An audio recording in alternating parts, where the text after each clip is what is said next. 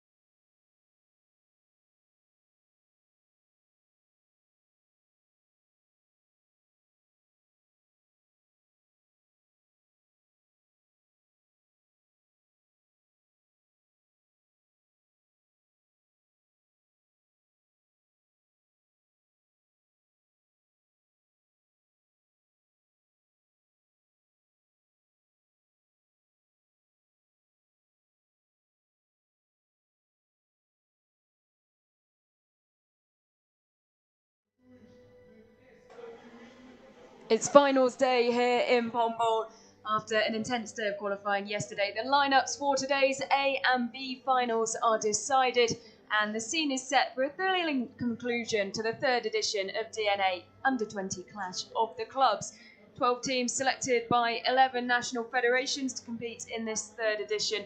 7 are returning to the event, 5 of those ever present, and will be appearing for a third time. The DNA launched officially back in 2019 after more than 3 years of research and testing, with the first competition happening at the Second European Games in Minsk.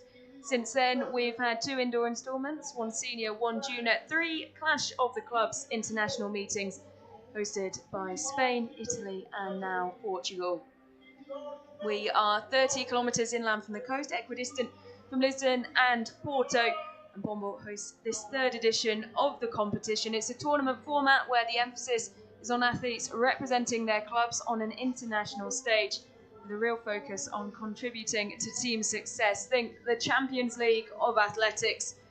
And it's been an incredibly busy summer for plenty of these under-20s, competing at the World Juniors and European Under-18 Championships, and they are all rounding out the season. The Gens here today, pulling on their club colours internationally. Final B is first up today, featuring the clubs who finished in the bottom 3 of each match yesterday. You can see the teams competing on the screen, and we'll be kicking off shortly with the first event on the track, the mixed 4x400 metres. The aim is to gain as many points in the first part of the competition as possible, which helps with the deciding event, the last event of the day, which is the hunt. 4 points tallied up and equal a point advantage and a head start for the mixed medley relay. The first over the line will be the winner of this B final. Kicking off as we mean to go on with an exciting team event, the mixed 4x400. You can see Team Lazio up on your screen. So the first athlete in each of the teams decided already. That can't change.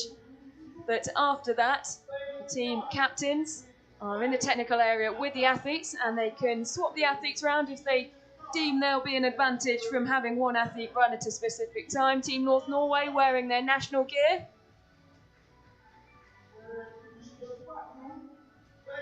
TY Eagles, the team from Germany, going in lane 4.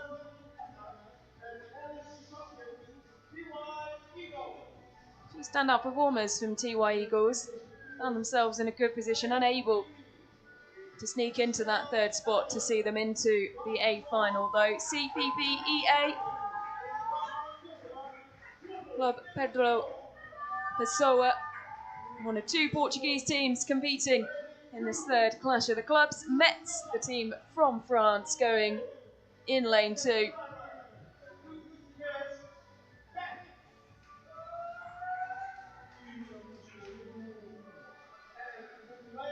And rounding out the lineup, going in lane 1, Elite. First team from Estonia to compete in DNA Clash of the Clubs. And that is the lineup for this first event, and indeed First match of today, the B final, won by Ratoath last year. They've found their way into the A final this time round. They will be victorious on our first match in Finals Day. 12 points up for grabs from this first event. First team over the line collecting 12 points, the last team over the line collecting 2.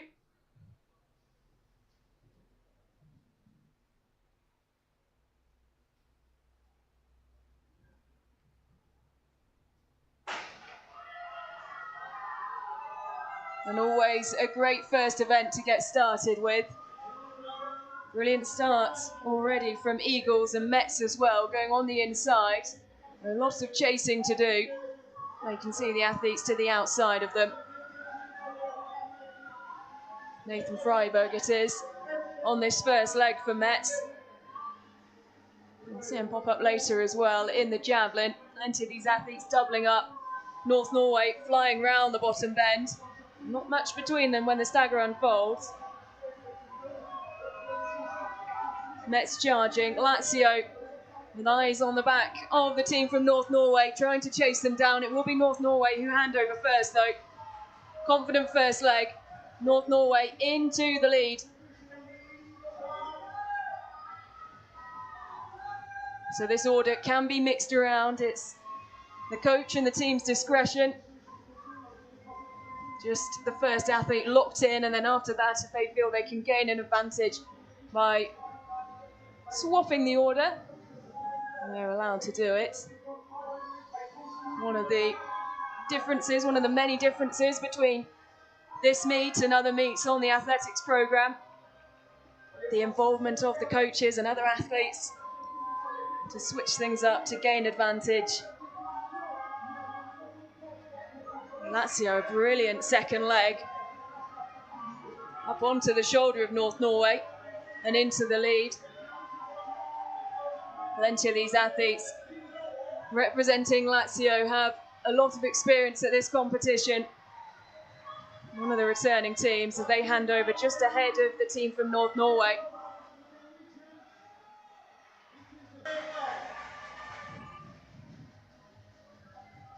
Norway as well, big believers in the DNA programme and setup, regularly providing teams which are accumulations of different clubs from around the regions.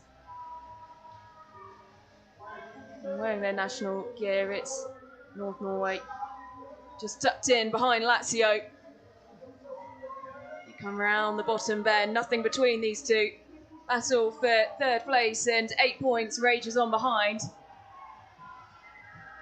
But with these two teams so far out front, there'll be a question of who takes 12 points and who takes 10. North Norway driving hard, but Lazio just opening that gap up as they come into handover. Nothing between these two teams. Final leg. Lazio in the orange. Just ahead. North Norway still there. We'll be pushing to gain maximum points. Points so vital when it comes to the final event of the day. The Hunter mixed medley relay. A staggered start based off time differences. 1 point equals a third of a second. And so all the points that you can accumulate as a team, so important. What a finish it is from North Norway. They've timed it absolutely perfectly around the yellow vest of Lazio and across the line to take 12 points. Lazio take 10. The battle raging on for 8 points behind.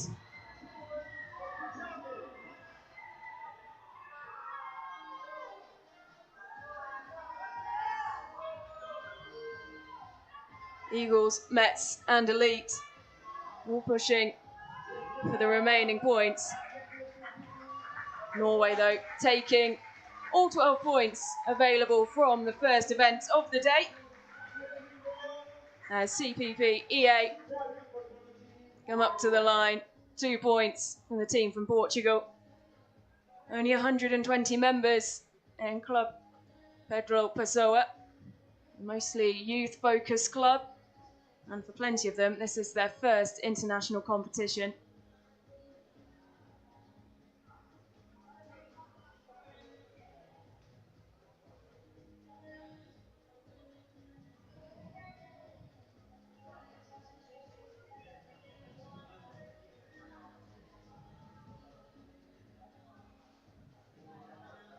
So a brief opportunity to celebrate, take some photos before we head off to our first field event of the day. It will be the women's shot put. You can see the athletes just lining up. Shot put tucked away just behind the top bend. And we have a head-to-head format for our field events. Athletes split into two groups. They'll have 3 duels, well, 2 duels each, 3 duels in total, to create a mini leaderboard based on what we like to call here at DNA spikes. If you win your individual head-to-head, you get 3 spikes, 1 spike for a draw, a loss or a foul, no spikes. Those are tallied up amongst the 2 groups, and then the athletes pitted against the athlete who's finished in the same position in the opposing group for the final head-to-heads. 3 head-to-heads to decide who finishes with the final points in the final positions. Well, there we have the team standings, which will keep you up to date with across the course of the afternoon. After our first event, the 4x4, Norway leading the way with 12, Lazio ahead of Elite.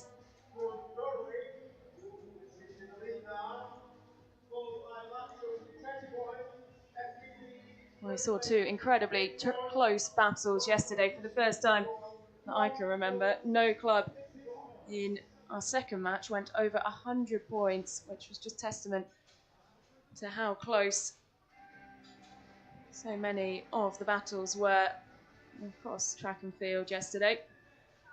So there's confirmation of the 2 groups for our women's shot put, our first event in the field, as the barriers are placed on the home straight in preparation for the women's 100-metre hurdles, which we will dart to between the group stage and the final.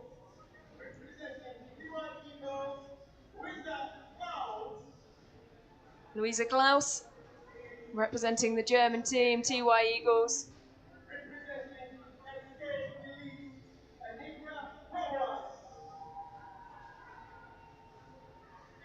Annika Bolas of Elite, Lazio, represented by Miriam Lopriato. And that is the lineup for Group A. Group B, Anna Zivkovic, getting us underway in her first duel, the first duel in Group B. She'll be up against Sala Pereira. Lots of support from the home crowd here in Pombal. Ida Yarmund of North Norway, one of the ones to watch in this competition. Performed well yesterday, as did Klaus of Eagles.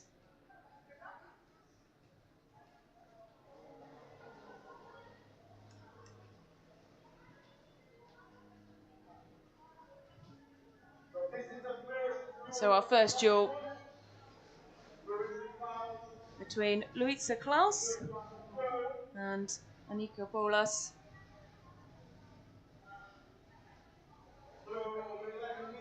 Over 11 metres for Klaus. She has a personal best of 12 metres 13. Watching on the confirmation of just how far that went. It's a good marker to lay down. Well over 11 metres. 11:55, a nod of the head, a brief smile. That is the mark that the athlete from Elite will have to try and beat if she's to take all 3 spikes from this first duel.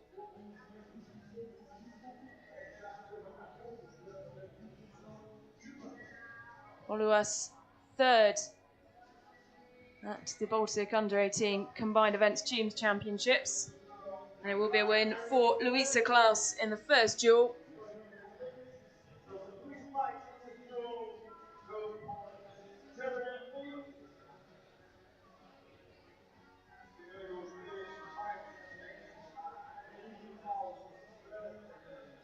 $8.59 confirmed for Ulas. Zivkovic of Metz will be next to throw. First duel in Group B.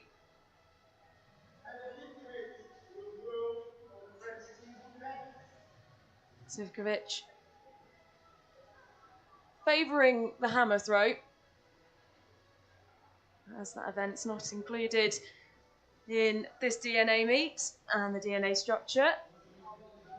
She's stepped up to try and gain some points for her team in the shot put, something you see so regularly across DNA at this level. Does really favour multi-eventers who are able to, in these small team sizes, just step up and take on a number of events. Sala Piela, 6.85, the mark that she has to beat.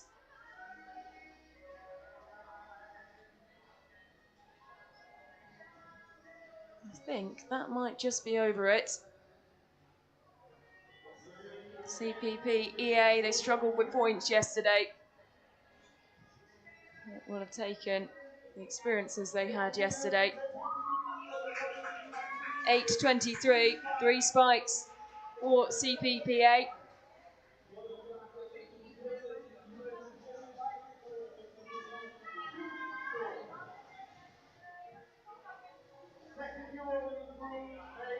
The more spikes you can pick up, the more advantage you have, the better opportunity you have to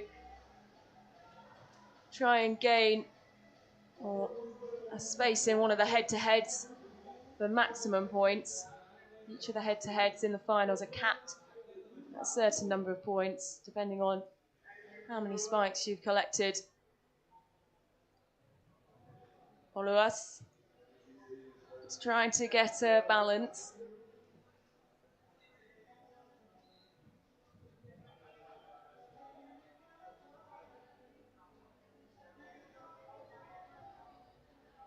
Looks like that will be around the 8-metre mark.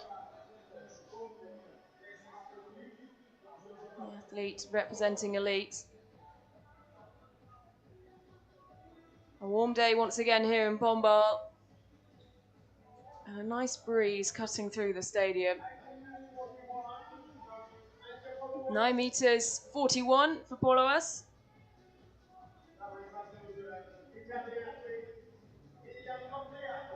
Lopliato knows the mark she has to beat now. The Lazio athlete adjusting her hand position. 9.41, the mark that Miriam Lopliato has to beat. That wasn't a bad throw at all. Wait on to see where it's measured at. It looked like it was just a bit further, and confirmation that it was 10 metres 21 for Lopliato to take the 3 spikes. And we go back to Group B. Sara Priola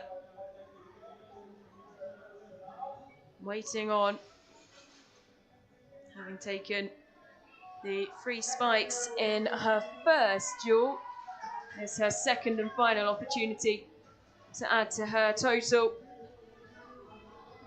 to determine her position in the final of the women's shot put.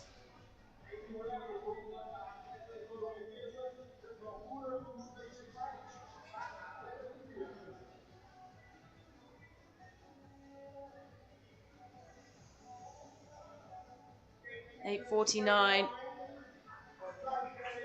Sharmand of North Norway is the Norwegian Under-17 Championship silver medalist. Personal best of 11.33. Really got into her throwing yesterday. A bit of a nervy start.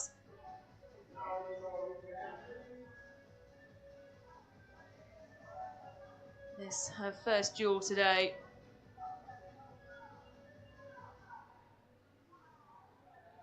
Short of 11 metres. She would have wanted a lot more from that.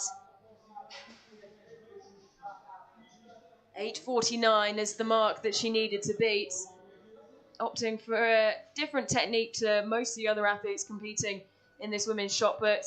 9:84.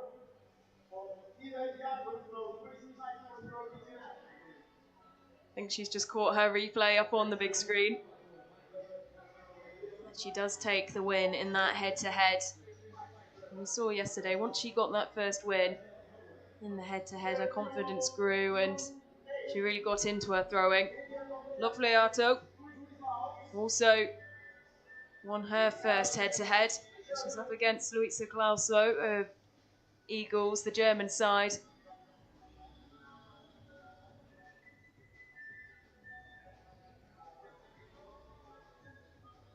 Lopliato. Not a bad first effort in this head-to-head. Luisa Clauso, as we said before, personal best over 12 metres.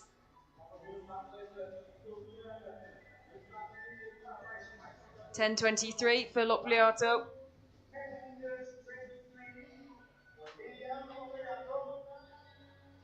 Luisa Klaus, that's the mark that she needs to beat, 10:23.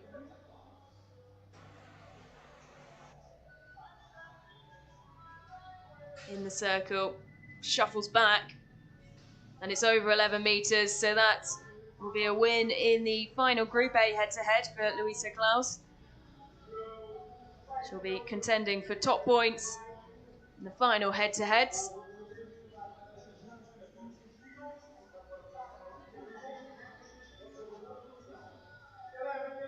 11:11 for Luisa Klaus.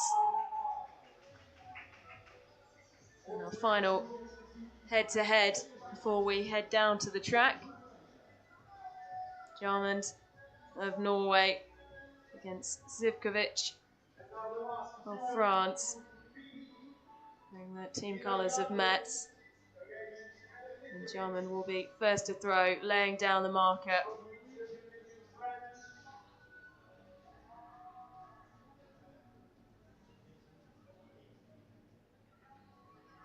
That's a lot better from Jarmond. Still short of 11 metres. Opportunity to speak to her coach. She'll have more time to discuss various aspects of her technique as we go back to the track after Anna Zivkovic has thrown. 10:69 for Jarmond. Getting closer and closer to her personal best. To go over the 11-metre mark in this competition. Zivkovic of Metz. And it's Jarmond and North Norway who take the spikes from that one.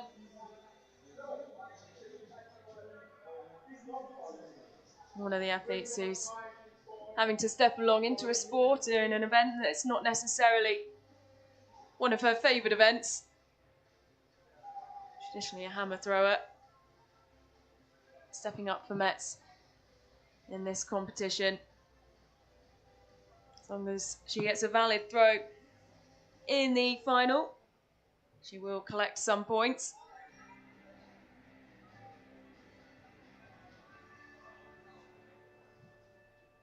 And before we get to that women's shot put final, go back to the track. Straight final of the women's 100-metre hurdles. You can look at the lineup there. A wide open final. A number of talented multi-eventers in this one, as you'd expect.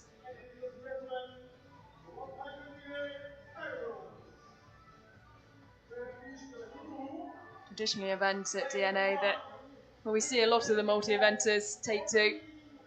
Ombelin Rilio of Metz going in lane 1.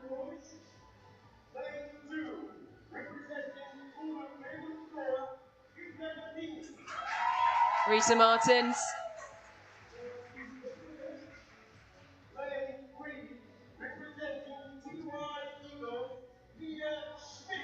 Mia Smits in personal best form this season, wearing the colours of the Eagles. Next to her, Sophie Sund of North Norway. Also broken her personal best on a number of occasions this season.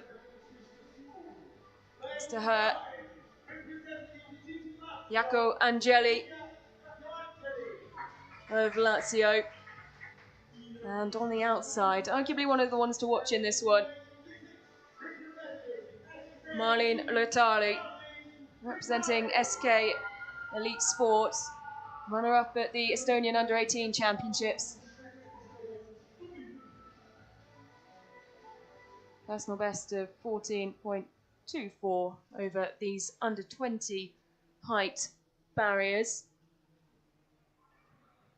As the athletes are called to their blocks. A wide open opportunity for these athletes and these clubs to gain some very important points.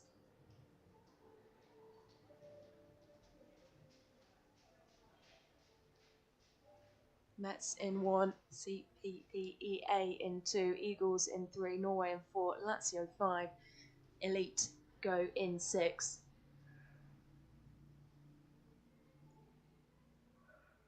Just a shake in the block from Jaakko Angeli of Lazio. Just called back.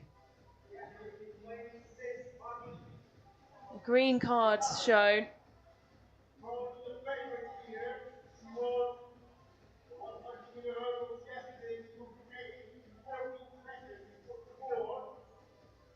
Keep your eyes on lane 6, Marlene Lutalu. Victorious here yesterday in the first match.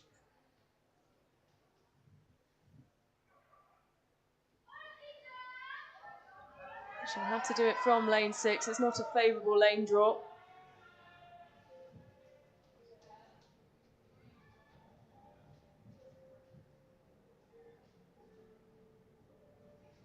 The athletes back in their blocks.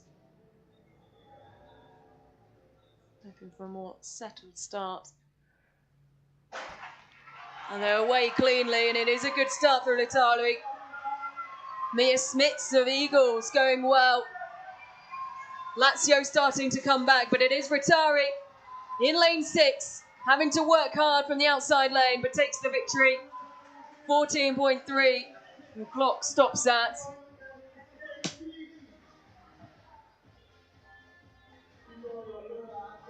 Not an easy lane to run in anywhere, but particularly here you're forced right up against the wall of the stand. So a brilliant effort from lane 6. It was a great start for Mia Smith from Eagles. Jaakko Angeli with a good first 50 metres as well.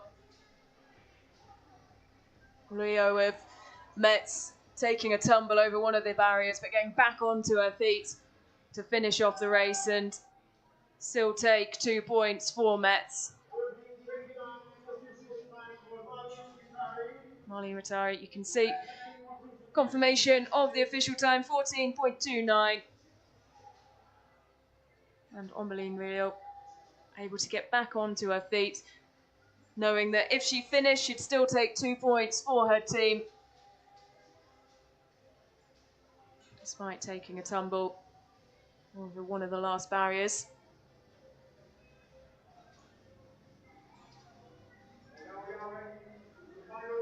So the final round now of the women's shot put, and a fault for Zivkovic. Unable to stay in the circle. Follow us. The door is open now for her and Elite. 4 points, the maximum that you can take from this fifth place head-to-head. A valid throw is all she needs. She still goes through the motions. See plenty of athletes when all they need is a valid throw. They don't risk any of the technicalities of the build-up. They just stand on the edge of the circle and launch the shot. 9 meters 42 though, and 4 points going the way of Elite. Sara Pereira competing for third place, and this could be some important points for Club Pedro Pessoa. They struggled with points yesterday. They can take 8 points here. It could be very important when we get to the hunt later on.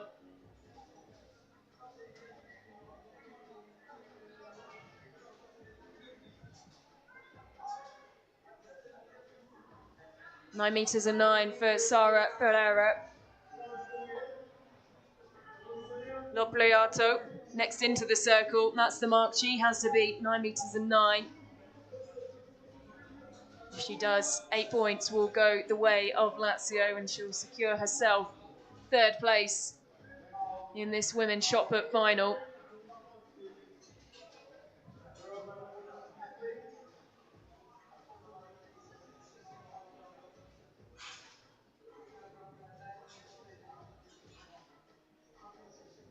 Oh, will that be more than 9 meters and 9?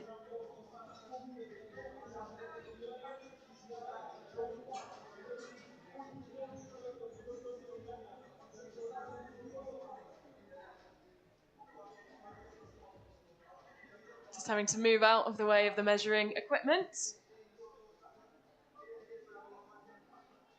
as the two athletes contesting maximum points watch on. 10 meters and 6 for Miriam Lopliato to take 8 points for Team Lazio.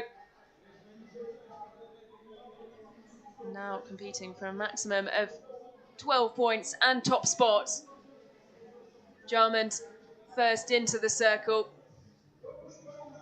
She'll need a big throw here. We know what Louisa Klaus can do.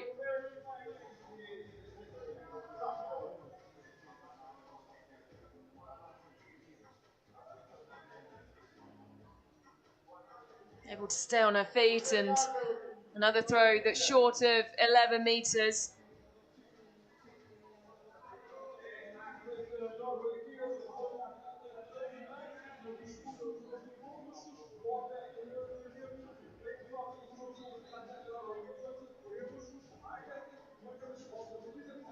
.10:33 for Jarmond. Louisa Klaus thrown over 12 meters on plenty of occasions. She just needs to go over 10:33 here to take 12 points for Eagles. They were there and thereabouts yesterday, just couldn't find their way into third place, and that is the victory. A confident victory for Louisa Klaus of Eagles, who claps her hands and celebrates. 12 points going the way of the German club.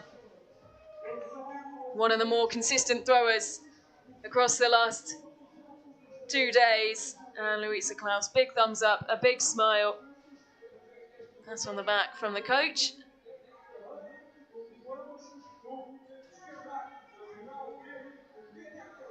And 12 points that could be very useful indeed for Eagles when we get to the hunt.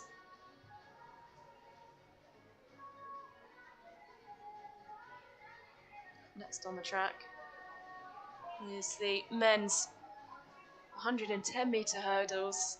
And there is another big opportunity for Metz here.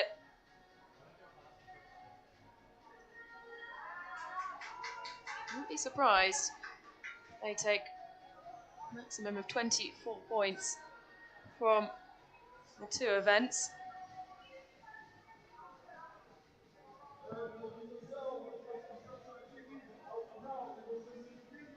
So this is the B final here at the third edition of DNA Under-20 Clash of the Clubs. The stands here in Pombal starting to fill up as more of the teams and supporters flood in.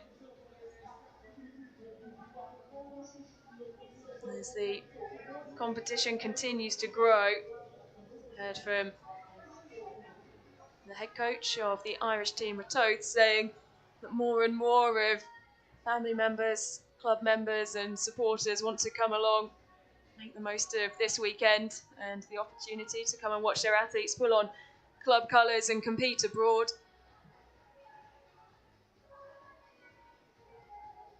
And after 3 events, there you can see the standings. Well, those 12 points important for Eagles, who are level with North Norway at the top of the standings. Lazio only 2 points behind them, and 2 points behind Lazio are SK Elite Sport. CPPEA currently in 5th, and if they can hang on to that, well, there'll be a lot of celebrations in the stands. They have a very strong 800-metre runner who will run the last leg of the hunt, Thiago Machado. And they want to give him the best start, and the rest of the athletes going in that mixed medley relay the best advantage, the best start they can to try and cross the line and improve on yesterday's results.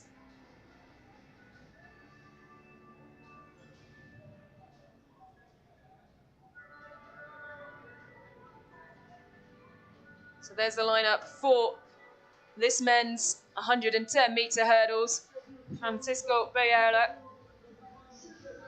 wearing the colours of Club Pedro Pessoa. 2 Portuguese teams represented across the 2 finals. CPPEA going in this first final, the B final, and Sporting CP in the A final later on this evening. Timon Deflof, who won his race here yesterday, represented Germany at the World Under-20 Championships and took 12 points yesterday from Eagles in this race. He's the German Under-20 champion, and he'll be hard to beat. Kjonstad Plestvik next to him in lane 3. Vlasepa of Lazio in lane 4.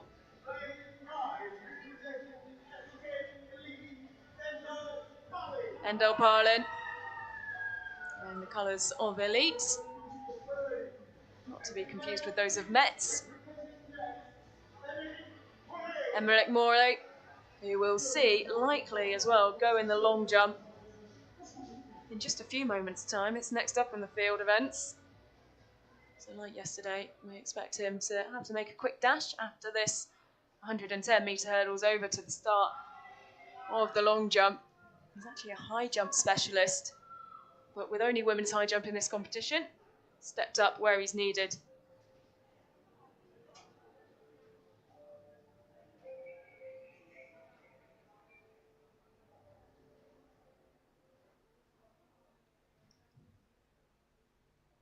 So the second of our sprint hurdle races. Keep your eyes on lane 2, the athlete in the black of Eagles, Timon Deflof, as the athlete is called, out of their starting blocks. And back up, an opportunity just to stretch and let things settle. They'll be shown the green card, no doubt.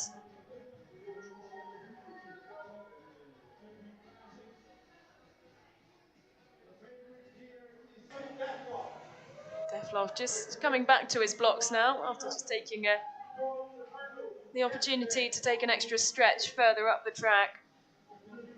German Under-20 champion, fresh off the back of the World Under-20 Championships. And with Eagles level on points at the top of the standings with North Norway. This looks like it could be a golden opportunity for them to take maximum points from the last 2 events. So close to making the A final yesterday based on the points that they collected. Couldn't quite end that way in the hunt, as we so regularly see. And they are finally underway, and it is a great start from the German Under-20 champion. Going well is the athlete from Lazio, but Deflof flying over each of the barriers, gliding. He takes one down, but continues. Dips on the line. 14.0 for Timon Deflof. German Under-20 champion, raises his arms to the air and continues for an extra 50 or so metres. He's gone all the way around the back of the high jump. Top points once again go to Eagles. North Norway finishing strongly as well. Those two battling it out at the top. Just clatters over, I think, a third from last hurdle. Takes it down, continues on though. Dips on the line, no problem there. Such a dominant performance. Well, corrected quite significantly, down to 13.94 for Timon Defloff. Norway taking 10 points, Lazio the 8.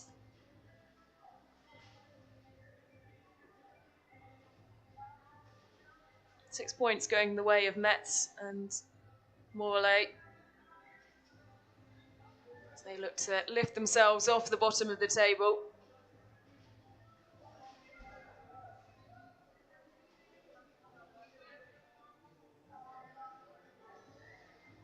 So the barrier's cleared away. We do have one more hurdle event, that is the men's 400 metre hurdles. And one that particularly in the A final later on is set to be an absolute thriller.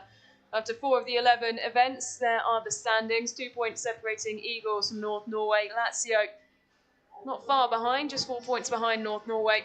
6 points behind Eagles, sat in third. And CPPEA, the Portuguese side, holding on to 5th place at the moment, 2 points ahead of Metz.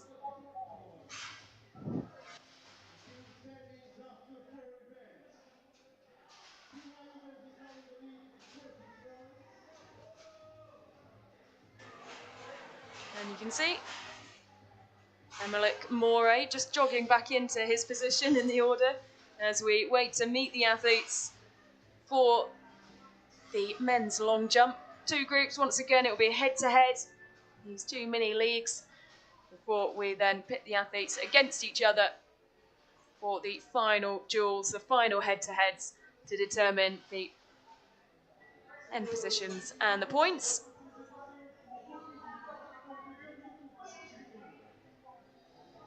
Ladies and gentlemen, enter next. Once again, 2 groups. Leandro de More once again has Lazio written in blue down his arm. Emmerich Moray he's had to sprint over to make the introduction for this men's long jump. Noah Muller representing Eagles, and that's the lineup for Group A. Group B, Axel Vormdal of North Norway.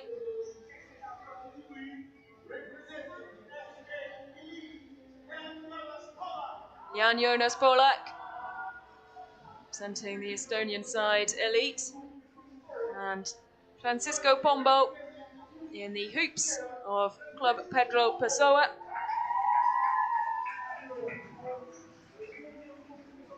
Line up for the 2 groups in this men's long jump. Our first head-to-head will be Leandro de More. He has the longest run-up across, I think, anyone in the 2 finals. And watch how he gets into his strides. He's a really interesting athlete to watch, and one who could be taking full points, maximum 12 points at the end of this competition.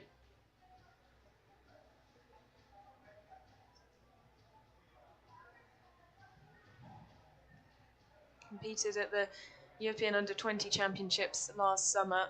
In personal best form this season, he goes into that almost race walk style before he's into his strides.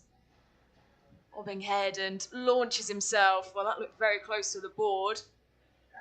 The white flag was up, so that's a brilliant first effort. He has a personal best of 6.70 meters, and that won't be far off that.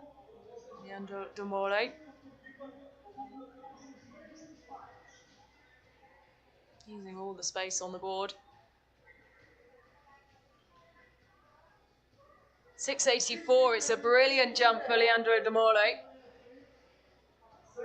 Happy with that, but still looking to make improvements. And that is a big marker that Morley will have to try and better.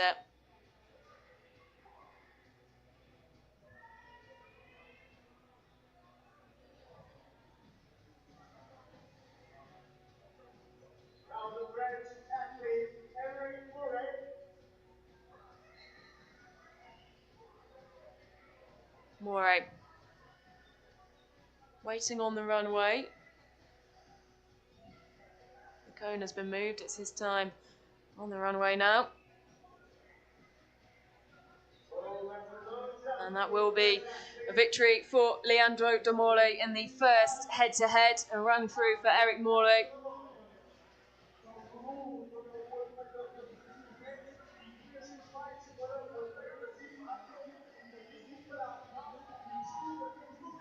Leandro de Morley, new personal best in the first of his duels.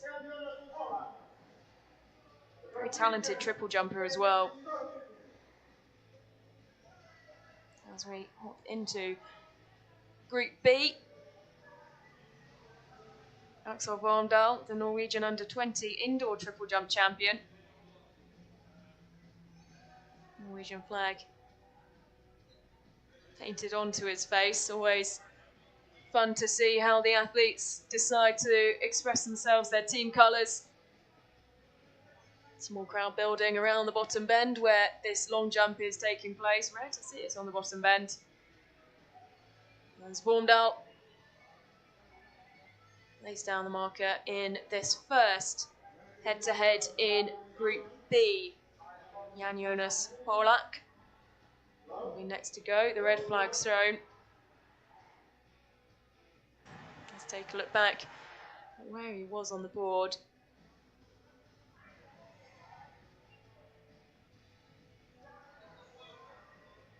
He has a look back as well. A little bit of frustration. Would have wanted more, I think, from yesterday's competition as well. So all Jan Jonas Polak needs now is a clean jump. Sometimes we see athletes go from quite far behind the board when they know all they need to do is just get a clean marker and they don't risk anything. What will Polak's tactics be here? It's exactly that. Just runs over. We'll get it measured. It won't be any more than a few metres there. But it's enough with Vormdal having occurred the foot fault. All Polak needed to do was get a clean marker in, and he does so safely. 371.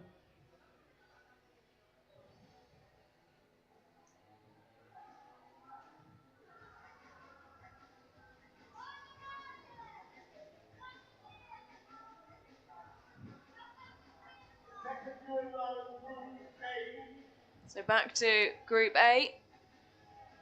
And Morley. All decorated at regional and junior level, the French athletes. So it's a good personal best of 676 this season. And you can see there is quite a significant headwind that these athletes are going into. You can see the flag behind the Frenchman taking a bit of a battering, and the wind reader there, and it's just not quite clicking for Morley, who had to rush over from competing in the 110-metre hurdles. He did the same yesterday as well, and you wonder whether there's just a little bit of tiredness creeping in. It is an intense programme for these athletes.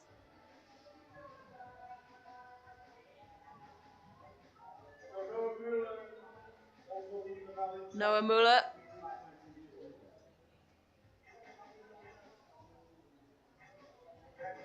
only needs a clean jump.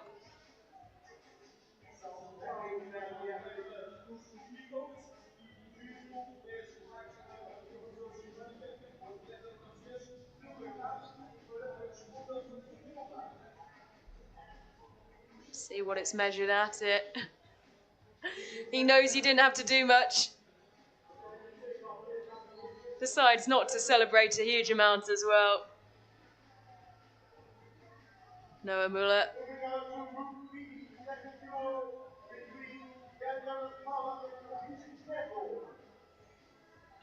Jan-Jonas Polak back on the runway.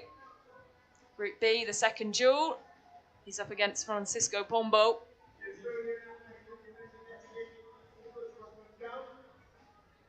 The sun drops behind the clouds. Started to get a little bit of a chill, particularly with the breeze the athletes are having to contend with on the bottom bend. Down the back straight as well. Something we might notice later on as we jump back up the distances.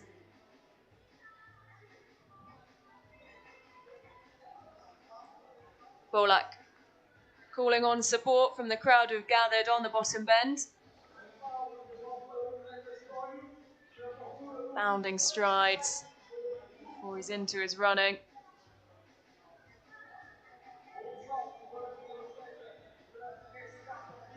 Just over 6 metres.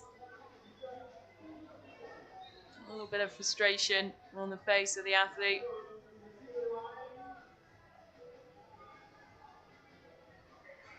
Wait on to see what it's measured as. It's a stunning backdrop here in Pombal. 6 metres into, just edging over that 6 metre mark. Francisco Pombal, well, the door might have opened slightly here for the young Portuguese athletes.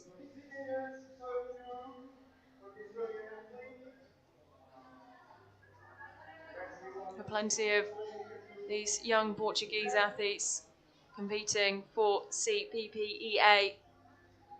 It's their first time competing at an international level. Shorter run up from Pombal, and it's short of 6 metres, so that will be a win, despite the frustrations for Jan-Jonas Polak.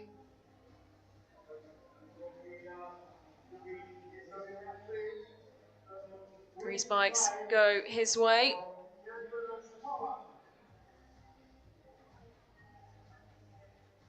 And things have worked out for the Estonian.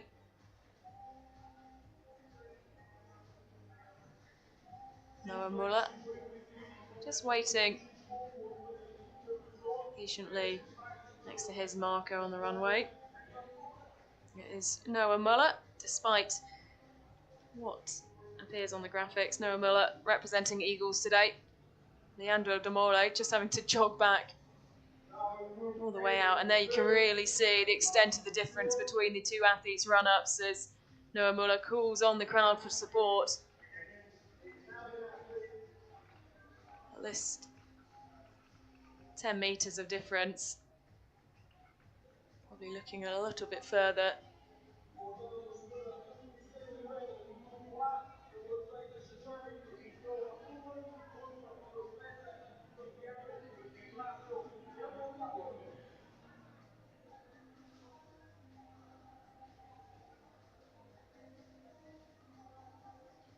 Muller rating for confirmation of his jump, 6 metres 11, his second jump in this his second duel and our third duel in Group A. We'll go back to Group B after this jump for one final duel and then down onto the track.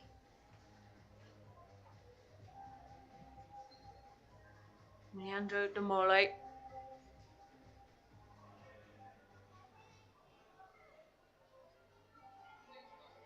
Looking to set up an opportunity to score big for Team Lazio. One final jump in this round-robin group stage. Well, he was close to the mark there. Once again, just squeezing out every part of available space on the board. Just how close he is. He uses up all the available space. Perfect placement. And another good jump. Yeah, I think he's improved his personal best over the course of the day already.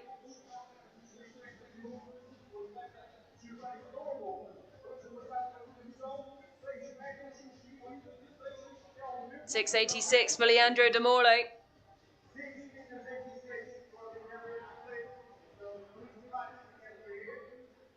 And he will have the opportunity to see out maximum points for Lazio, who trail behind the early leaders, North Norway and Eagles. This could be a big swing in terms of total points. Pombal.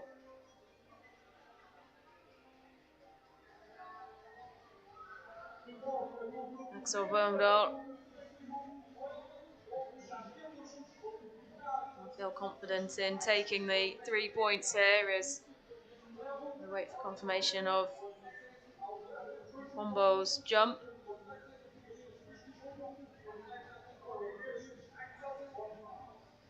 Just over 5 metres. Axel Wormdahl, Norwegian under-20 triple jump champion. Their indoor championships at the start of the year.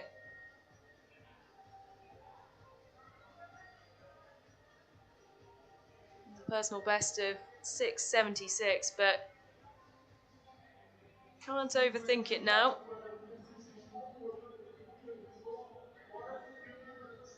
Needs a clean jump here. One that's over 5 metres and 4, and he does the job nicely. Knew what he needed, and that was very much a get the job done jump.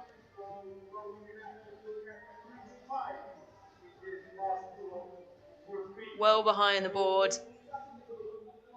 He knew he didn't need to risk too much there to take the 3 spikes.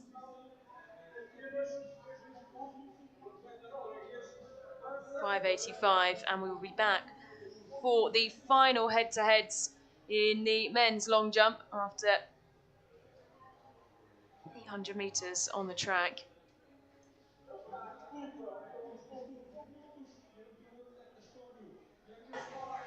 So the athletes an opportunity to talk through any final tactics to find a way to keep themselves warm.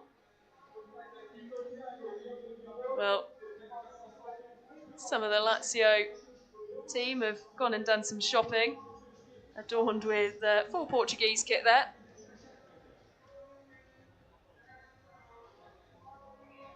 A lot of the athletes taking the opportunity to pick up some souvenirs from the merch stand. So don't be surprised if you see any athletes not from either of the Portuguese teams wearing Portuguese kit. We had a couple of them wearing the arm warmers yesterday for competition. And we go back to the competition in this B final. Straight final of the women's 800 metres. Those are the 6 athletes contesting this one, and one that so frequently becomes very, very tactical indeed. Anna Topano of Team Lazio, as you can see from the selected personal bests on show there. I want to watch in this one. Isabel Luiz starting in lane 6 from Club Pedro Pessoa.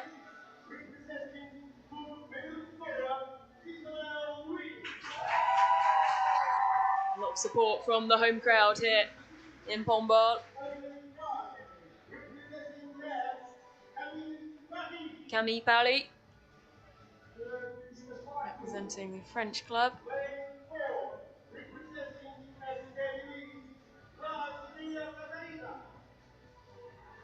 Last Leah Catalina, lining up for Elite today. Anna Topano of Lazio, the one to watch in this one. Stina Stoller of North Norway.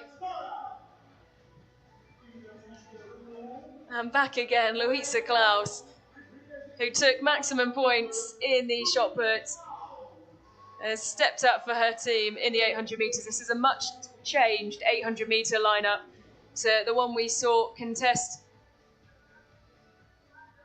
the 2 matches yesterday. Only Isabel Luiz and Anna Topano competed yesterday and returned to compete today. It's the end of the season, plenty of coaches talking about athletes who have pushed themselves hard this season and have struggled with injuries. And so sometimes that just requires other athletes in these small 18 athlete teams to step up when they're required, and Louisa Klaus has done that.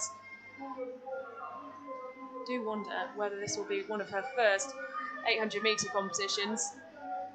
It'll be her first international one, that's for sure. The shot put specialist. Lastly, Catalina. Going round the outside in the black strip of elite. Anna Topano in those bright orange spikes. She's tucked in behind Stina Stola of North Norway. It's the athletes at the back of this leading pack of three. And so regularly we see it turn to a slow and tactical race, but not so much the case today. As the athletes will go through 400 metres in around 66.97. Topano and Catalina, the two athletes who are pulling away now from the Norwegian who started just a top back. Anna Topano, who has the fastest personal best in this field. And across both sets of 800 metre athletes going in both the finals, Anna Topano is the standout athlete. Unable to win yesterday in her match. She's wanting to secure the win today, has opened up quite the gap as we hit 200 metres. Catalina of elite just starting to tire as we come round the bend and into the home straight. Lazio leading the way through Anna Topano, the 18-year-old,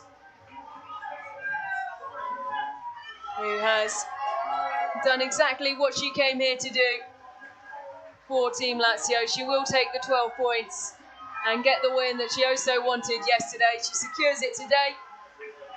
Lastly, Catalina over the line for 10 points for elite. Stina Stola takes 8 for North Norway. Well, it's an impressive finish as well from Isabel Luis, who puts her hands to her head. She'll take 4 points for CPPEA, and after struggled so much yesterday, that's a brilliant run and some brilliant points. She can't quite believe it. She's done a great job there. She is very happy, despite the initial look of shock on her face.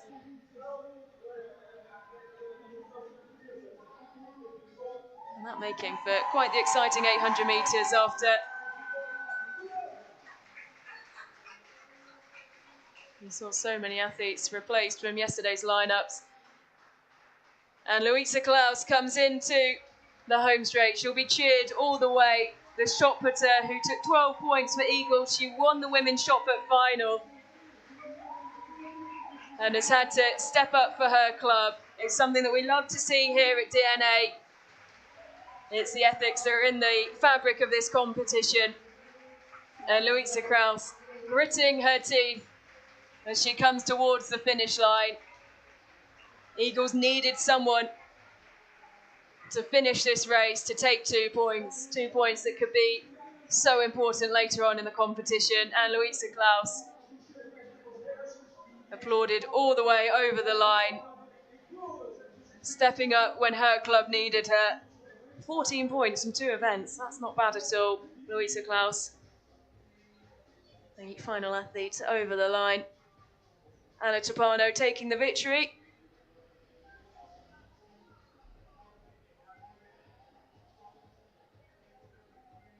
Two minutes 18.35, the winning time, pulling away quite comfortably from Lastly Catalina of elite in the final stages.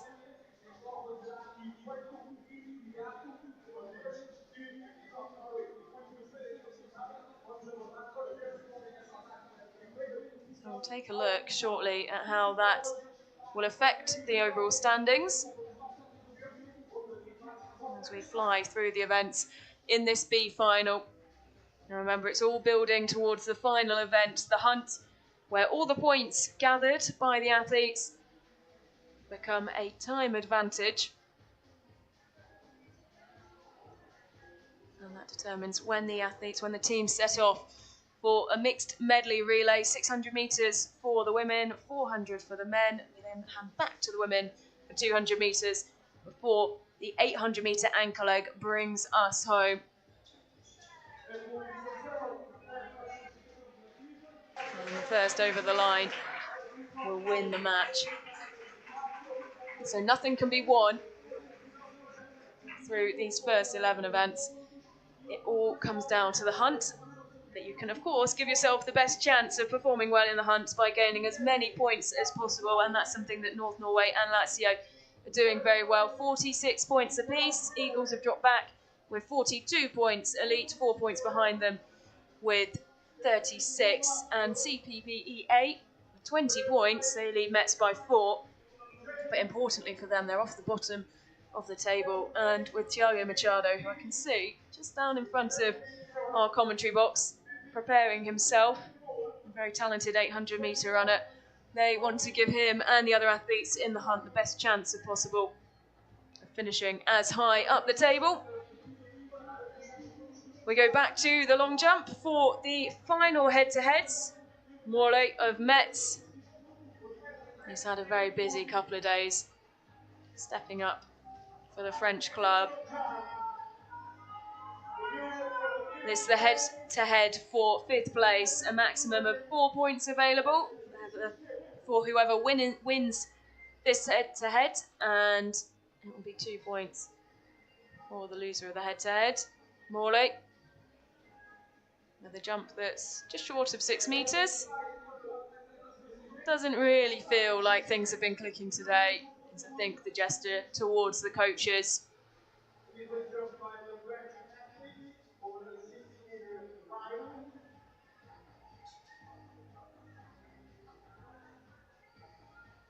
Just has a word with the Mets coach. And the coaching team you can see in the bright orange, always easy to spot. 5.98. So that is the mark that Francisco Pombal has to try and match, if not better, and he'll need something special. Need a jump over 6 metres. One of the younger athletes in this field. Shorter run up, but he drives his arms so fast. Looks like it'll be around 5.5 at most. It will be 2 points for CPBE8.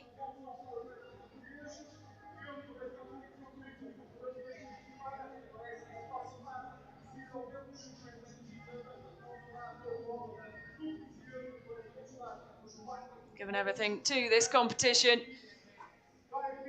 5.43 for Pombo. 2 points to Club Pedro Pessoa.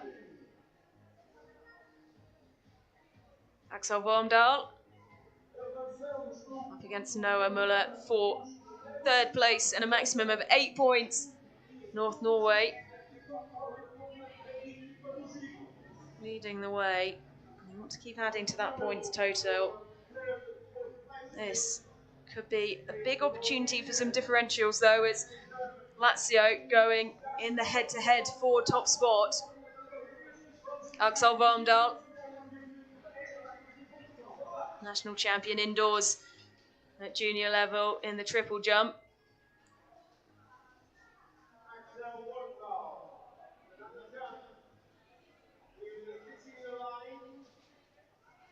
It's over 6 metres, but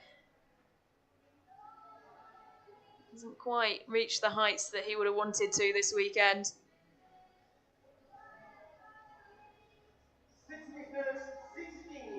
6 metres 16 for Axel Vormdal.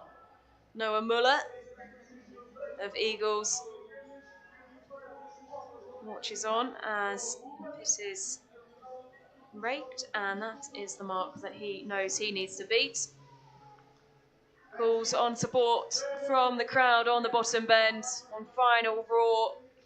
Another short run-up. The German athlete.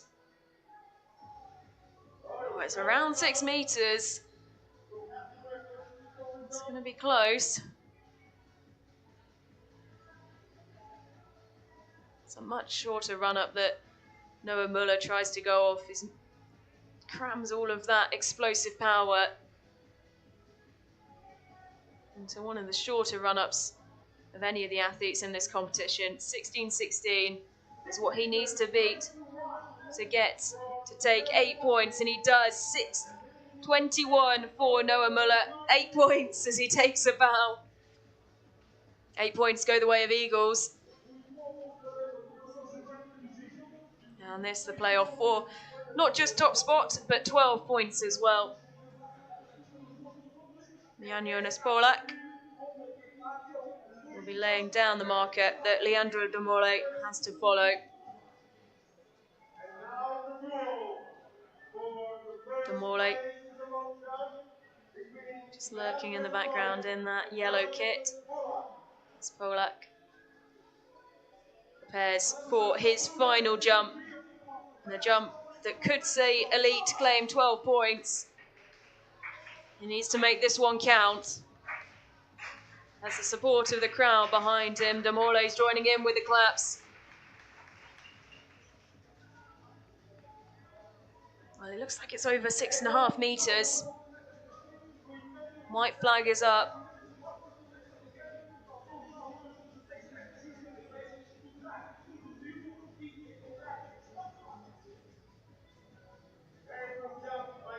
Good stretch and reach over the top as he lands into the pit. His final jump here at DNA Under 20 Clash of the Clubs, the 3rd edition. Jan Jonas Polak of Elite waiting on. 6.62 for Jan Jonas Polak. It's not a bad final jump at all. Leandro de Mole, though, well, he's gone over 6 meters 80 today on multiple occasions. Pressure on his shoulders. Leandro de Mole, he just needs to replicate what he's done with his previous 2 jumps. Such an enjoyable athlete to watch jump.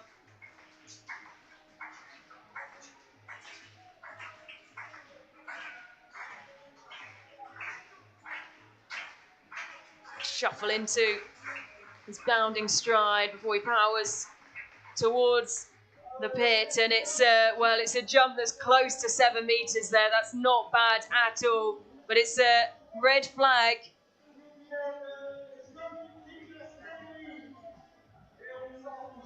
The flag went up very quickly indeed. Let's take a look back.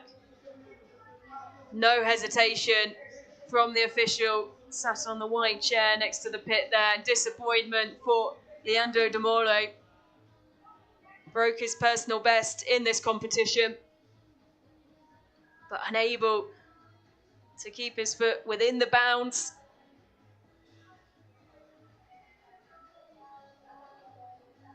So a big upset in the final of the men's long jump.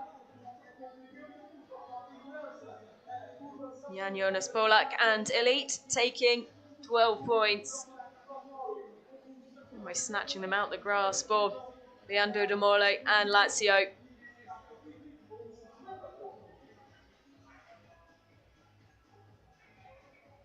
Lazio, though, still leading the way.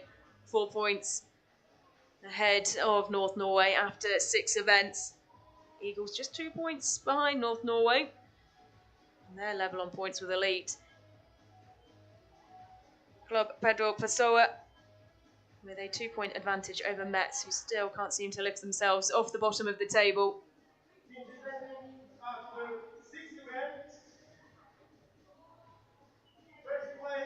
Some of the green vests in there, the reigning champions, Castillon, who's preparing themselves for Final A, which comes very shortly after this one finishes. Almost, well, we're halfway through the competition in this B final. Lazio leading the way from North Norway. And a reminder that as much as points they do count in terms of a time advantage for the hunt, it's whoever crosses the line first in the final event who wins the match. It all comes down to that final event. Nothing is decided until all 6 teams are across the line.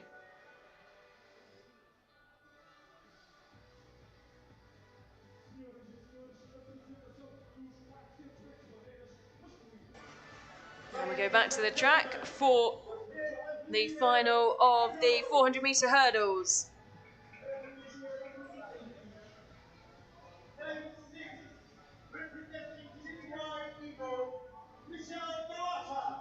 Michel Delata, representing Eagles, points to the badge. João Silva lines up for Club Pedro Pessoa.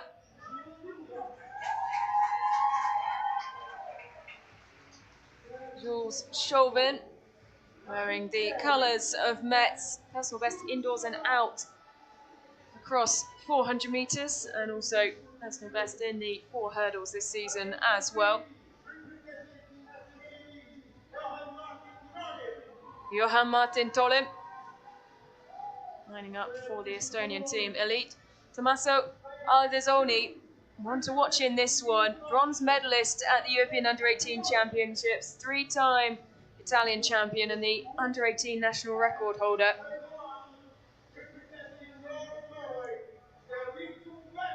Rico Bergam, the Norwegian, he's got a quick start. In front of him, he does have the bronze medalist from the European Under-18 Championships, Tommaso Ardizone. So we see the Italian in the bright yellow vest just drop down into his blocks. Such a thrilling competition, well, in both of the 4 hurdles in the 2 meets yesterday, particularly in the one that Ardizone was in, unable to take the victory. So that will be on his list today, like his Lazio teammate who went in the 800 metres. Ardizone will have eyes on taking top points here. It's a very, very quick start from both the athletes in black. In the middle, Ardizone coming back into it after being left behind slightly. Bergam of North Norway as well. He's making gains as they come into the bottom bend. Ardizone more than into his running now. Just taking a little bit of time to get up and into his strides. But Ardizone, the bronze medalist at the European Under-18 Championships. It was a very quick start from Johan Martin Torim. He can't keep pace with Ardizone, just clatters that final hurdle across the line though. 55.21, the clock has stopped at trackside. And Ardizone, after not being able to secure the win in his match yesterday, takes the win in the B final, the men's 400 metre hurdles today. This time wearing the colours of Team Lazio. We're so used to seeing him in his national vest when he's representing Italy at junior level. And the bronze medalist from this summer's European Under-18 Championships takes the victory in Pombal.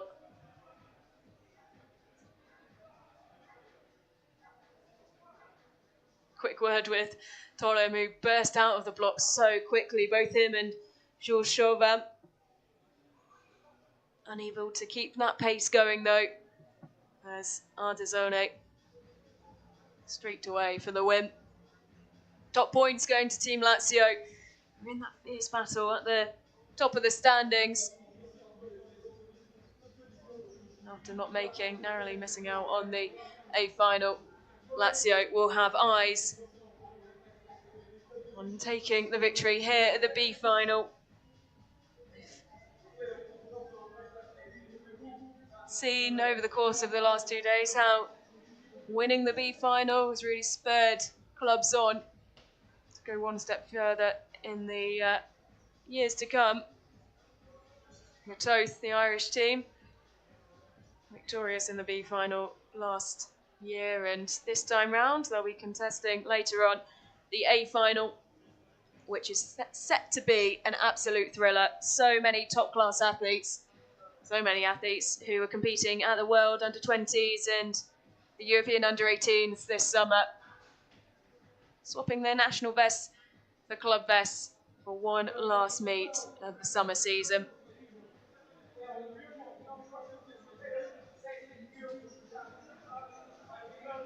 So we are back to the field events, and a slightly different field event in terms of how things work.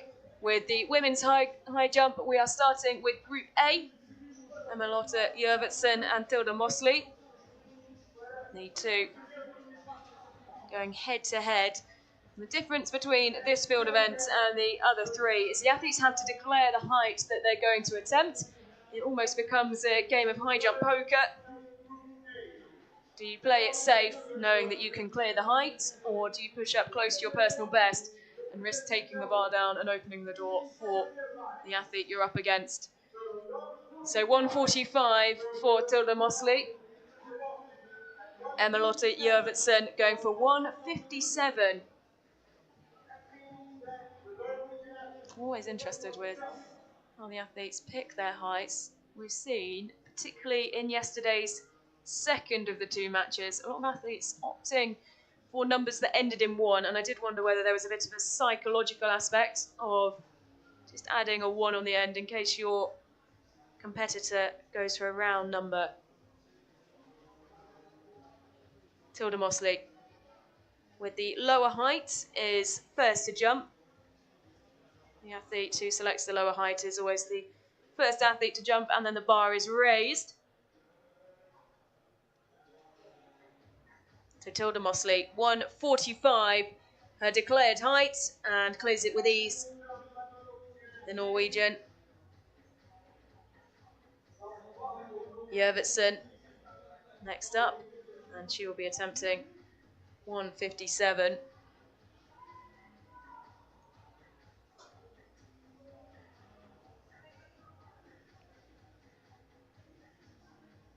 This is our penultimate field event.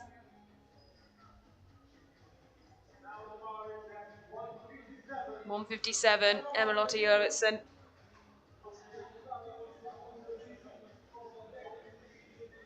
The Estonian under-18 champion. She's gone for quite a conservative height in comparison to her personal best. PB of 171. She's gone over 1.70 m this season. And you can see how much space she had here. Wanting to play it safe, but still her personal best such that playing it safe meant opting for a height that was much higher than the athlete she was up against.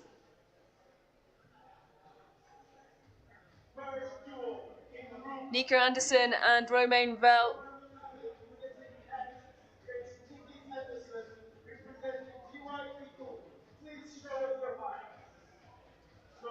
Not much between these two. 160 for Vel of Metz and 157 for Nika Andersson, the heptathlete. Romain Vel, she was 7th at the French Under-20 Championships and would have wanted a lot more from her competition yesterday. As Nika Andersson, there was a couple of opportunities where things certainly fell her way, and she was able to grasp the 3 spikes. No hanging around for Nika Andersson. Clears her chosen height. A slight wince. And take a look back. It looked certainly from the first angle that she cleared it quite comfortably. She did indeed. 157, Nika Andersson. Romain Vel now going at 1.60 m.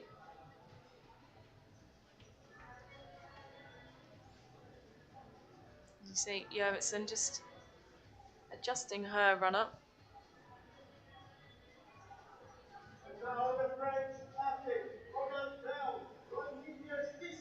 Romainville.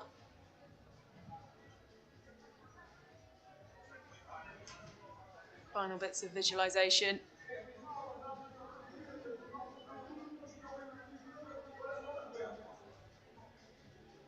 And takes the bar down.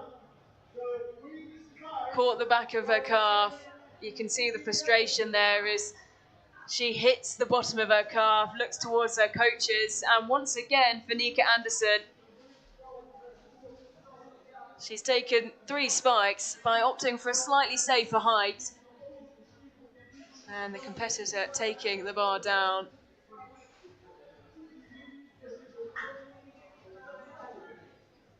Interesting to see a high five between the two coaches. The fluorescent orange being the colours the coaches of Metz are wearing, and the yellow is the German coaches. Going head to head in that one. Was the German athlete who takes the 3 spikes in her first duel. Romainville, the bad luck continues. Well, back to Group A and the second duel. Tilda Mosley, no hanging around, she's back for her second duel up against Ludovica Urbani. These two teams, you imagine, will be going at it. And when we get to the hunt, not much between them at the moment. And two teams who are very strong indeed. Hunt teams and very standout athletes amongst them. So Tilda Mosley.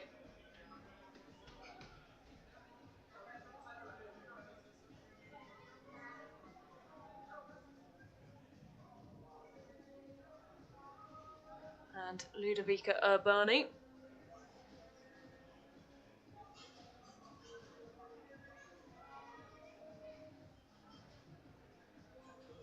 And with the lower height, it is Urbani.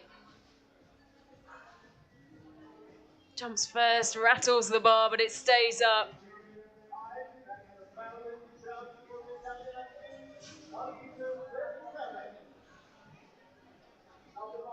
Over 147. So the bar goes up now for Tilda Mosley and an opportunity to take 3 spikes, which will help her cause to go for the highest possible points that she can do in the final head-to-heads. Raises the bar as well, but it stays up. So that's 3 spikes going the way of Team North Norway.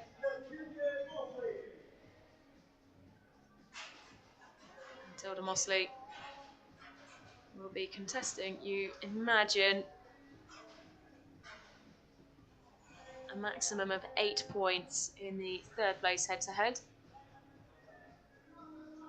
Ludovica Urbani will have to come back and see if she can get the win against Emma Lotta Jurvetsen.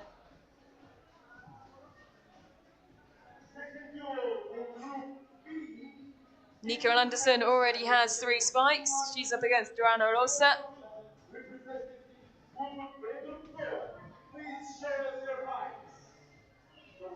Nika Anderson going for 152. Rosa 141.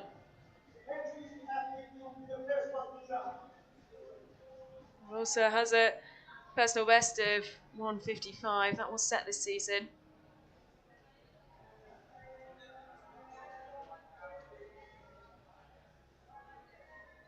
The heptathlete representing Eagles, Nika Anderson, opting for the higher height. So Joanna Rosa will jump first.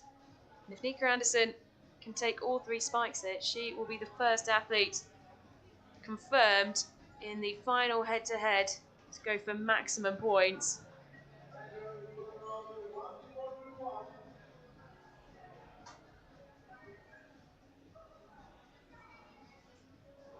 And the bar goes down. So all Nika Anderson needs to do, I say all she needs to do, is clear 152. She's already cleared higher than that in her first duel. If she does clear it, she will be the first athlete onto the head-to-heads.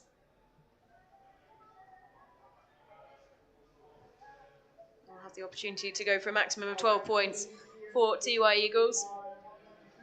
You can see a couple of the athletes warming up for the javelin, our final field event.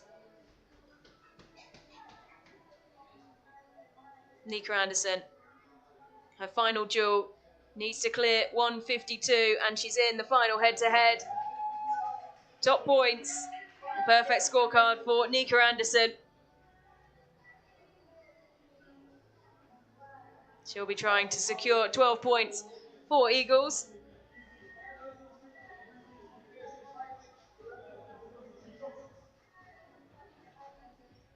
Who will she be up against?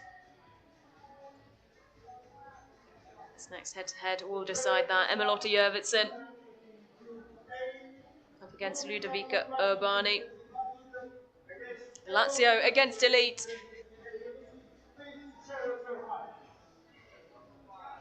$159 for the Estonian under-18 champion, $145 for Urbani of Lazio. So the athlete in the Lazio kit will jump first.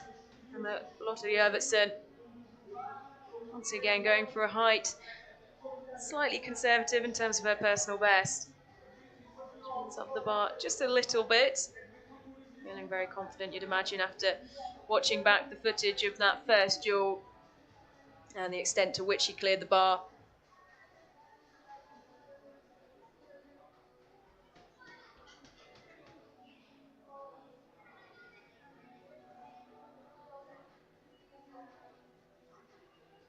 Urbani rattles the bar, this time it stays up.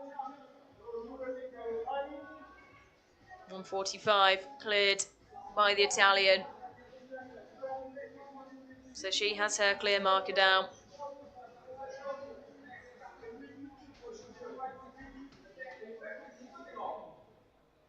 Emmelotte Jurvetson opting for the significantly higher height of 159.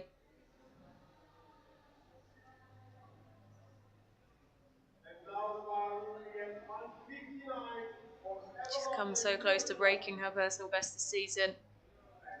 Just 1 centimetre between her personal best and her season's best. And opting for 159, you imagine, the season pretty much at its end. She'll have to wait until next year to try and break that personal best that stood now for over a year, 171. This competition all about tactics and points rather than heights and times. Emmelotte Jurvetson of Elite clears with ease, and she will be the other athlete who is going for maximum points in the final head-to-head. She'll be up against Nika Anderson of Eagles as they go head-to-head for top spot. That will be after we go back to the track, as Jurvetson just has a brief word with her coach. One final head-to-head in Group B.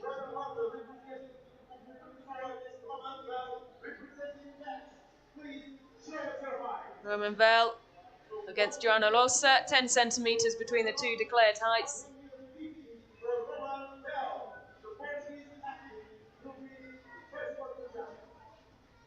Lossa first to jump.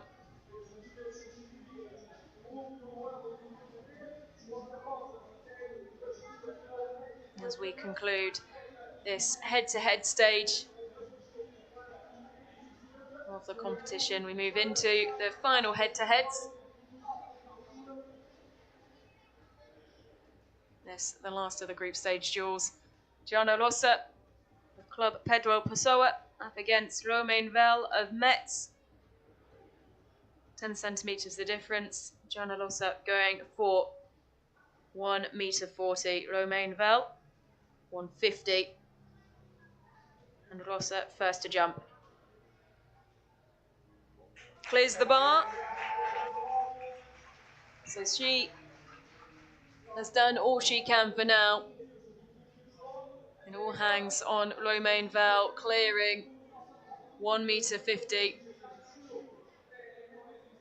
Something that she's more than capable of.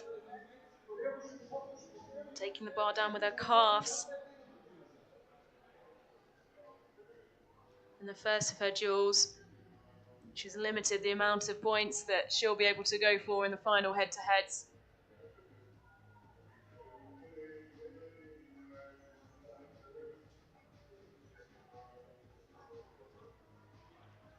A small group gathered around the top bend to watch the high jump, asking on them to get behind her. Romain Vel of Metz, one final jump in the group stage, and the bar stays up. 3 spikes. So she'll go head-to-head for a maximum of 8 points and 3rd place. After we go back to the track for the women's 100 metres. Just 2 more individual events on the track to go in this B final. Still the A final to come. Here are the standings. After 7 events, Lazio starting to pull away at the top of the table. 68 points. Norway an elite level on 60. Eagles not far behind, just 4 points behind. And now CPPEA are level on points with Metz. Metz closing the gap. Those are the standings after 7 of the 11 events. As we go back to the track for the women's 100 metres.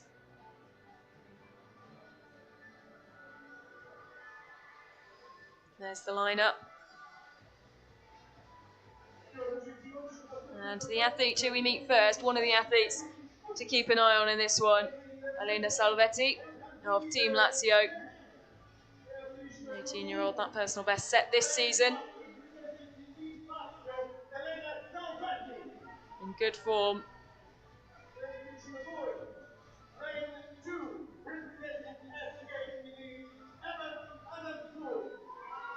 Ellen Ingrid Adamsu, representing Elite, going in lane 2. Lucy Kirsch of Metz, the athlete in lane 3.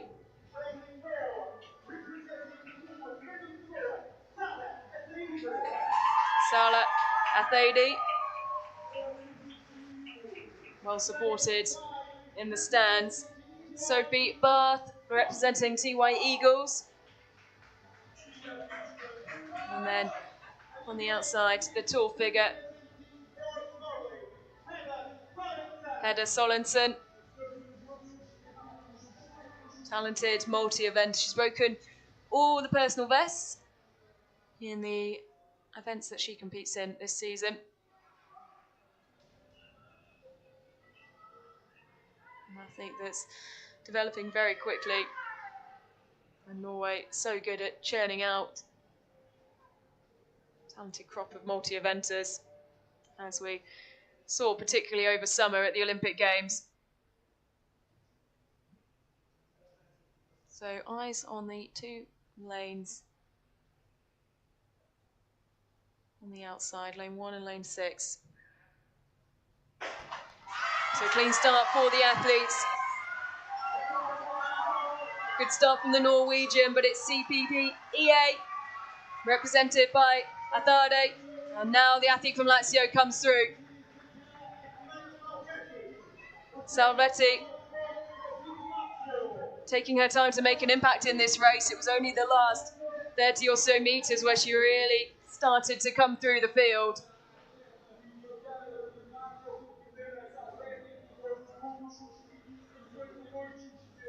Fastest personal best in the field. Always one to watch. And takes 12 points for Team Lazio. Salvetti. It's a quick start for the Portuguese athlete. In the end, unable to sustain it. Only takes 2 points for CPPEA. Adamsu and Salvetti from Lazio and Elite, taking 12 and 10 points. Sophie Barth of Eagles taking 8. in our penultimate event on the track.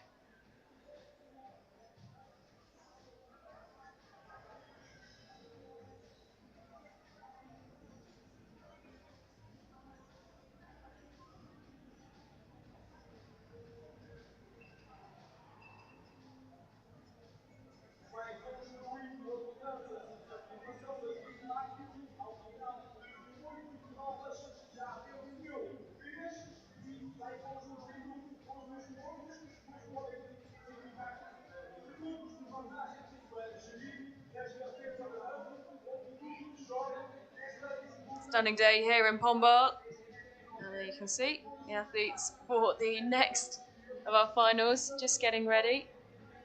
Next of the defending champions in Finals Day Pombal, and then a number of Retoth athletes in there as well. And there's the standings now after 8 events. Big win for Lazio and Elena Salvetti.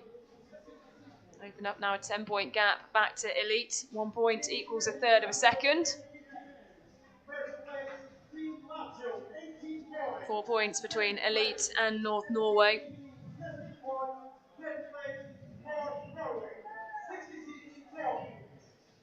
3 events still to take points from. The final of the women's high jump, the men's javelin, and our last event on the track, the men's 200 metres, before we go to the mixed medley relay, the hunt.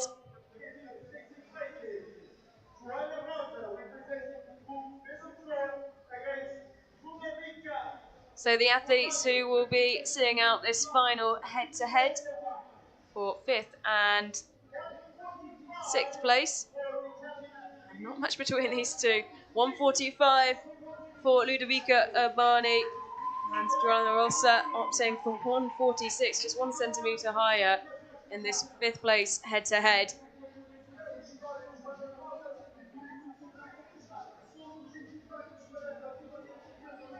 So it will be Ludovica Urbani will be first to jump.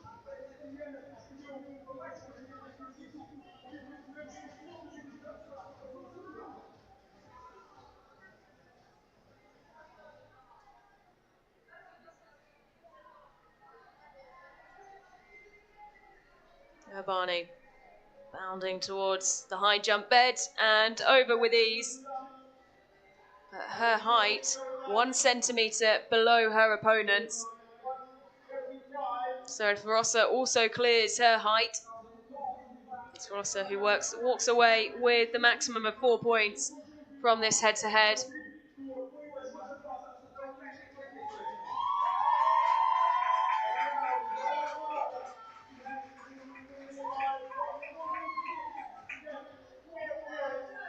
So with a height of 1 centimetre higher than the athlete from Lazio.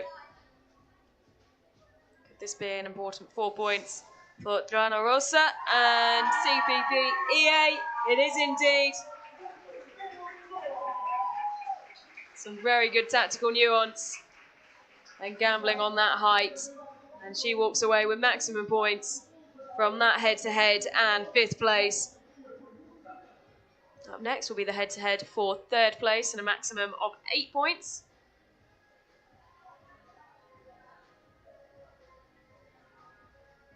Now in the duel for 3rd place,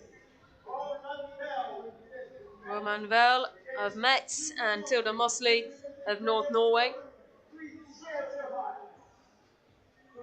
So 2 centimetres between the athlete from Metz and the athlete from North Norway. Tilda Mosley going for 1:52, Roman Vel 1:54.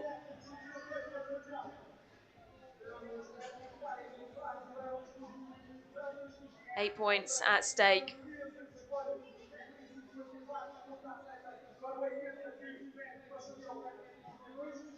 Whoever wins this will take those points and confirmation of a 3rd place finish.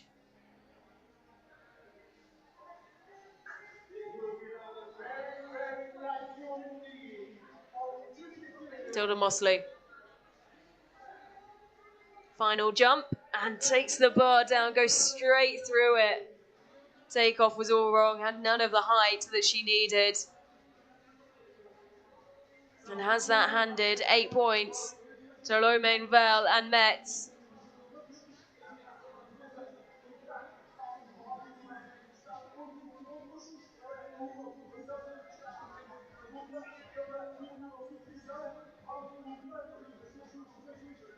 Romainville waits on.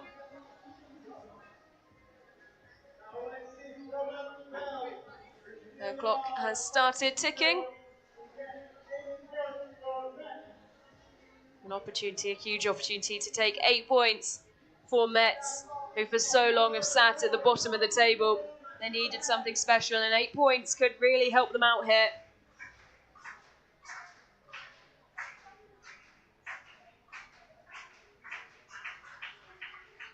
And the bar goes down as well. It just hasn't been Romainville's weekend.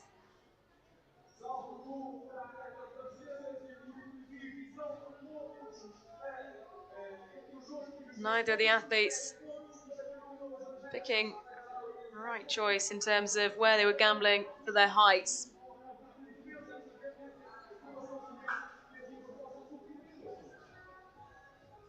We move on now to our final head-to-head. 12 points at stake.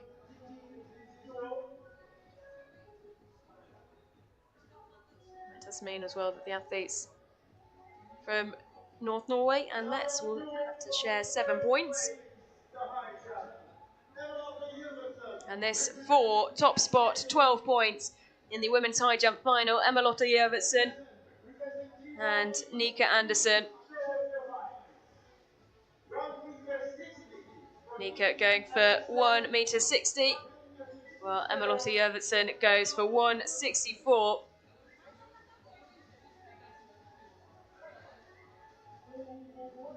Both with perfect scorecards today. Once again, Nika Andersen, very talented heptathlete, has benefited from really playing her tactics and her cards right in this final. She did so yesterday as well, taking full advantage on times where her opponents had taken the bar down.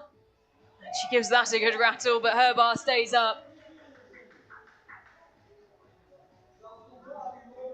So she continues her perfect scorecard of no fouls in this final. But with the higher height, Emma Lotte Jørgensen has the opportunity to sneak a victory here. She's been so consistent as well, not just today, but yesterday too. Jørgensen.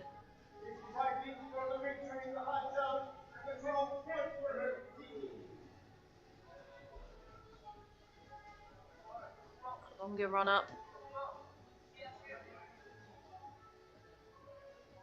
Clock starts ticking. She just waits for the perfect time. She has a minute to take this jump. Still quite the breeze around the track, particularly on the bottom bend, but you can see the impact it's having on the top bend where this high jump is taking place as well. Less than 20 seconds now for Emma Lotte Jørgensen to take this jump, leaving it late.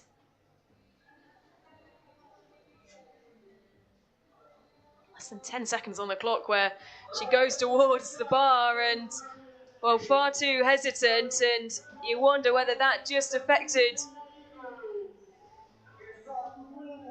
the run-up for her.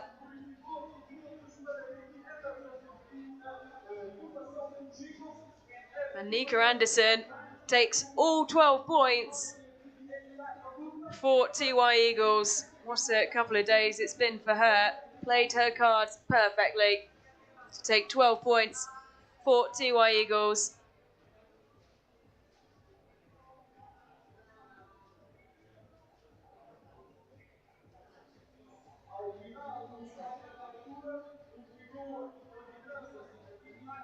An exciting end to the women's high jump. Nika Andersen, 12 points for TY Eagles. Emma Lotte Jørgensen, hesitant on the runway, let the clock tick down, and eventually took the bar down as well.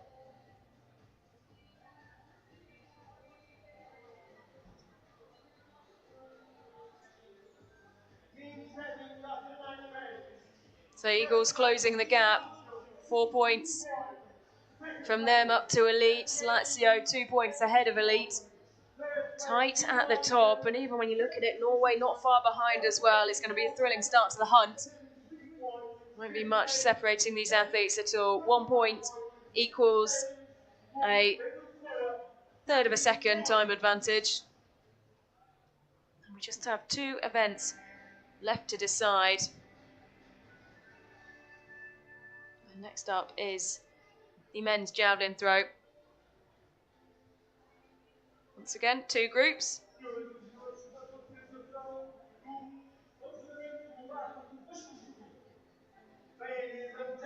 It's time to meet the athletes in this final field event.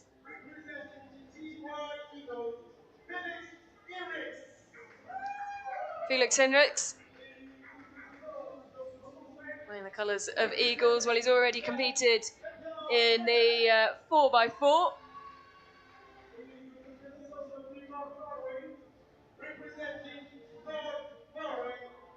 Nathan Freiberg for Metz. Nathaniel Chavez for North Norway, the Norwegian under-18 champion. One to watch in this competition. Herman Sele, also one of the track specialists who's stepped up to help his team out. Diogo Santos from Club Pedro Pessoa. And this, the man to watch in this competition. Lucio Visca, 10th at the World Athletics Under-20 Championships this summer. The Italian Under-20 champion has a PB of 69.67. He threw over 60 metres twice yesterday.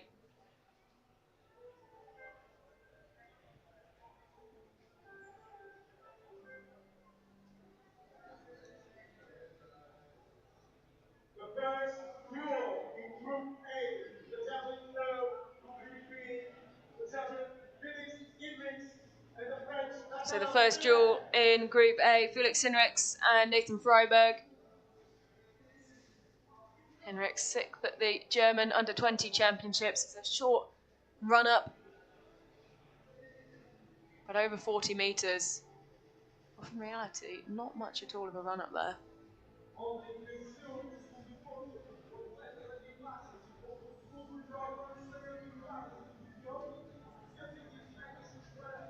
Potentially new, looking at how things played out yesterday, that he didn't need to exert himself too much to lay down a marker that Nathan Freiberg is going to struggle to beat. 42 metres and 9.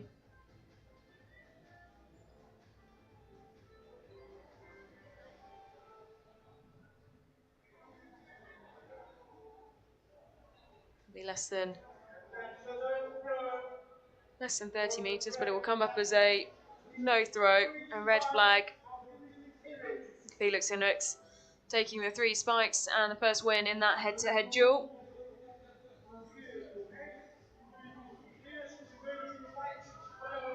Herman Sele up against Diogo Santos.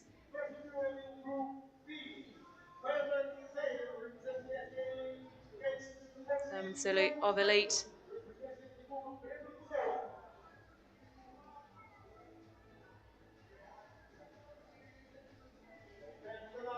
And another no throw. As the sprint specialist turns around to ask the question as to why it was a no throw. Thought that he got that away cleanly.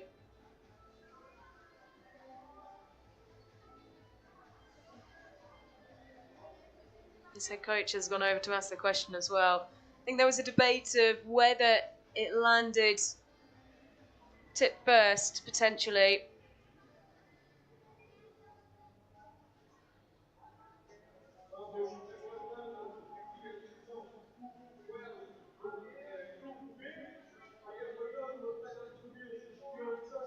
Both the coach and the athlete believed that that was a valid throw.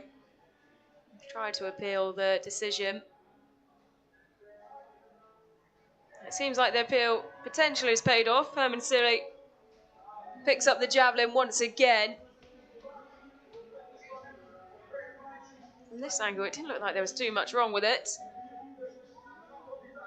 And for that reason, he has been granted another opportunity in this men's javelin group stage. He's up against Diogo Santos. Herman Selly. You can't complain with that either. Certainly a valid throw. And one that's not too dissimilar in where it landed to the first throw. Diogo Santos, the youngster from Club Pedro Pessoa, next to throw. Just 120 members in Club Pedro Pessoa, youth-focused team, based south of Lisbon. 29 metres and 4 for Herman Selly. Diogo Santos has that marker to beat.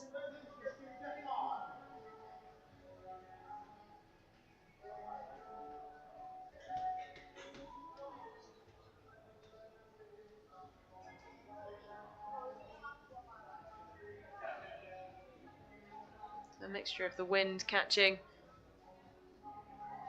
the javelin and the release from Santos. A red flag is shown. So Herman Selly with 29 metres 40 takes the victory in the first head-to-head in Group B.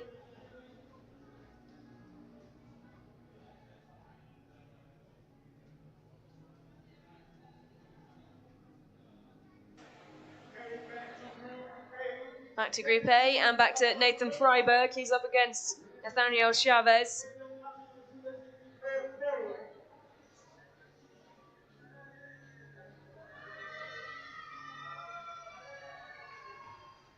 A round of applause from the Mets support on that top bend. Freiberg happy to get that clean throw away. As we've already seen on plenty of occasions today in the spirit of DNA. A lot of athletes stepping up to fill gaps, even if it isn't their preferred sport or their preferred event. 22 metres 29 for Nathan Freiberg. Nathaniel Chavez next to throw. Knows he doesn't really have to do too much to beat that. The Norwegian, hardly any run up and still manages to launch it to around 45 metres. Norwegian under 18 champion.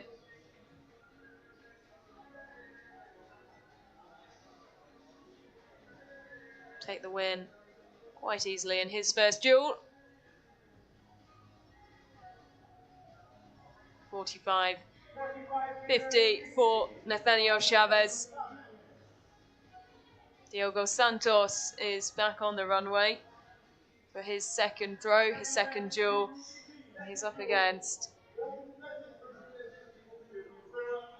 Lucio Visca of Lazio, who we know is such a talented athlete. 10th at the World Junior Championships. Twice he threw over 60 metres yesterday.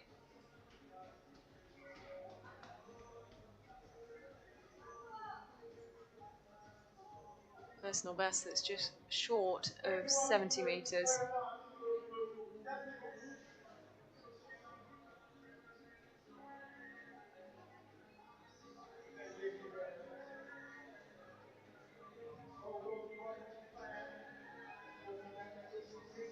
Lucio Visca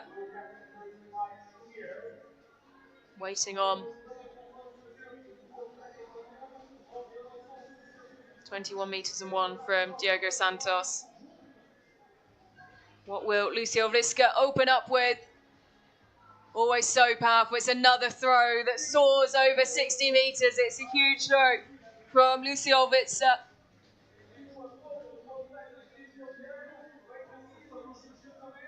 Wasted no time in breaking the 60-metre barrier.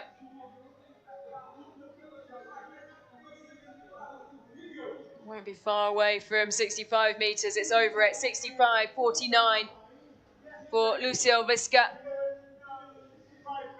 asserting his dominance in this competition.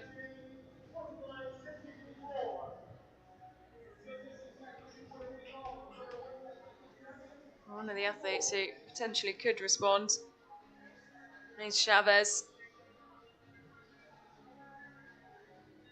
Goes out to around probably just under 55.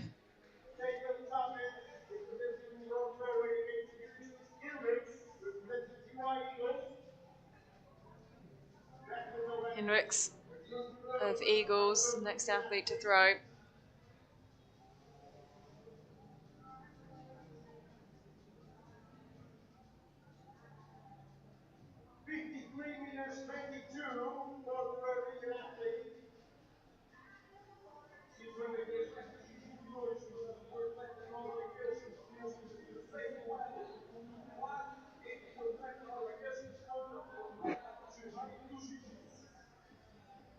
$53.22 for Nathaniel Chavez.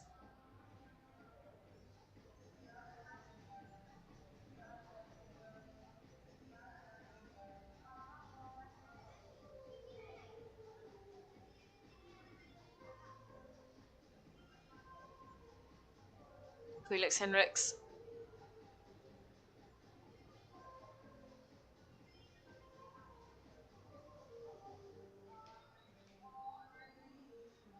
Calling on support of those around the top bend and those in the stand.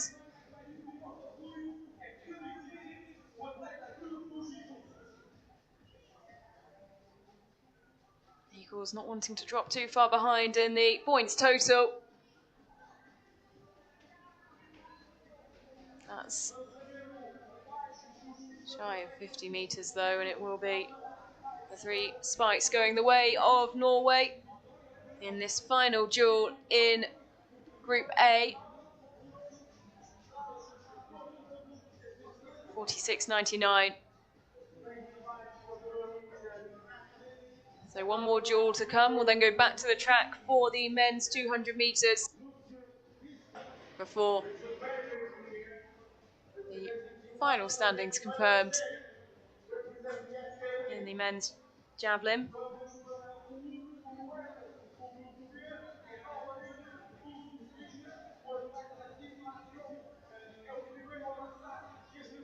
Lucio Visca. A huge first throw. Can he go over 60 metres once again?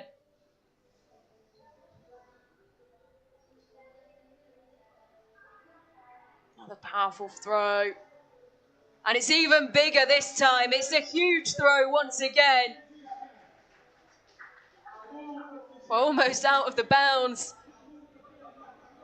that have been laid out by the officials. It's right at the top of the quadrant there.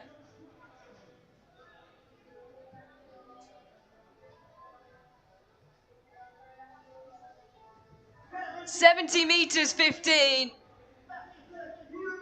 It's absolutely enormous. Lucio Visca, a huge smile on his face. It's an incredible throw from the Italian. A new personal best as well. The first time he's thrown over 70 metres. His previous personal best was 69.67. He was 10th at the World Under-20 Championships this summer and has continued that good form well into September.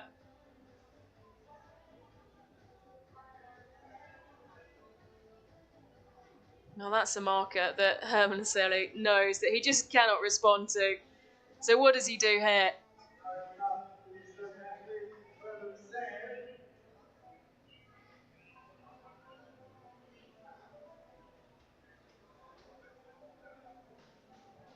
He still gives it a good go.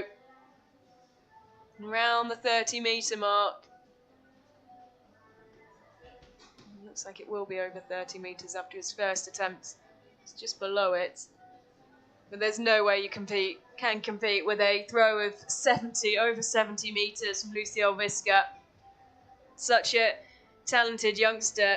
And we'll get to see him throw on one more occasion, Visca, as he goes head-to-head for maximum points. And really, who will deny him?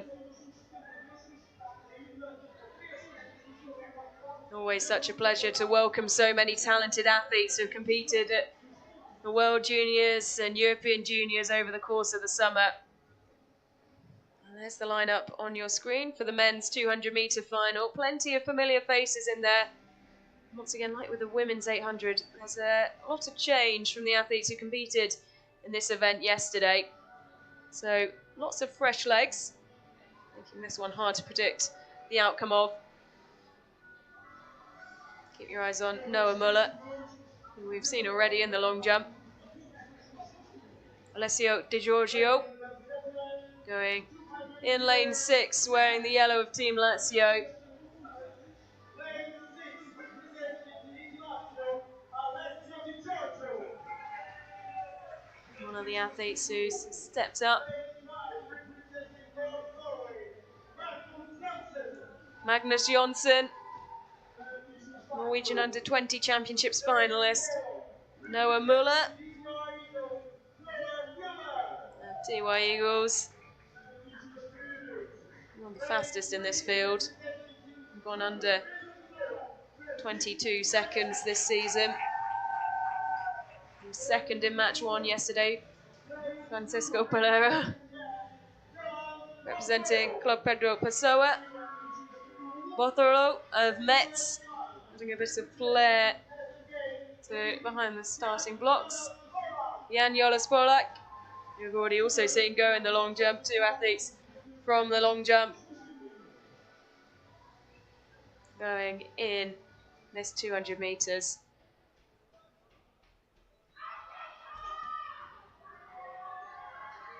So Noah Muller wearing the 2 black arm warmers, going in lane 4. The one to watch in terms of personal bests in this race. But at this level, as we've seen so many times, it doesn't always go the way of those who have the quickest personal best, particularly with Noah Muller already being so active today in support of his team and already going well in the long jump.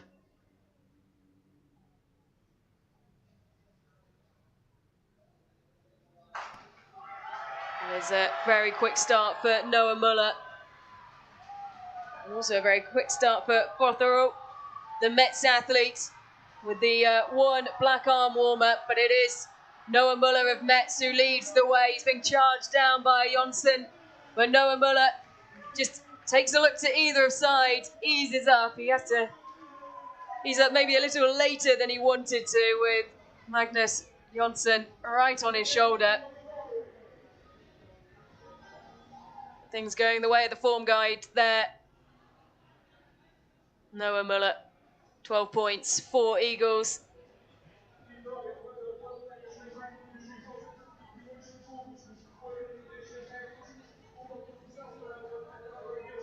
The last set of points to be decided on the track.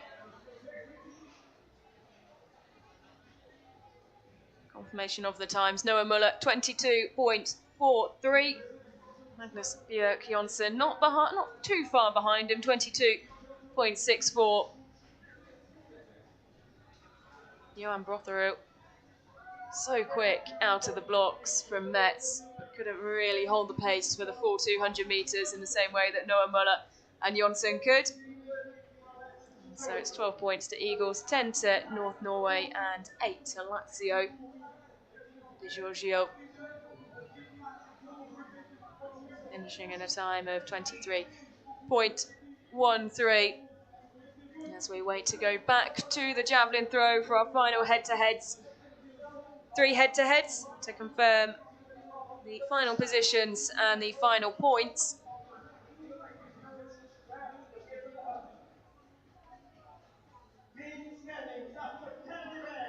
That is the support in the background for SK Elite Sport with the drum and the pom-poms. Lazio leading the way. Elite now up into 3rd, just 1 point ahead of Team North Norway. Eagles in 2nd, but hardly anything separating these teams. And when you look at it in terms of 1 point equaling 1/3 of a second, it's only going to be 0.6 of a second that Lazio, if this is how things end, Lazio have as a lead over Eagles. You imagine it's almost as good as tied up in the javelin throw. The excitement comes as just how far will the athlete from Lazio be able to throw. Eagles as we said, just 2 points ahead, and then not much separating the teams behind, which makes it all the more exciting when we come to our final event of the day, which is the hunt, which will be starting very shortly after the conclusion of this javelin throw. Confirmation of all the points and what that means to come after that.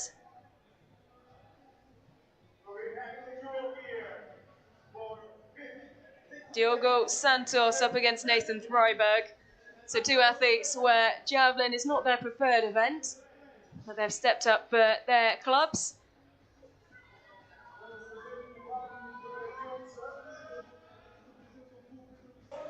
17 meters 20 for Diogo Santos, Nathan Freiberg looking to better that mark to take 4 points for Metz.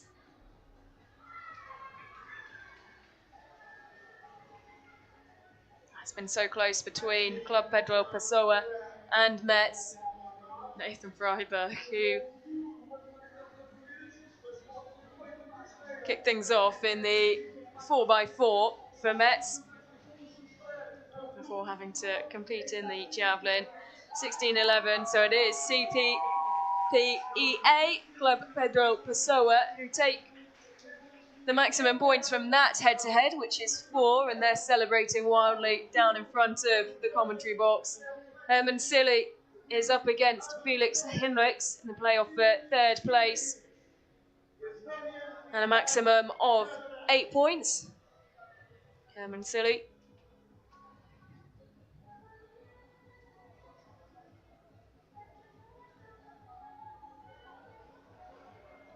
Over 30 metres again.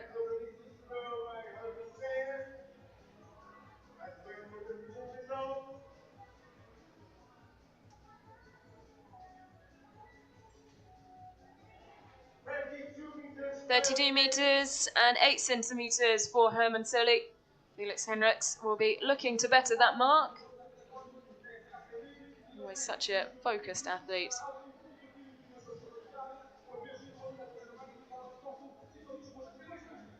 6th at the German Under-20 Championships.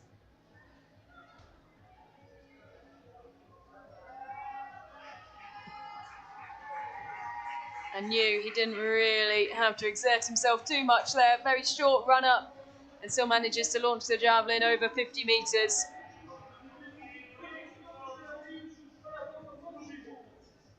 So 8 points going the way of Eagles. And 3rd place for Felix Hinrichs in this men's javelin throw final.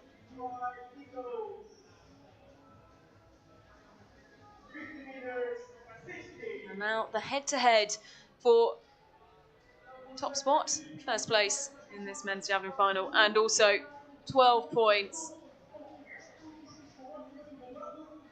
Nathaniel Chavez of North Norway, first to throw. Lucio Visca threw a new personal best of 70 metres and 15 centimetres with his last throw in the group stage. Waiting on behind, shoots to match the top of the javelin. Chavez will be first to throw. Clock yet to start ticking. It starts to tick down as Chavez raises his arms above his head and encourages the crowd to get behind him. One final throw for the Norwegian. Their under-18 national champion. Over 50 metres.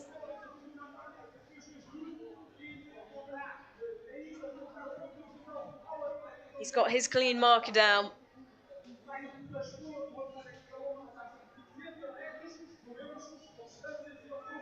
51.45. The question is now just how far will Lucio Visca be able to throw?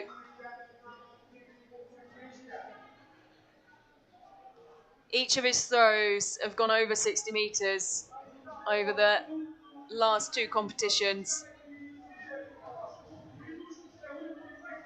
And that brilliant last throw of 70 metres and 15 centimetres. No sign of form dropping off at the end of the season. He's betted his personal best with his last throw. What can he do here? One last throw in the B final of DNA Under-20 Clash of the Clubs. He's secured first place and 12 points. It doesn't look like it will be as far as the 70 metres 15 that he threw just, well, a few minutes before. But it's still an incredibly successful competition. 6 throws over 60 metres for Lucio Visca, and one of those over 70 metres. 68.52. Well, we loved watching on at the Olympic Games over summer as we saw a couple of graduates from DNA make their mark, and also in the European Championships, the Senior Championships as well. Sam Reardon, who competed in the hunt as part of Blackheath and Bromley's mixed medley relay team, taking 2 bronze medals. And Lucio Visca, the Italian, certainly the name to watch. After finishing 10th at the World Under-20 Championships, he's the Italian Under-20 champion, and he has smashed his personal best here today. And so, the opportunity to claim points is over. It all comes down to this final race now. The totals will be added up. The scores will then be switched from points into time advantages. 1 point equaling a third of a second, so 3 points you need to gain a second advantage. And we'll take an opportunity very shortly indeed, I'm sure, to take a look at the standings. But there won't be many full second advantages.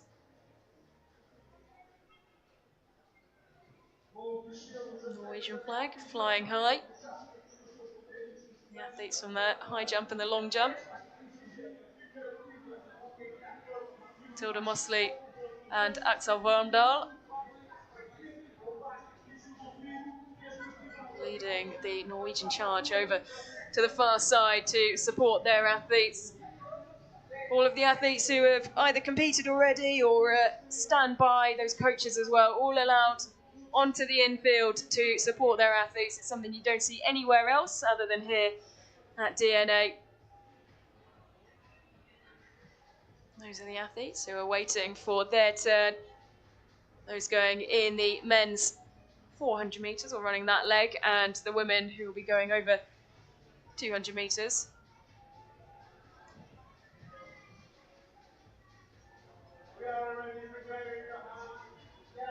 And this is one of the more wide open final stages of a DNA meet that I can remember. There's not much between these teams at all as preparations continue for the start of the hunt.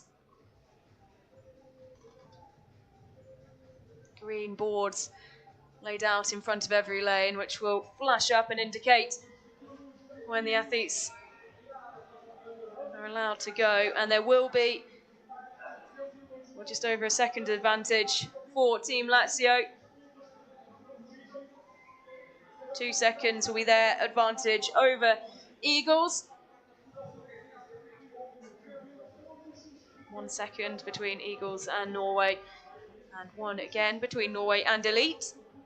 And then Metz and CPPEA Club Pedro Pessoa will have a little bit of work to do. Lazio topping the point standings, just with that final event, seeing themselves over the 100-point mark. 4 teams hitting 90 points. It's been one of the most competitive DNA matches that we've seen. And it all comes down to this, the final event, the hunt. 600 metres for the women, 400 metres for the men, back to the women for 200 metres before male athletes bring it home. Over 800 metres, that final long leg where they need all the support they can get from those, not just in the crowd, but their teammates on the infield as well.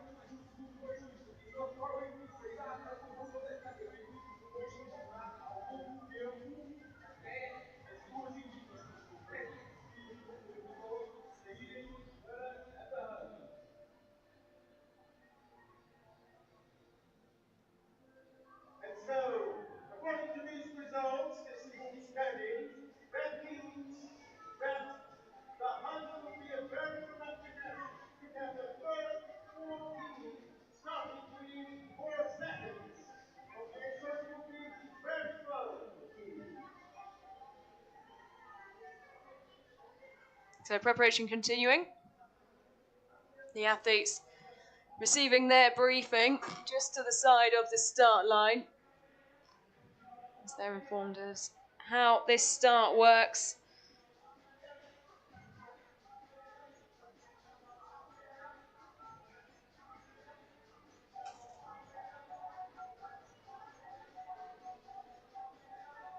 Plenty of familiar faces around the 200-metre starts.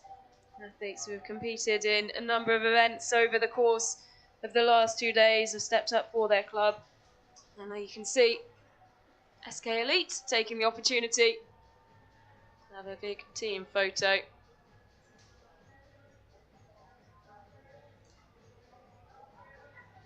First team from Estonia to compete in a DNA meeting.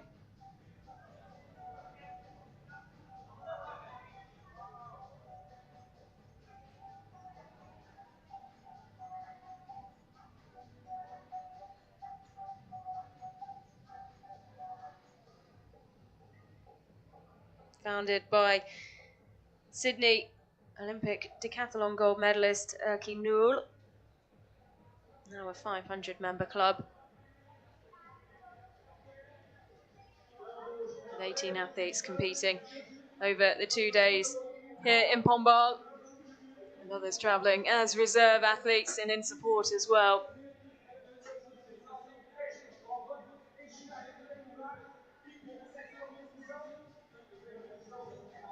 Francisco Pombo, you can see in the hoops of Club Pedro Pessoa, in the long jump, and now running the 400-metre leg in the hunt.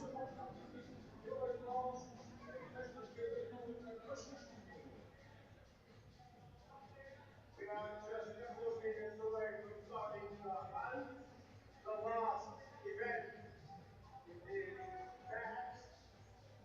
And gentlemen, you have to bear in mind that the winner of the hunt takes it all. Okay? Don't forget about what happened before. The athletes reminded over the tannoy that the winner of this one takes it all. Overall, in this European DNA Ultimate Class.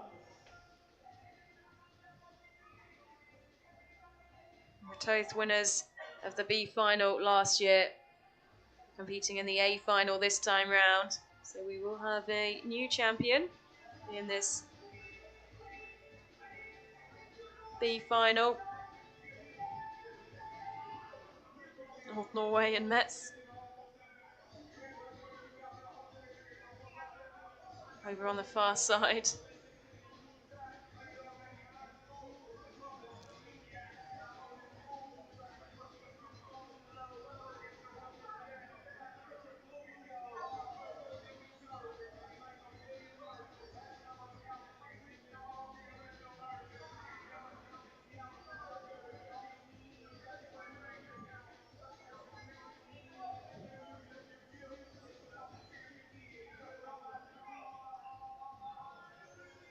So the athletes now in front of their blocks and starting positions for this final event, the hunt. That is the time differences, so just less than 2 seconds. The Eagles will trail Lazio by the time they start. North Norway with 3 seconds almost behind the leaders. And so what you can just about see is those panels behind the numbers, and those will light up, they'll flash up green where it's time for the athletes to start their leg.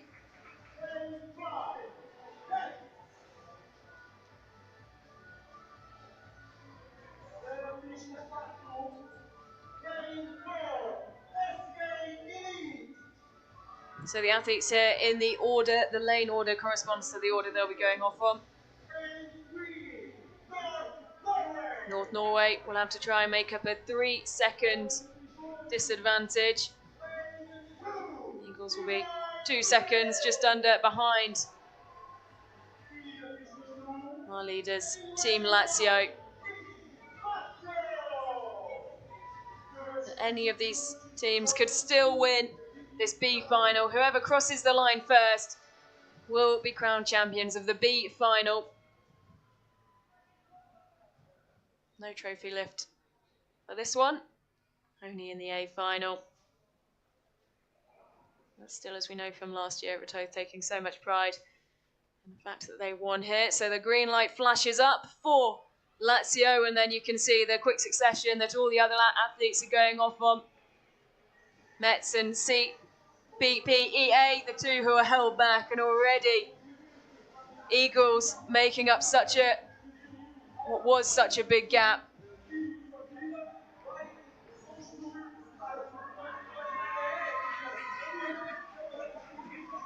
All bunched up already, SK Elite, North Norway and Eagles travelling as a pack. Lazio just out ahead, but not by much. Elite round the outside now, already made up what was quite a sizable deficit. 600 metres this first leg, and it's all bunched up. SK Elite almost onto the shoulder of the athlete going from Team Lazio. Heidi Andre on this first leg for SK Elite.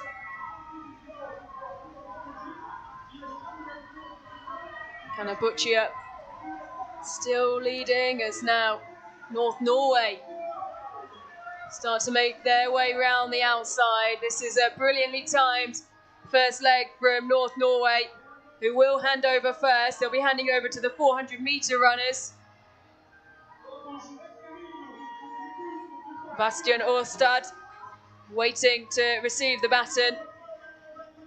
So 400 metres. Emmanuel Salvatore Golocha in the yellow of Team Lazio, chasing, but it is North Norway who lead, not by much.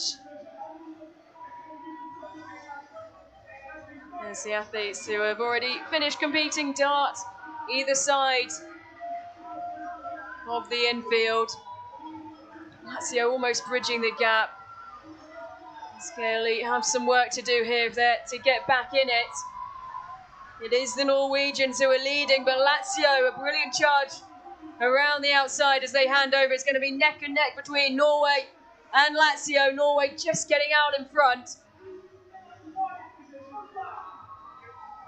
Tolisa Caccioni, Colbian chasing for Lazio. She goes around the outside. Just 200 metres this leg, and then they'll hand over to the anchor leg. It's 800 metres that these athletes have to do on a final leg, and there's nothing between Lazio and North Norway. Elite aren't too far behind as well. Josep Illison, the 800-metre runner, who's trying to close the gap and has bridged it and is now on the back of the Lazio athlete. David Babone in the yellow. And for Norway, Sigurd Valseth. These three coming into the home straight for penultimate time. Whoever crosses the line first will be champions in this B final. And currently 3 teams in it. Lazio came out on top of the points table, but it all comes down to this. One final lap, Norway out in front, starting to open up a bit of a gap, but Lazio refusing to let it grow too much. Elite who had to work hard to get back into this. Also having to work hard to stay on the pace. The attack now comes from Lazio. 200 metres to go and Lazio are flying. The orange vest flying round the bottom bend. Davide Bardone Looks over his shoulder, points to his teammates. They're the ones who did all the hard work. And Barbone comes up to the finish line, celebrates with his team. Lazio champions in the B final for 52.3. David Barbone. A superbly timed final leg. Well, Lazio top the points table, and so regularly, as Barbone is just safely put back down on the ground. So regularly, it isn't always whoever takes top spots on the points who wins the hunt overall, and of course then the competition as well. But Lazio have done it, backed up their great points total with a brilliant mixed medley relay in the hunt. Barbone timing his race to perfection to ease past the two athletes who he was neck and neck with for so long in the final 200 metres. Barbone and Team Lazio, champions in this, the B final.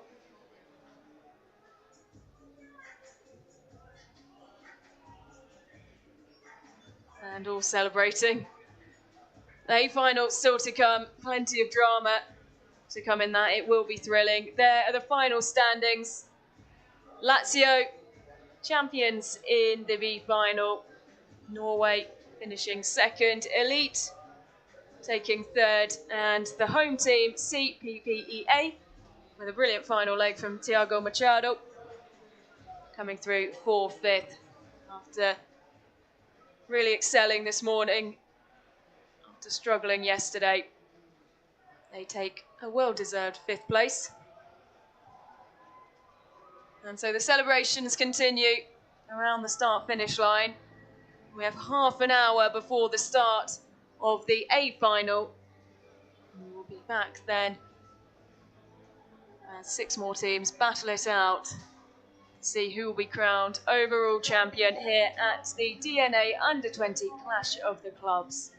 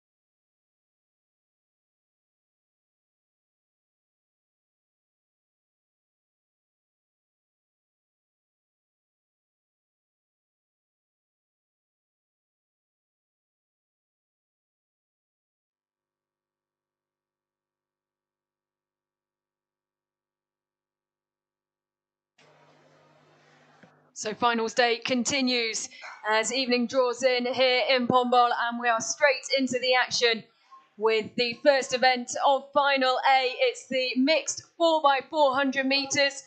6 teams who finished in the top 3 in each of the 2 qualifying matches yesterday, going for gold in our second final of the day, and the one where it all counts in terms of lifting the trophy. It's a very even start, as we'd expect, to this mixed 4x400 metres. 6 male athletes taking on the first leg in something that's different and a change to what we're used to seeing in athletics competitions. The athletes locked in for the first leg. After that, the team coaches have the opportunity to switch things up if they feel that there's an advantage by running an athlete a little bit earlier or later than they maybe were scheduled to do. So the 6 teams going in this second final, the A final, Sporting CP, one of 2 Portuguese sides, as we are indeed in Portugal for this 3rd edition of DNA Clash of the Clubs. Sparta, Blackheath and Bromley, who are currently leading the way in this second leg of the 400 metres. AK Skoda Pilsen, Castillon, the reigning champions, Ratoath of Ireland, who won the B final last time out. And it is Blackheath and Bromley and AK Skoda Pilsen who are neck and neck on this second leg. Pilsen doing so well yesterday to win the first of our matches. Blackheath and Bromley just edging it as they go into handover for the penultimate time. So the first of our team events on the track, and the only one that contributes towards scoring points. Still neck and neck between Blackheath and Bromley and AK Skoda Pilsen. The aim of this competition is to gain as many points as you can in the first 11 events, but it all comes down to the final race, a mixed medley relay that we like to call the Hunt. And the first over the line will be crowned the champions here in the 3rd edition of Clash of the Clubs. And this already testament to how close it might be come the end of today. Pilsen just leading from Blackheath and Bromley, but the reigning champions Castillon back into this, and not far behind them, the Irish team Ratoath. So hungry to win in the A final a year after they did it in the B final. One last handover and one last lap of the track to come. So one final lap, Pilsen out front. Reigning champions flies to Castillon, the Spanish team. Blackheath and Bromley rallying round the outside. It's a brilliant first 150 metres for Blackheath and Bromley in this final leg of the mixed 4x400 metres, our first event on the track and of this A final here at DNA Clash of the Clubs, the 3rd edition of this under-20 clubs meeting to close out the season. Athletes pulling on their club vests and competing internationally. What a thrilling end to this first event on the track. Pilsen just hanging on. The reigning champion flies to Castillon, coming around the outside with Blackheath and Bromley just inside them. 12 points at stake. The first points available in tonight's A final. It will be AK Skoda Pilsen who take 12 points and celebrate with the team. Well, what a start to competition here in the A final. A brilliant B final we've already had today. But really it all comes down to this. This is where the teams want to be. This is where they've fought to be over the course of 2 matches yesterday. And celebrations for AK Skoda Pilsen. It was Lazio took victory in the B final. There's a lot of these teams watched on, and that is what they're trying to replicate. Always a party atmosphere here at the DNA Under-20 Clubs meetings. And there is confirmation of the times. AK Skoda Pilsen, 12 points. 10 points go to the reigning champions, flies to Castillon. Blackheath and Bromley taking 8 points. As long as you cross the finish line, you are guaranteed points, ranging from 12 for first down to 2 if you are 6th over the line. And the action comes thick and fast. But we do focus only at one event at a time. And next up, it's shot put. 2 groups. A head-to-head duels. This round-robin group stage. Before then, final head-to-heads determine the positions. But this group stage, oh so important, because depending on where you finish after this, it determines how many points you can gain from the final head-to-heads.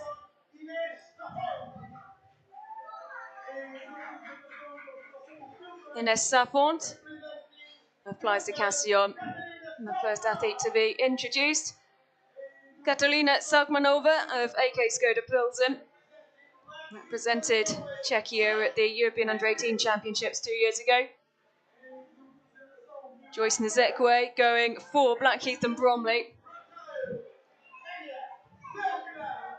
Enya Silkena of Ratoath, just 16 years old. The athletes in this competition ranging from 16 up to 19 as an under-20 competition.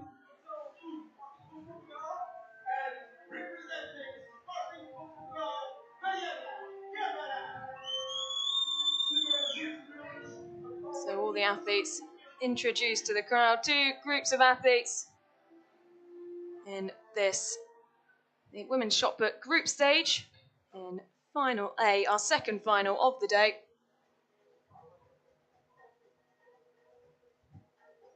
And we're straight into our first head-to-head. Ines Safont against Katalina Salkmanova.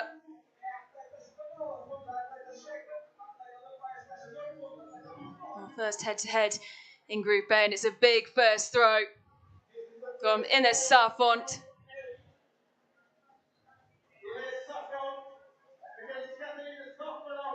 Represented Spain at the 2022 Under-18 Championships at European level. She's very happy with that first throw. She has a personal best of 13.97 set this season. She comes into this in great form, and yesterday impressed so much. One of the consistent athletes, 13.17. That's going to be hard to beat.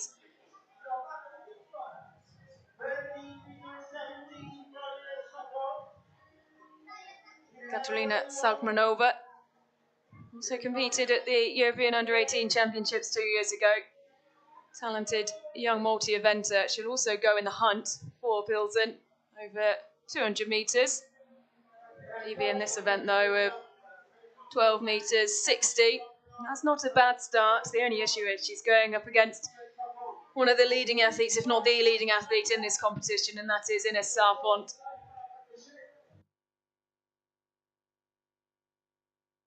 .11.63, not a bad effort at all. Ines Safont, though, takes what we like to call the spikes. We have a mini leaderboard within the overall leaderboard in the group stage. A win in these head-to-head duels equals 3 spikes. A draw, 1 spike to each of the athletes. No points if you're defeated. We tot up those spikes, and then the athletes go head-to-head in the final duel with athletes in the same position. So really important to get some spikes and some wins in these head-to-head duels. If not, it really caps the amount of points that you can be going for in those final head-to-heads for either 5th, 3rd or 1st place. Enya Silkena, the athlete from Ratoath.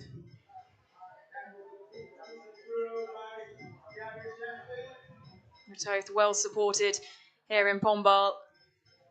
Head coach saying that year on year as this event grows, more athletes pay attention, even younger junior athletes looking at how they can be involved for the future. And plenty of parents and supporters travelling this time round. They've even got their own DNA branded tops, as you can see there, as the coach comes over to talk to Enya.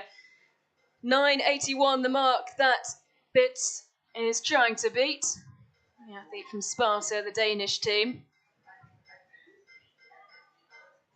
Over 11 metres, and that will be the spikes in this first duel in Group B going the way of Sparta. Dedication to the cause there. Bluebeard. Plenty of face paint, always on show here at DNA Under-20 clubs.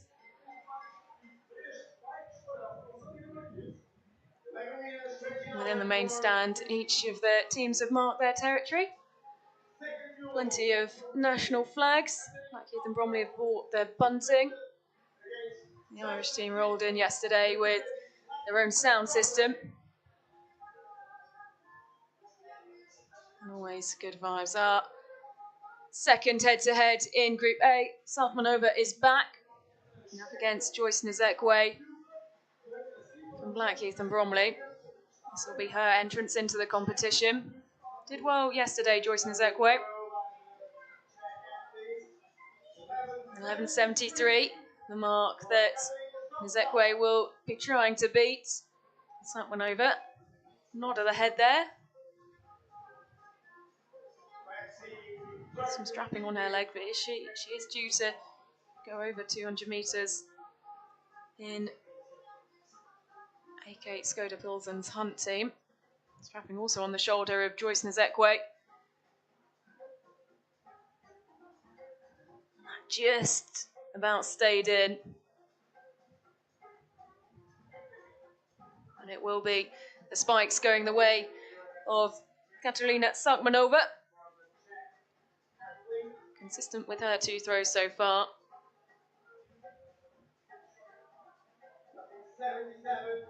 9.77 for Joyce Nzekwe.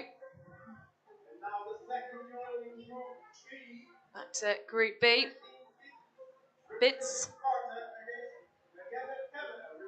up against Mariana Kamler.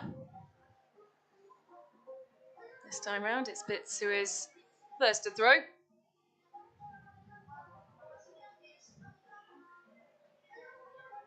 Not a bad effort at all, that.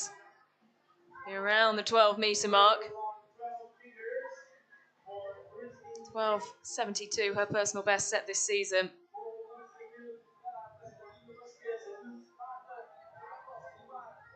Mariana Kamler, though, one of 2 athletes in the field who has been over 13 metres this season.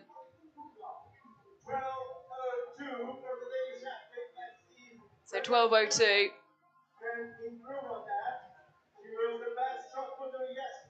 Mariana Kamler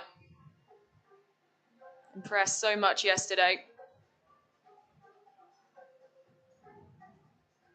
Taking key points for Sporting as they came through in 3rd place into this A final. Kamler. Well, there won't be too much difference between that. If anything, it might even be the athlete from Sparta who has taken that. 12.02 is the mark that Kamler needed to beat, and there won't be much between it. 11 metres 60. So Bits and Sparta take 3 points, 3 spikes. A shake of the head. Kamler knows she's a lot better than that, and that might have just ruled her out of going for full points, maximum points in our final head-to-heads. There's no room for error, really. Joyce Nzekwe up against Ines Sarfont. One of the other athletes in this field who's gone over 13 metres. She's come close to going to 14 metres this season. Furthest personal best in the field, Sarfont. Nzekwe looks like it'll be around maybe just under 10 metres. As she watches back the footage.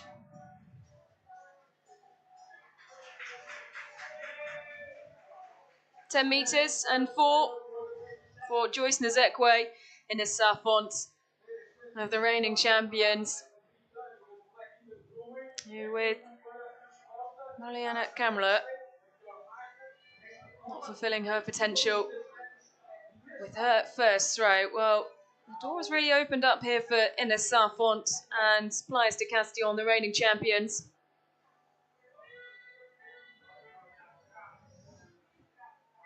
Another big throw. Another throw around 12 metres. She just darts out the way of the recording material. Smile on her face. She knows that she's done more than enough there. And a Sarfont in our final duel in Group A. So one more duel in Group B, then we'll go back to the track for the 100-metre hurdles final.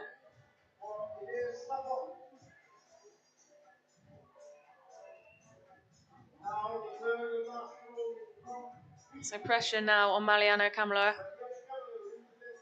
against Enya Silkena. What can Kamala do here?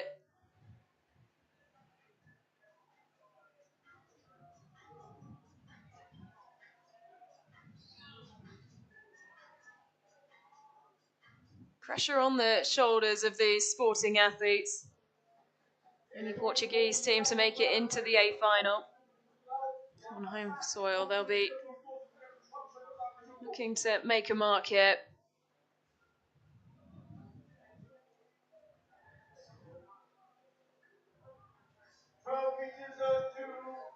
12:02 for Mariana Kamala, so there's an improvement. Multiple Irish youth medalist, Enya Silkena, just preparing herself. 11th at the European Under-20 Championships in the heptathlon. So many multi-eventers favouring this competition. It really thrives on having adaptable members of your team. 18 athletes, or 18 competitions, and plenty of these athletes doubling up. With such small team sizes, you need to be versatile. At least as we saw in Final B, have the opportunity, will be open to the opportunity to step up when needed for your team. So Kamala taking the 3 spikes, 12 metres and 2, as we go back to the track for the women's 100-metre hurdles.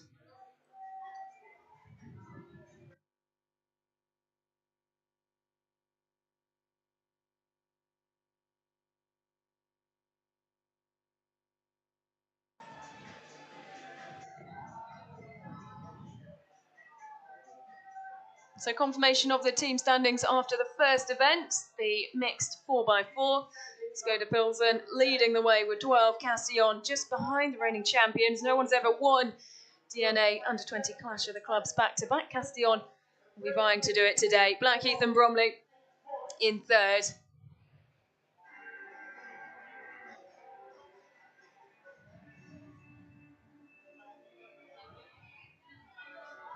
And this is a stacked 100-metre hurdle final. Some incredible talent amongst this lineup.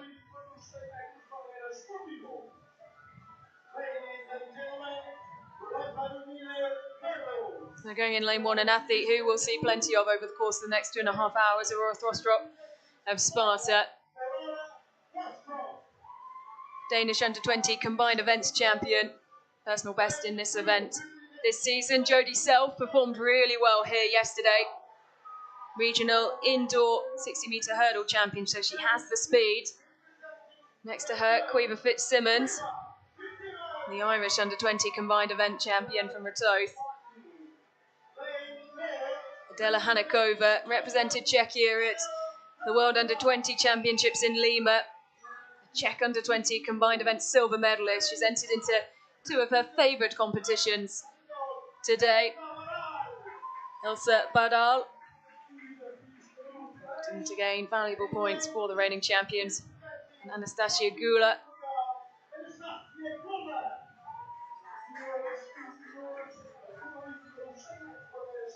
Stepping up for Sporting.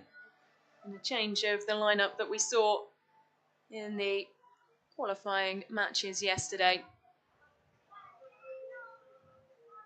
So much talent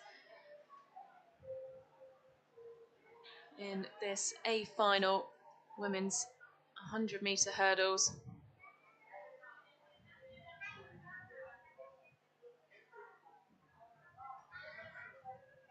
And a first opportunity to score individual points on the track for these athletes.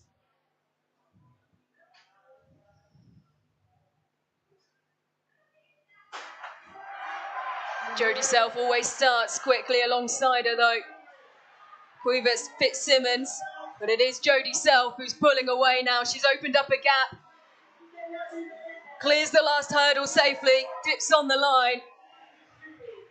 Disappointment, I think, for Caoimhe Fitzsimmons, who just took a tumble on one of the last barriers. The Irish athlete going in lane 3. Blackheath and Bromley taking top spot, 12 points. And in the women's 100-metre hurdle final, Jodie Self once again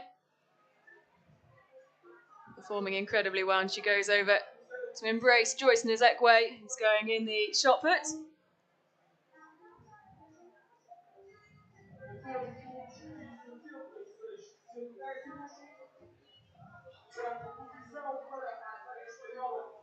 Adela Hanakova taking 10 points for Pilsen. Aurora Throstrup, 8 points for Sparta. Not the race that Caoimhe Fitzsimmons would have wanted for Ratoath. How will that affect the final event and the standings as we head towards it? It's been so close over the last 2 days in terms of points and then in time advantage. Each point gained and each point that the team have an advantage by is converted into times. 1 point equals a third of a second, so 3 points equal a second advantage in the final event, the hunt.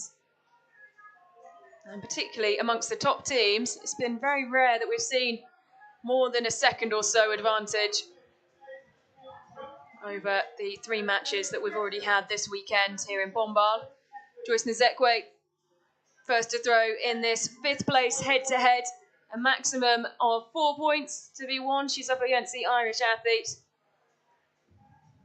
Enya Silkena.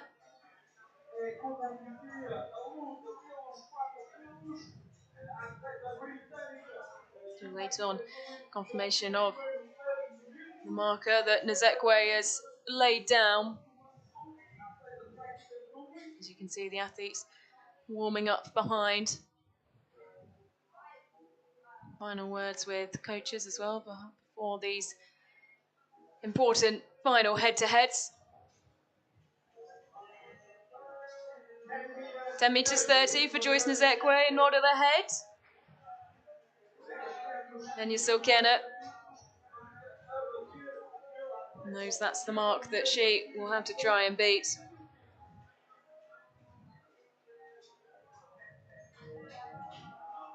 Well decorated in Ireland at youth level, making the step up to European under-20s in heptathlon a couple of years ago as well.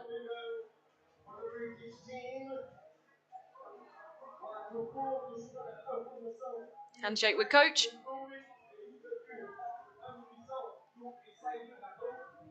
And it is 4 points that go the way of Blackheath and Bromley.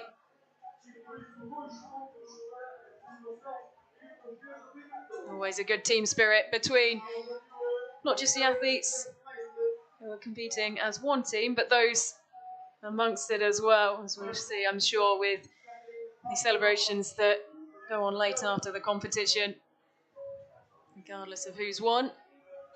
And Pilsen, you imagine, will be right up there. Katarina Sarkmanova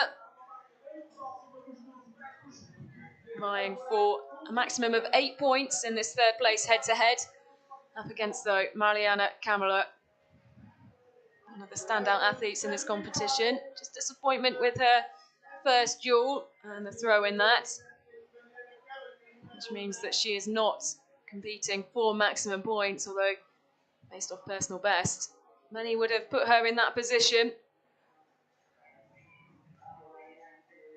This is the excitement of DNA, particularly at this under-20 level. So the mark that Kamala needs to beat is 11.75, set by Sarkmanova. That looks like it could be around the 12-metre mark. It'll be close.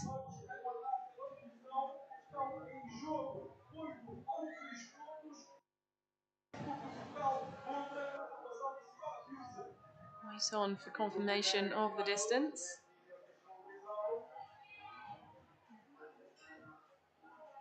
And it's a draw. 11.75. Well, we don't see that very often at all here in the field events, unless it's the high jump. So points will be shared. 7 points apiece between those two clubs, and in turn the two athletes finish joint third. Bits of Sparta will throw first ahead of Ines Sarfont. Similar throw to what we've seen from the last two athletes. I think it will be a little bit shorter than the 11.75 that we saw, but she will at least have second place and 10 points. 11.48.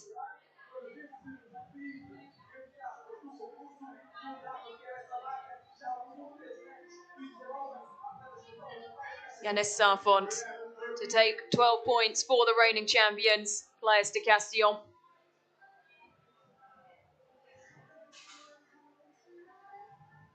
One of the most consistent throwers in this competition. And there we go, confirmation of the 12 points for the reigning champions, Players de Castillon. Yanis Sarfont victorious in the women's shot put final. 12.25. A knowing point from the coach, a big smile on the face of Ines Sarfont. He takes the strapping off her fingers. Job well done. 12 points secured.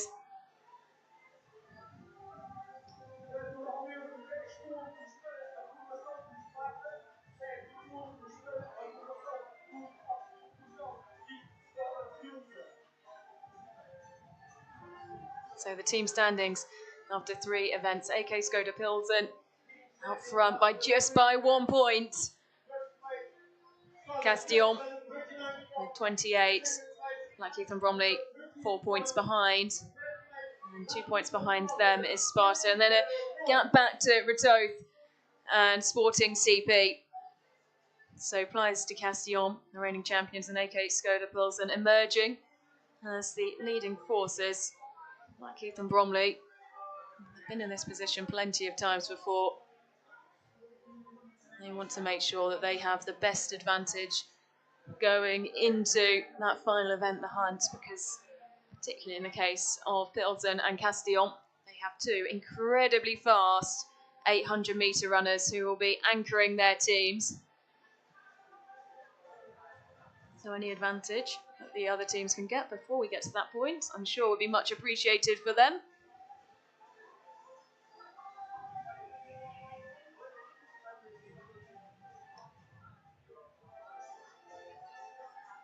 So our first field event concluded. We'll shortly be heading back to the track for the men's 110-metre hurdles, and this one also set to be a thriller. Some incredible talent.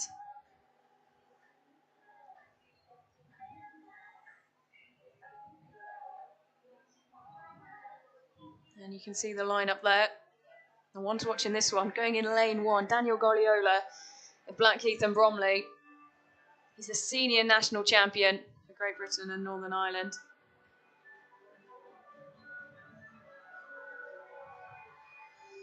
Incredibly fast personal best, and yesterday he made winning his hurdle competition look so easy.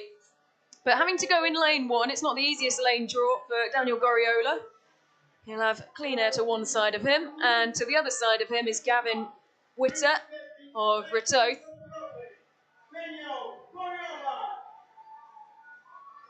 So selected to run at the World Under-20s, Daniel Goliola. Gavin Witter, regional medalist, home in Ireland.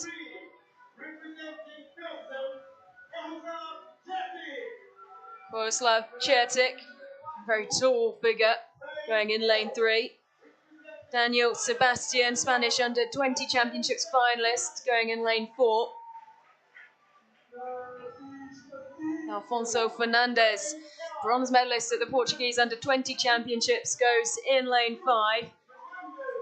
He'll have a lot of support as one of the home clubs. And Mads Vincentson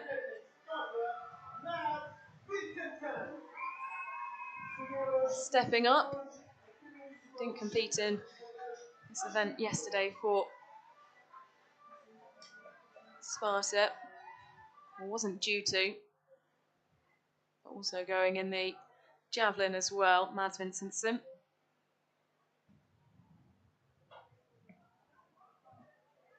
Silence falls over the stadium. Blackheath and Bromley go in lane 1 with Daniel Goriola. Keep your eyes on him and keep your eyes on the time as well. Ratoth in 2, Pilsen in 3. Castillon, the reigning champions, go in lane 4. Sporting CP, represented by Fernandez, go in 5. And Vincentson for Sparta in lane 6.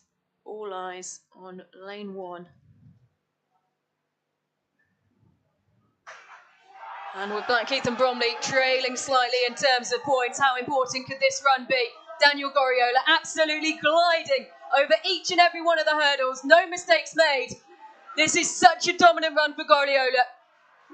The British senior champion. It's a delight to welcome him here to Pombal. He takes the victory oh so comfortably.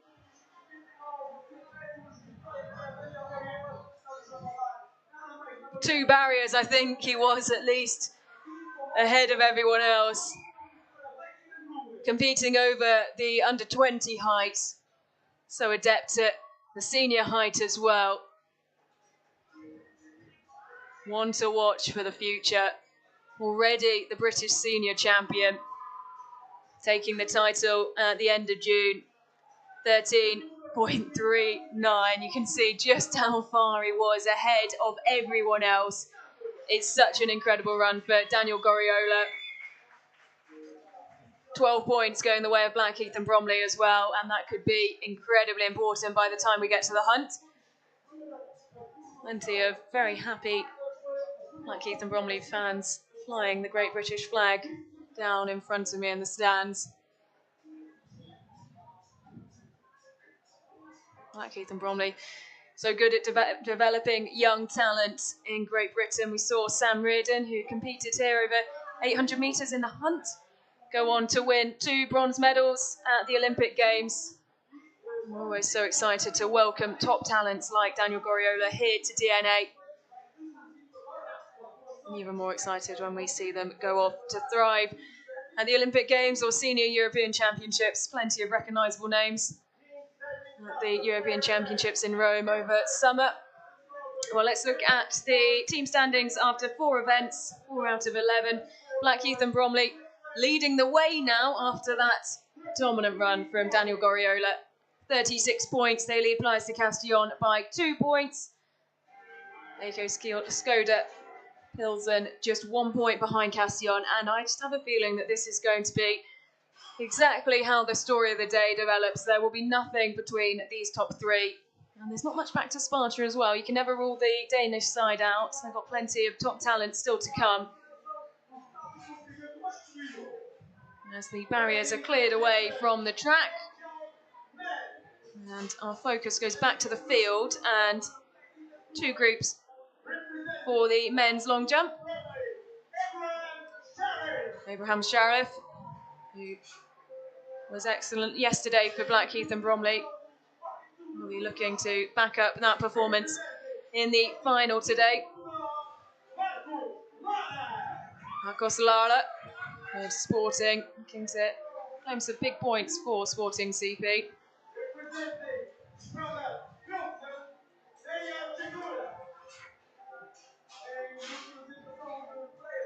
Daniel Chechura going for AK Skoda Pilsen.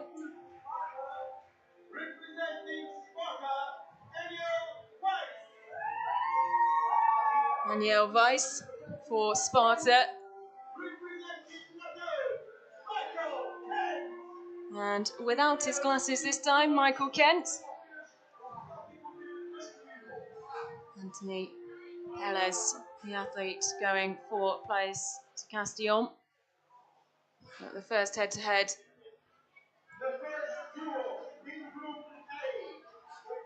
Is Abraham Sharif and Marcos Lara. And the wind continues to be a little bit of a pest down on that bottom bend. It's not very frequently that we see long jump pits located on the bottom bend.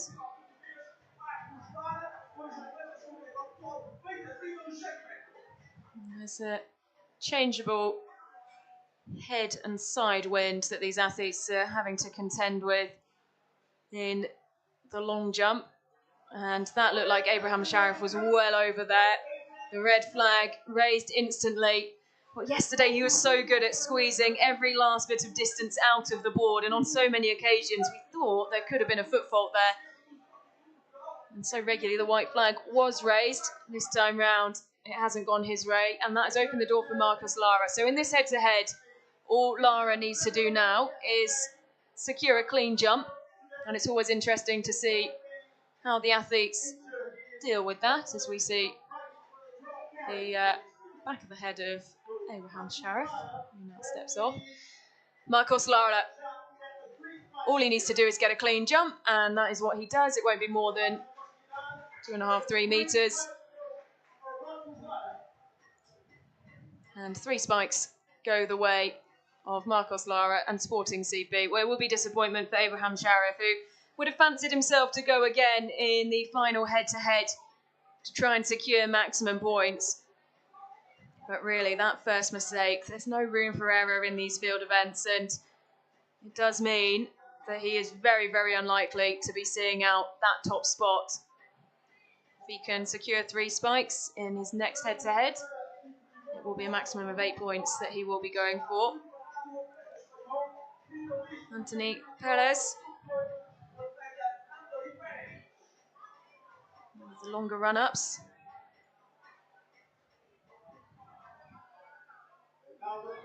And a good start to his competition.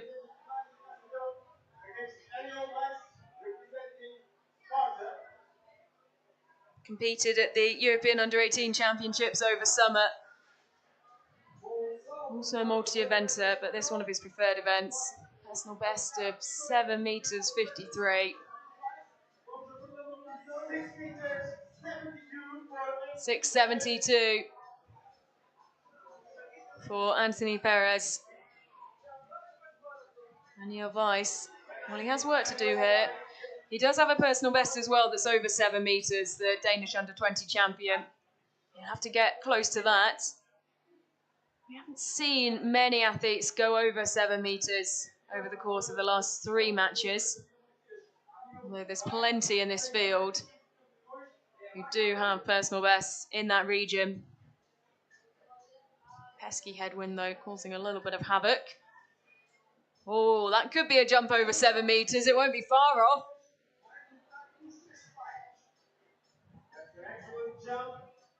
White flag shown, so it will at least be a win for Sparta and Weiss. But will it be our first jump over 7 metres of the day? The Danish Under-20 champion watching on.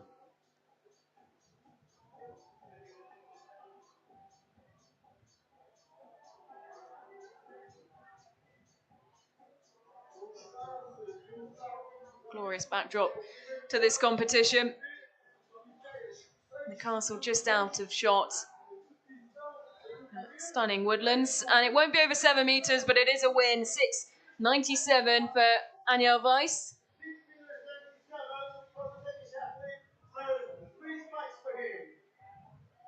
Marcos Lara waiting patiently as the flags once again take a battering behind him.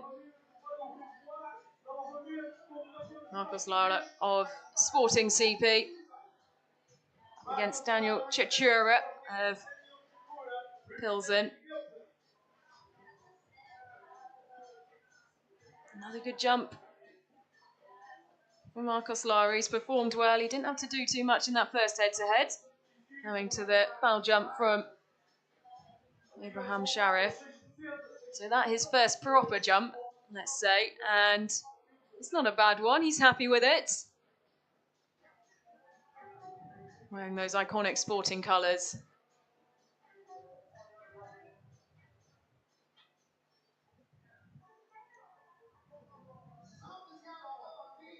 Daniel Chichura waiting for the measurement. 6.75 for Marcos Lara, and that's what Daniel Chichura, the tall figure who lurks at the bottom of the runway, has to try and beat.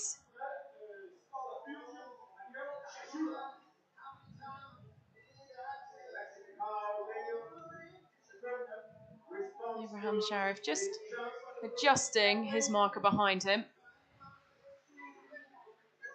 Chichura's first jump, always hard to tell head on exactly where that's landed.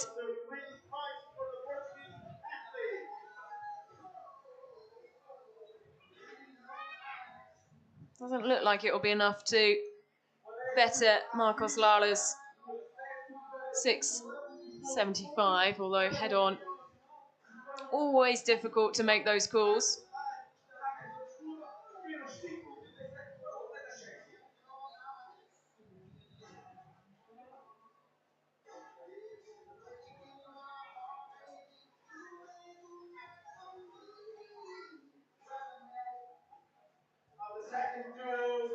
Chichura just chatting through everything with his coach who watches on next to the board. Well, Anya Weiss back again after that impressive first jump, just shy of 7 metres.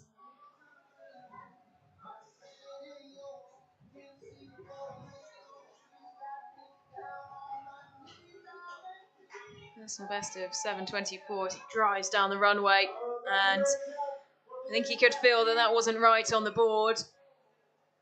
He knew already that was going to be a no jump. So can't follow up that good performance from his first duel, and potentially, like the situation with Abraham Sharif, that will open the door for Michael Kent on what his first appearance in this competition. He just needs to make sure he clears the board, and there he does. So 3 spikes go the way of Ratoth and Michael Kent, who, as long as he wins his next head-to-head, which is against Anthony Perez, it could be a tough one, the athlete from Castillon. He could see himself and Ratoth into the head-to-head for top points. Michael Kent, someone we'll see later on as well. He also goes in the javelin. Competed at the European Under-18 Championships over summer in the long jump. This is his preferred event. We haven't been able to see the best of him just yet in it.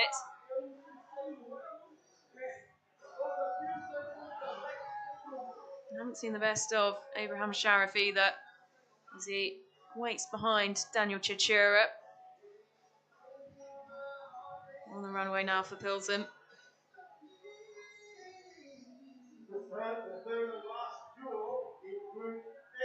And the white flag is shown there.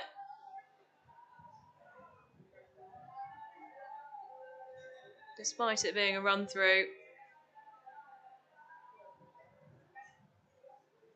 So there's no foot foul. It will be measured. Just didn't feel right for Chichura.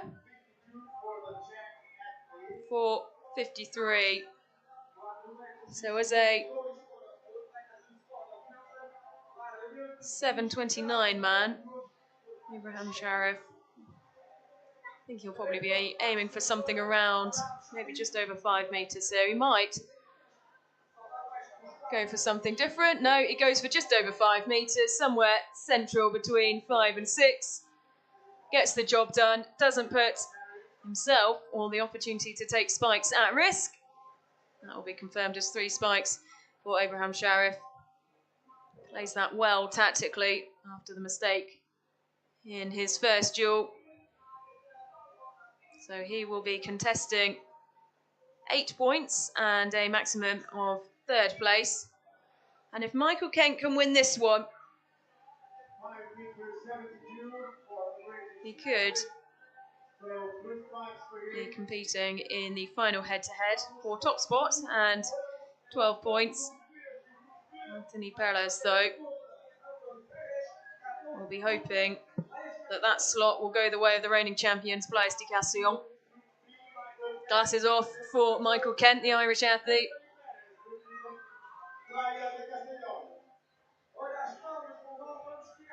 Well, the support of the Ratoath team is always incredible, but has been particularly loud this weekend, and he calls on all of that support.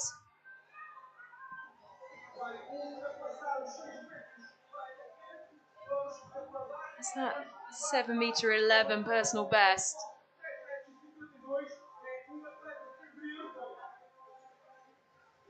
Haven't really seen him hit those distances so far this weekend.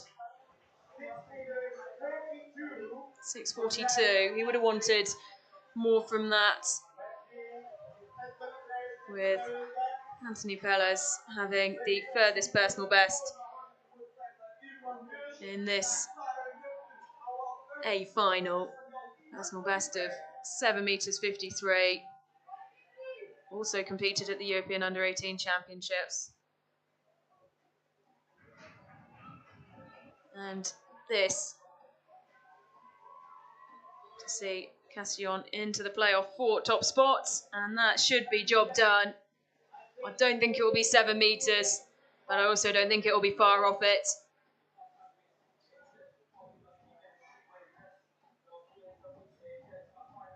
Castillon will do everything they can to be the first team to lift the trophy back to back.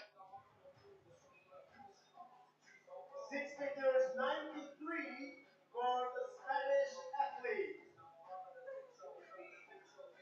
6:93. So Anthony Perez and Castillon will be going for top spot in this men's long jump.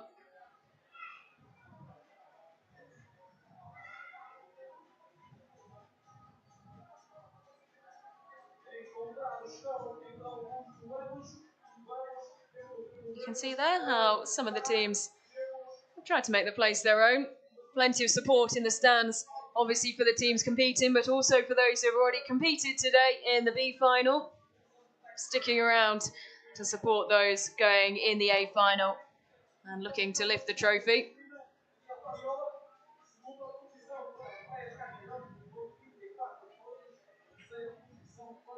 So up next on the track, we have final of the women's 800 metres.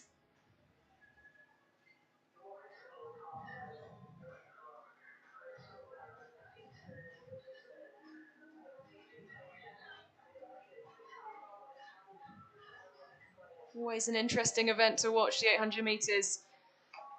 That's a DNA event, so regularly they become very tactical. In the first of our matches yesterday, the pace dropped to, well, incredibly pedestrian. It was won in a time of 2 minutes 25. 2 matches since, it has been quicker. The first one, it came down to a 200-metre shootout.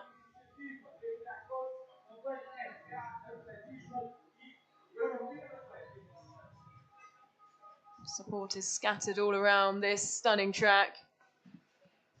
As the athletes just sent out for a few more warm-up strides in the women's 800 metres. We just finished up the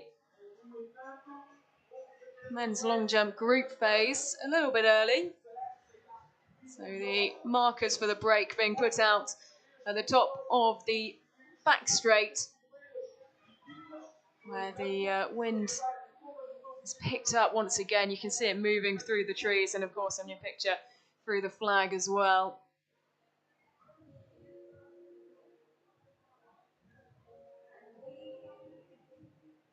One of the quirks that we love about DNA, the opportunity to watch each event in its entirety, no cutting away to any other events. The field events and the track events get the same amount of attention, both in the stadium and on the broadcast feeds. You follow it all the way through. The only time where we take a cutaway is between the group stages and the finals of the field events, where we slot in a quick track event. So 800 metres up next on your screen. Well, that was the lineup for the B final. We'll talk you through the athletes going in this A final. And we see them and then meet them on the start line. It does include one of the athletes who represented Portugal at the World Under-20s in Lima over 1,500 metres.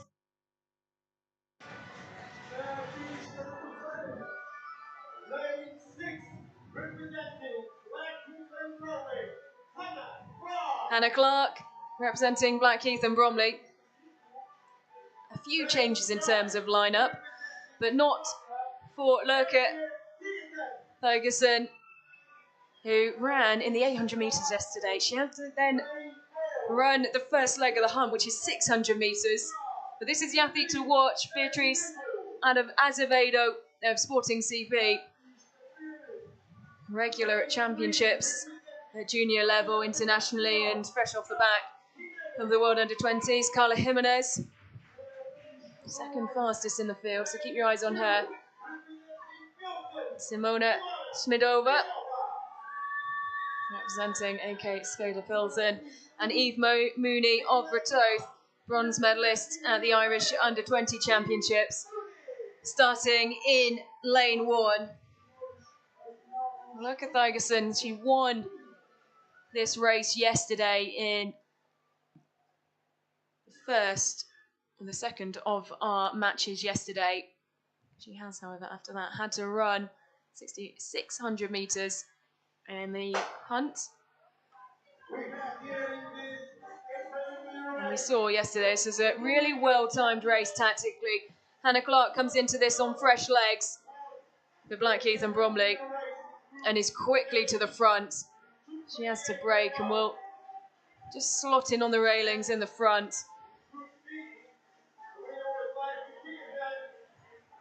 And things slow down, just slightly though, not as much as we've seen in some of the other matches today. Still a pack of 6 moving along Ferguson, just on the outside.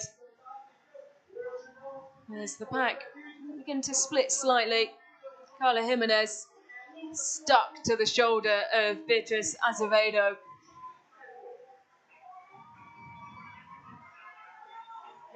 So no one out of this yet as they come down the home straight. Hannah Clark still leading the way for Blackheath and Bromley. Maybe a tactical change this. We hope it's not down to injury. 66 seconds through the first 400 metres. So many benefits from having an athlete run 800 metres on fresh legs. Such a gruelling event and so hard to run back to back. And particularly run back to back and throw at 600 metres in the middle, as Lurke Ferguson has had to do. But she's moving around the outside now. The Sparta athlete, well, she's found space down the middle. She then will have to go around the outside as Hannah Clark drops back, and it's Jimenez who's starting to pull away. Ferguson is digging deep and fighting as they're into the last 200 metres. It would be an incredible feat if she could win this here today after winning her 800 metres yesterday and then going over 600 metres. But Jimenez is leading for the reigning champions, Flyers de Castillon. Ferguson are rallying, but will she have enough left in the tank? 50 metres to go. Jimenez takes a look over her shoulder. This is an incredible finish, and I think the Danish athlete is just going to get there. She goes around the outside. A brilliant feat of endurance to win the 800 metres yesterday, do it again today, and also lead out the first leg of the hunt. We were talking to one of her coaches yesterday after the final match, and she said she didn't know how she did it, but she's gone and done it again. Lurke Ferguson. A perfectly timed race. For so long you could see just how much the last 2 days had taken out of her, and you can see it there still. as she shares a handshake with Jimenez, and I think will probably have to be lifted off the track. And I wonder whether she'll be back later to lead out Sparta. Quite a few handshakes of appreciation there. She's done an incredible job. What a finish to that race. Danish under-20 champion. Well, you wouldn't be surprised if we see her step up to some of the longer distances over the next couple of years. Because to do that back-to-back with a 600 metres in the middle is quite spectacular. Lurka Thygerson, 2 minutes 14.88. Stunning finish. Digging so deep into her energy reserves. And she's moved off the track, but she's still on the ground as she has a word with her coach. And I think she'll probably be there for quite some time.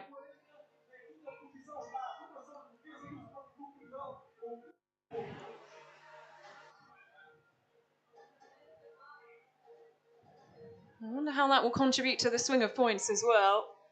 Pilsen only collecting 2 points from that 800 metres.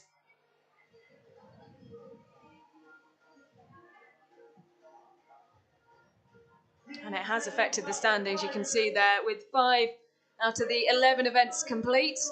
The reigning champions, Flyers Castillon, leading the way with 44 points. Sparta just behind 2 points, and then 2 points behind Sparta is Blackheath and Bromley. Pilsen dropping to 5 points off the pace of third place, and 9 off the pace of the leaders. Ratoath with a lot of work to do as well.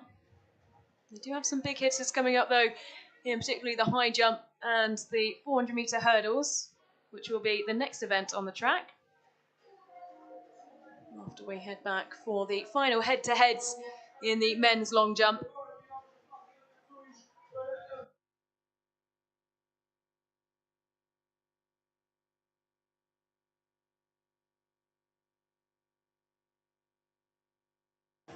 And a reminder that all the teams are really focused on is getting as many points as possible, points converted into a time advantage for the final event of the day and the event where it all counts. Nothing is over until the end of the hunt. The first athlete, the first team to cross the line in the mixed medley relay will take the bragging rights and the trophy. The evening starting to draw in. A stunning stadium, a beautiful setting for this third edition of DNA Under-20 Clash of the Clubs.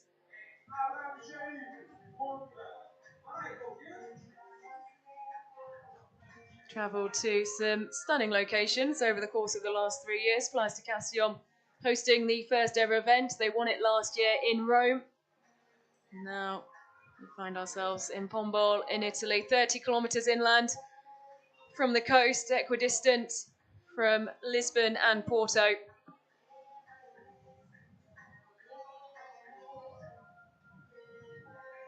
And some brilliant sporting facilities here in the city of Pombal, serving so many locals, a number of clubs as well.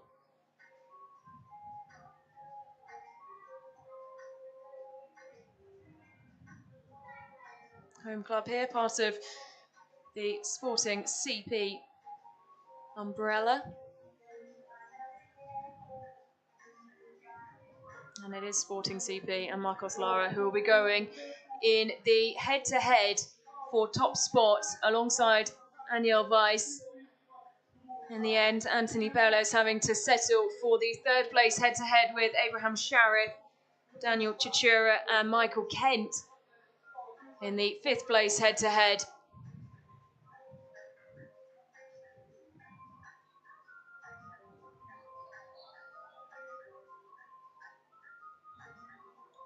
And it is the Pilsen athlete first to jump, Daniel Chichura. Hasn't got into this competition, having to step up for his club. It wasn't the event he was expecting to go in a few days ago.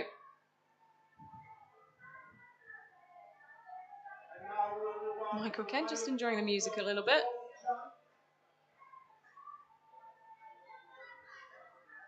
Sunglasses back on, and he'll wait on to see what mark Daniel Chichura is going to set.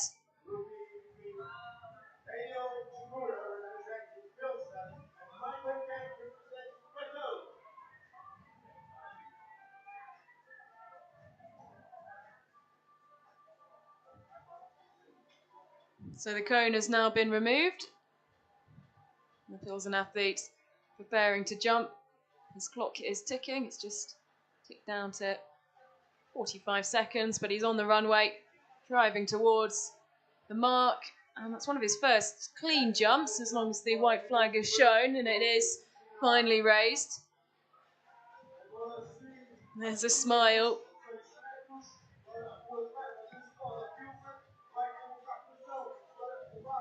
And Michael Kent watches on at the end of the runway to see what the mark is that he's going to have to try and better to secure 5th place and 4 points. 6 meters and 8 for Daniel Chichura. 6 meters and 8 for Daniel Chichura.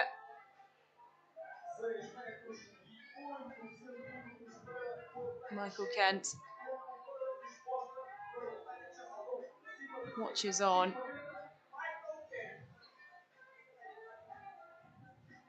He's also going in the javelin throw later on, but this is his preferred event, competed in it at the European Under-18 Championships.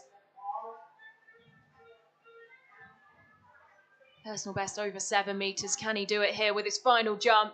Driving towards the runway. It was big. Was it big enough?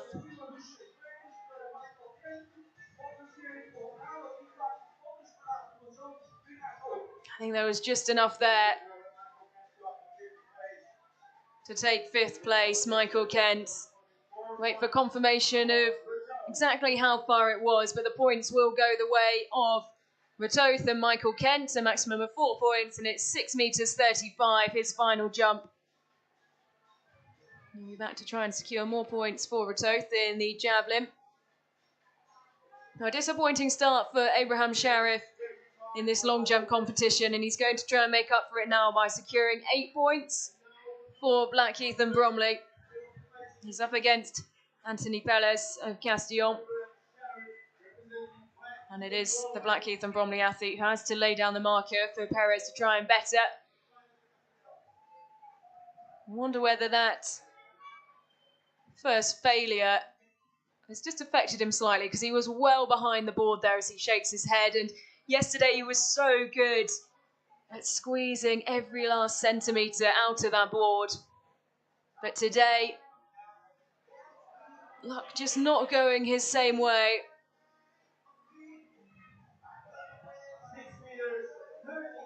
6:39 for Abraham Sharif, the English schools bronze medalist, who has a personal best of well over 7 metres. And Anthony Perez once again asking for the slightly more technical clapping routine from those in the stands. They kindly oblige.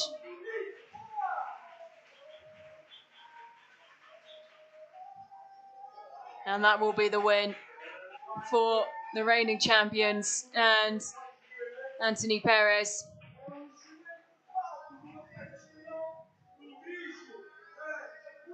Once again, I don't think it will be a jump that's near the 7 metre mark.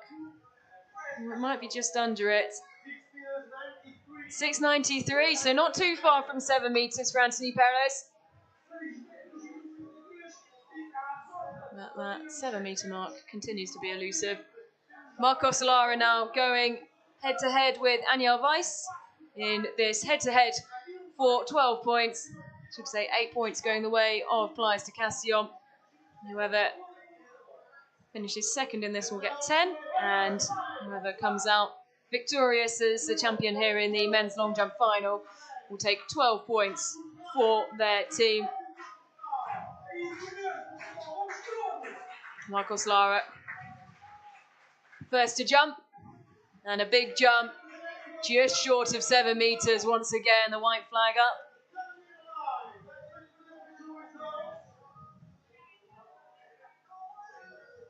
Just a little bit of forward rotation maybe there, as he talks to his coach about leaning forward.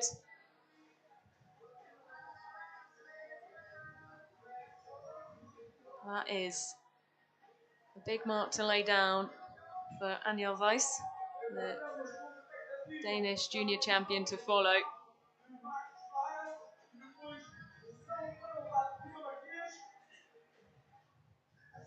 Still waiting on confirmation of the distance.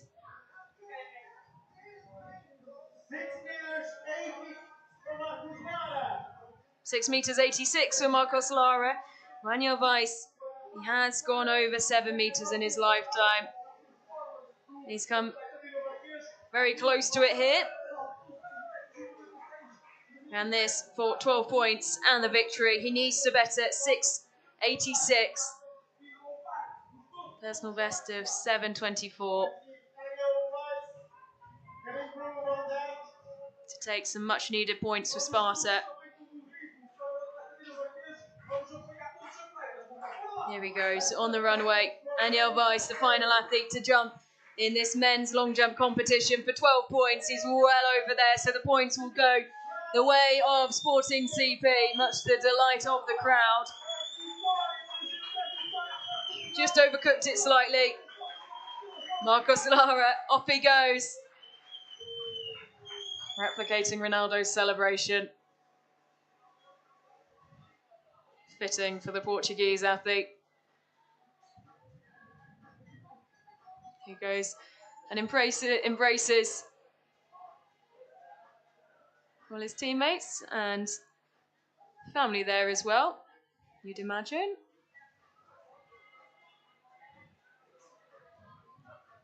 Even the dog's got sporting gear on. So big 12 points for Sporting CP, who were starting to slip off the pace, but that could change things. And it does indeed. They're up into 4th. Castillon, the reigning champions, level now with Sparta. 52 points apiece. Blackheath and Bromley 6 points behind with 46. 3 points behind them is Sporting CP.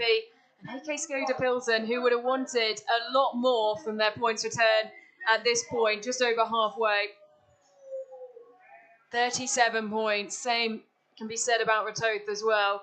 Pilsen do have an athlete who has run under 1 minute 50 over 800 metres, going on their final leg in the hunt.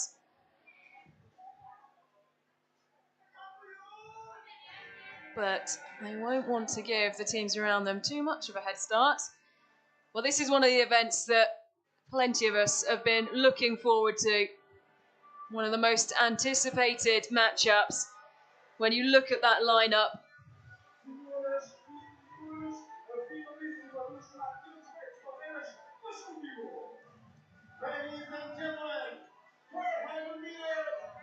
and the first athlete who we'll see is Ethan Dewhurst, European Under-18 semi-finalist this summer, narrowly missing out on the final.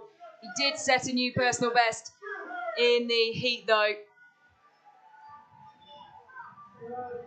And he dominated in his match yesterday, but so did Rayan Mutada. Next to him, Yul Frederick Fonde of Sparta. Thomas Goncalves wearing the sporting gear.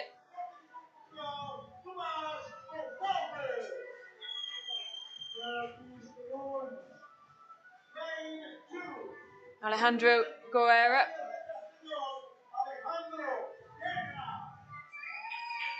Personal best set back in June, so he's in good form this season. David Bimham, talented multi-eventer who we saw over a number of events yesterday, wearing the Pilsen kit. Now, keep your eyes on Fonde going in lane 4, Mutada in 5 and Dewhurst in 6.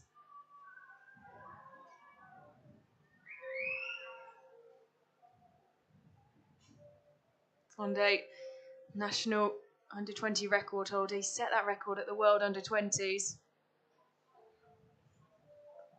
Also competed for Denmark in the 2022 European Under-18 Championships.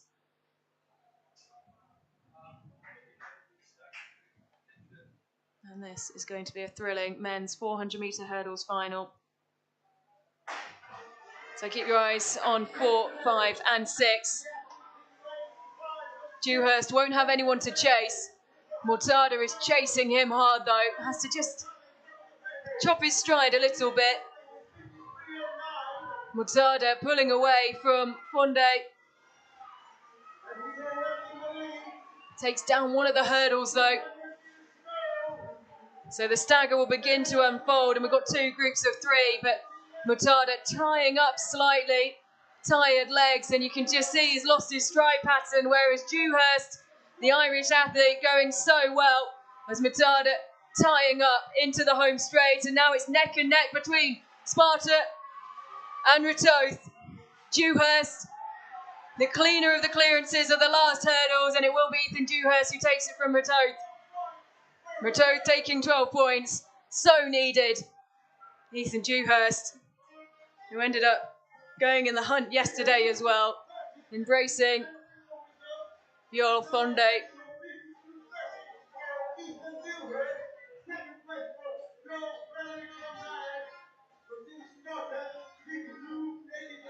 And that really delivering, as we expected it to, the men's 400-metre final. And Ratoth, well, they needed some points, they needed some inspiration, and Ethan Dewhurst has just delivered that.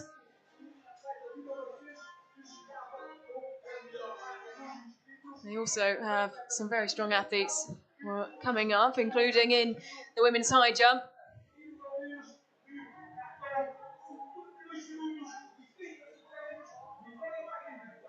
And confirmation of the times. Ethan Dewhurst of Ratoth taking it from Jarl Fonde of Sparta. Marianne Mortada going out incredibly quickly. And after 2 days of intense racing, just tying up slightly, but still enough to take 8 points for Blackheath and Bromley. Pilsen, 6 points from David Bimham's 56.20.28 effort. And that's how things have changed in the standings. Sparta lead the way from reigning champions Castellon, level on points with Blackheath and Bromley. Sporting CP in 4th, Pilsen in 5th, and Ratoth with a big gap to make up. But this could be the event where they start to do that. The women's high jump up next. Our 8th event.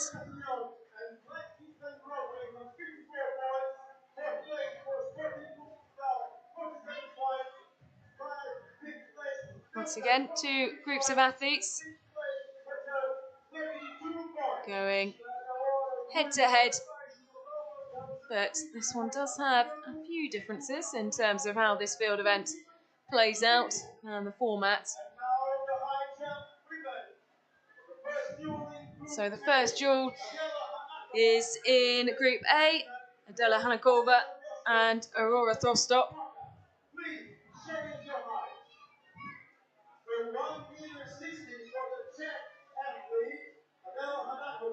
Hanakova going for 160, Throstop going for 150. The athletes have to declare their heights before they jump them.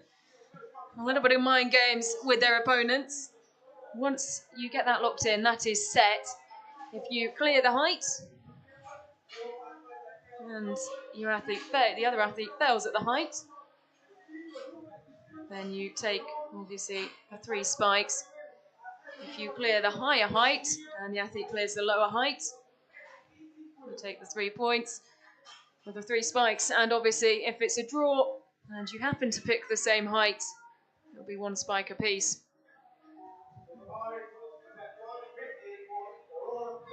150 for Aurora Throstop, that's what she's going to attempt.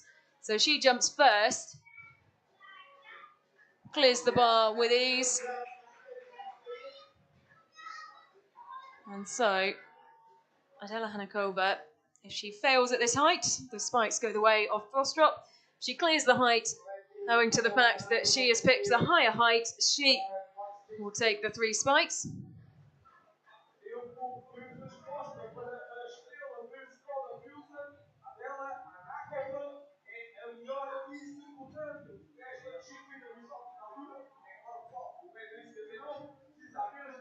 Hanakova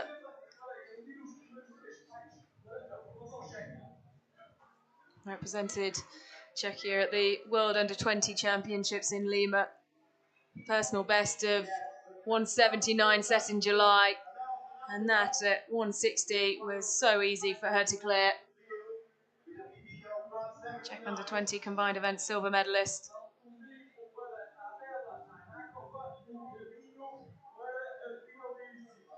Czech head coach saying that first and foremost, they wanted to get into the A final. They did that with so much ease yesterday. And now they've got some work to do. Next up, it is Group B. Jessie Sargent of Blackheath and Bromley, 151. Tara O'Connor, 166 of Ratoath. Tara O'Connor, one of the athletes to watch in this one. Equal best personal best with Hanakova. But Tara O'Connor, she has cleared that height twice this year in very good form and very confident after yesterday's performance in qualifying. And like Ethan Dewhurst, there will be plenty of eyes from the Ratoath side on her to secure 12 points here for the Irish team. It will be, though, Jessie Sargent who's first to jump.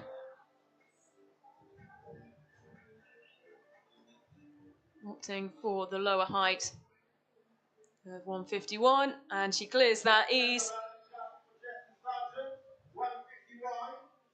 151, easily done for Jessie Sargent. Big smile on her face. But now Tara O'Connor, an opportunity to take the 3 spikes from this one. 166 is the height that she's gone for.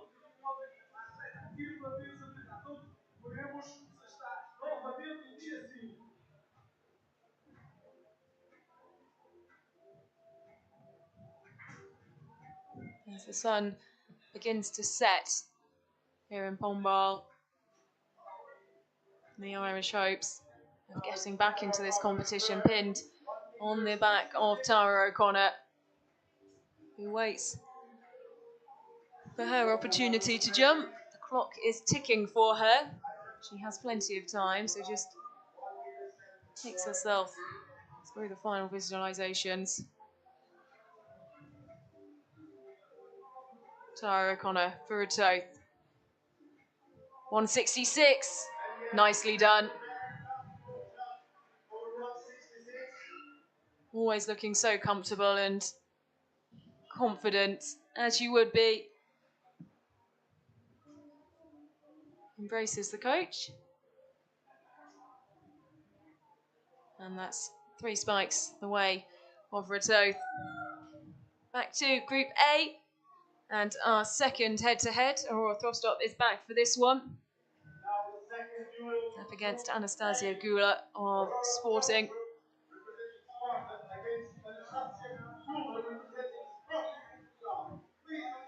A third of the lineup from the women's 100-metre hurdles. And, well, Gula going for 151. Throstop going for 150. So not much between those two declarations at all. And there's been so many declarations that have ended in a 1. Did start to wonder whether these athletes are opting to put just a 1 or maybe even a 2 in some cases, where they know they can clear the height maybe of 150, just going for a centimetre more in case their competitor goes for a round number. And that's worked here for Anastasia Gula. Aurora Throstop will be first to jump.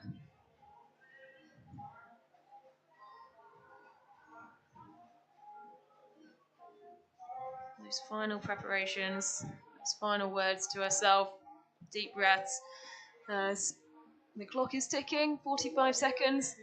She has now to start her jump. The lower height of 150, but not much in it at all. There's a little rattle, a slight graze there but Aurora Thorstop over the height of 150. And now Anastasia Gula, who's opted for just 1 centimetre higher, has to clear that height to take the 3 spikes.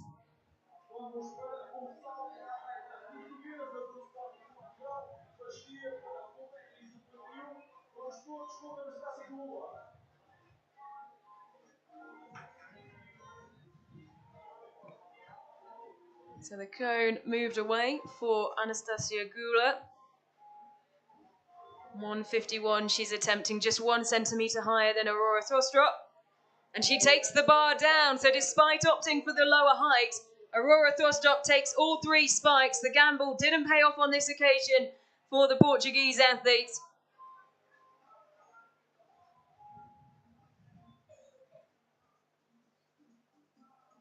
So Aurora Thorstrop will likely be in the fight for a maximum of 8 points. And 3rd place, Gula will have to come back against Adela Hanakova, one of the favourites in this competition, to try and secure some spikes to ensure that she is competing for more than a maximum of 4 points in that first head-to-head in the finals. 2 more events on the track individually. The women's 100 metres, men's 200 metres. That men's 200 metres in particular, set to be a thriller. Conversations continuing between now the officials and one of the Blackheath and Bromley coaches.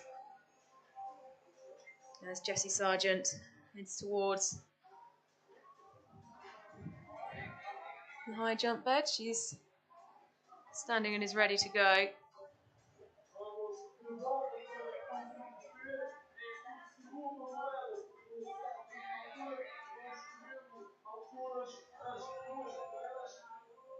So there's been a slight confusion, and it is Tara O'Connor and Elena Correa who are next to jump, despite Jessie Sargent potentially being informed that it was her turn to go.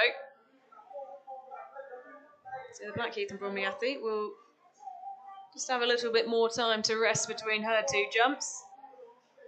While Tara O'Connor has to quickly grab the whiteboard and decide what height she's going for. Quick glimpse of it there.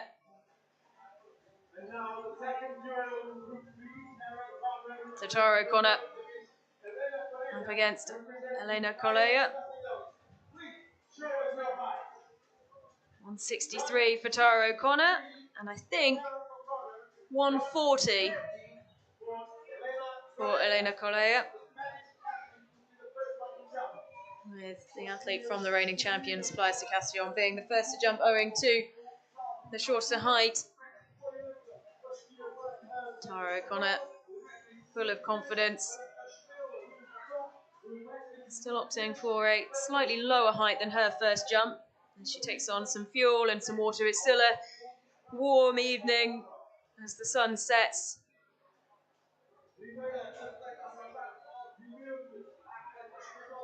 A warm but breezy late September day here in Pombal.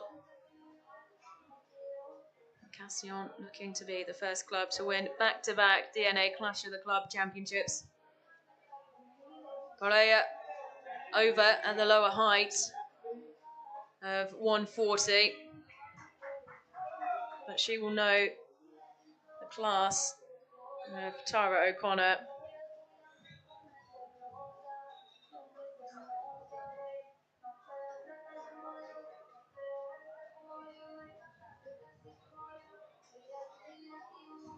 .163, Tara O'Connor's attempting here.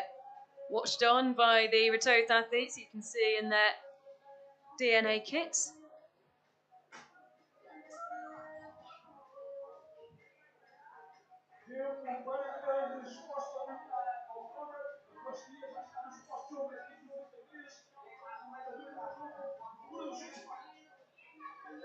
Tara O'Connor, 163.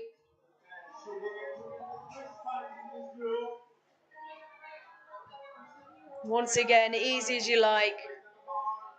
just keeps going without any faults, Tara O'Connor. Another embrace from the coach. Happy coach, happy athlete.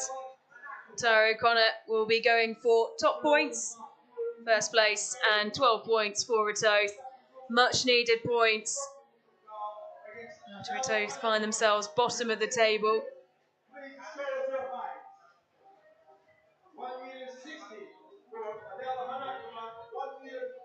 160 for Adela Hanakova. Anastasia Gula going for the lower high once again.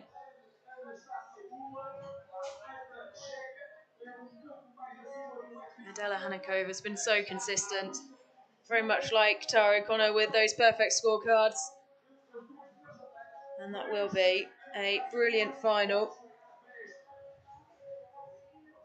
If Adela Hanakova can get over this final duel, Anastasia Gula opting for the safer lower height.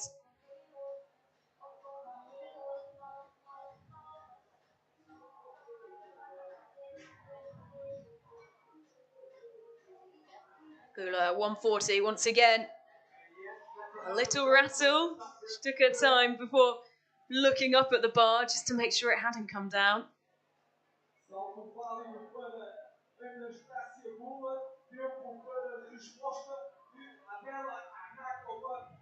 Adela Hanakova next to jump. As you can see, the men warming up for the javelin throw, our final event of the day. Adela Hanakova calling on support from the crowd.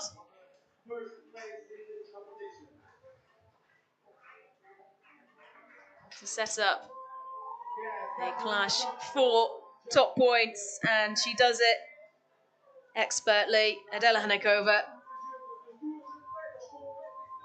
will be up against Tara O'Connor to see who will take 12 points from this women's high jump final. One more head-to-head to go, though, in Group B. Elena Colea up against Jessie Sargent.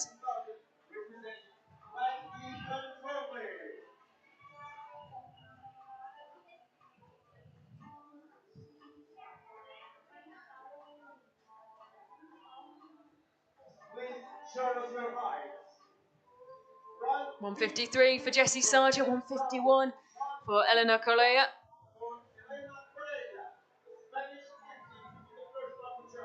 Elena Colea first to jump.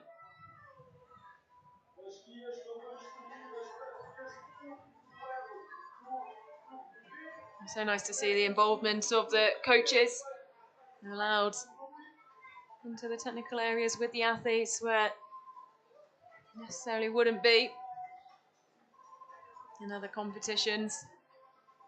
Able to help with those tactical decisions when they're required. So much of this event, more about tactics, less so about heights and times. There's just a bit of confusion between Jessie Sargent and Elena Colea over who is jumping first, and with the lower height, it is the Spanish athlete.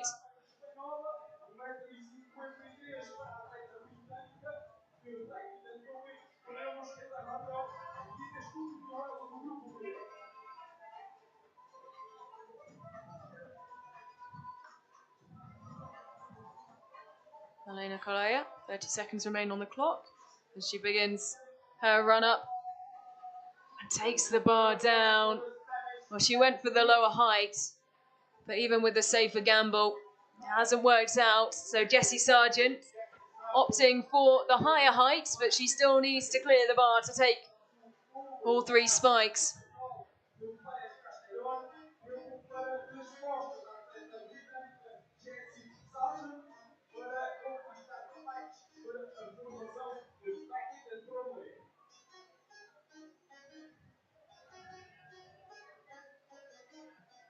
Blackheath and Bromley, they know how important securing points are.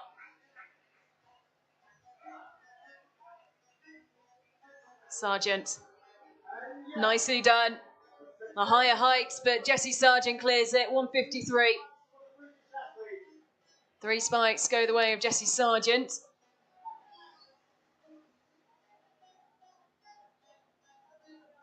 As we will come back for the final of the women's high jump, but first our attention goes down to the track for the final of the women's 100 metres, and another one that's shaping up nicely in terms of storylines that mimic those in the points tallies. Ines Gomez, of the reigning champions, goes in lane 1, third fastest time in the field this season, the 19-year-old.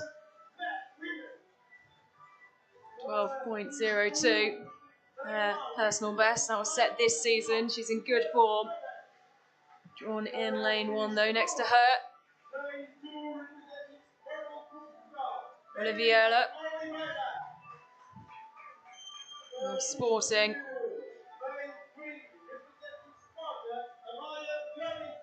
Amaya Jorgensen, incredibly quick personal best. Honey Chalmers is next to her. She ran brilliantly from the outside lane yesterday. And keep your eyes on this athlete, Katie Doherty, national 4x4 relay champion. Set personal best in all the track disciplines she competes in this season. Came second in the B final last year. She stepped up to the A final. Jindrova going in lane 6 for Pilsen. Now Maya Kruse-Jorgensen, fastest personal best in the field. Katie Doherty won her race yesterday. After winning, coming second in the B final last year, she's made the step up to the A final with her club Retoth and would love to win in this women's 100 metre final. So eyes on lane 3 and lane 5, Sparta and Retoth. Retoth desperately in need of some points, and they're looking to Katie Doherty to deliver them. She's made a great start, leads the way. For the Danish athlete, finishing strongly. It will be so close between them. Jorgensen maybe just got there first. Jorgensen takes the victory. She can't quite believe it. She had to work so hard in the closing stages to get back on level terms with Katie Doherty.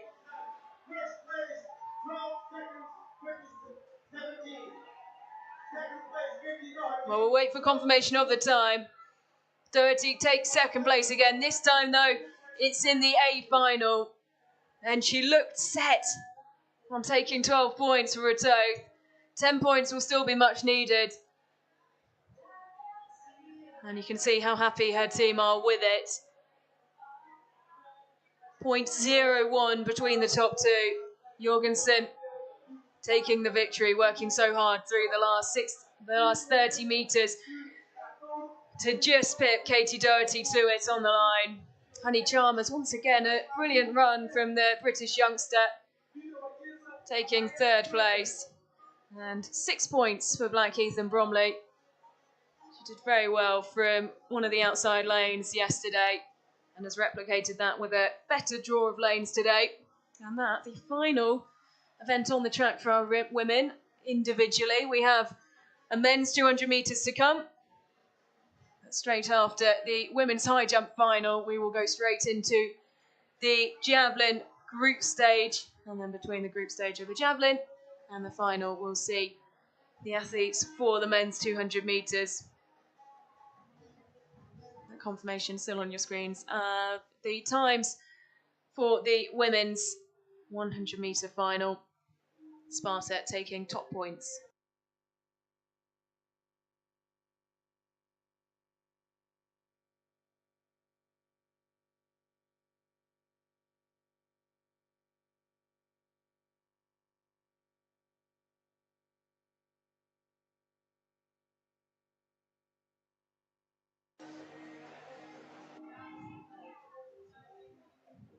So the athletes just preparing themselves for this final of the women's high jump. The first two athletes stepping up.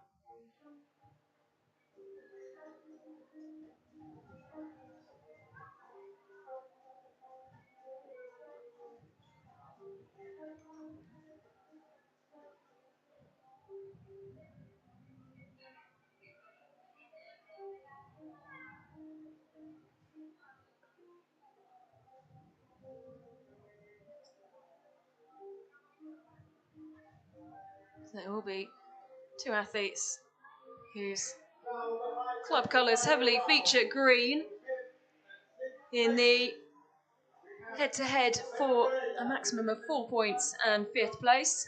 Elena Colea up against Anastasia Gula. As they reveal their heights, 147 for Gula, 157 for Colea, and 151 for Anastasia Gula. Elena Colea of Castillon, first to jump, opting for the lower height.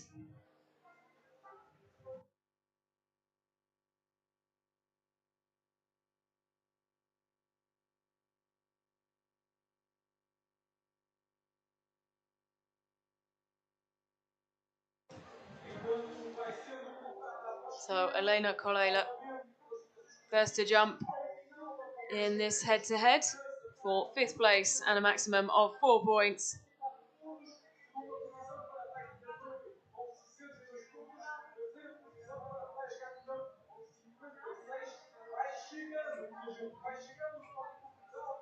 Looking to take 4 points for the reigning champions.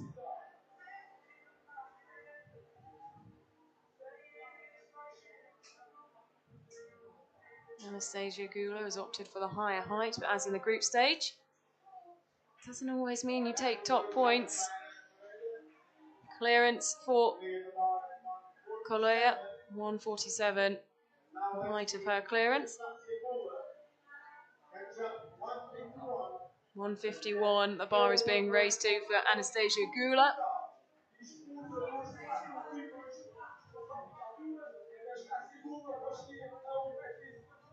The Toth athletes with the right idea, knowing that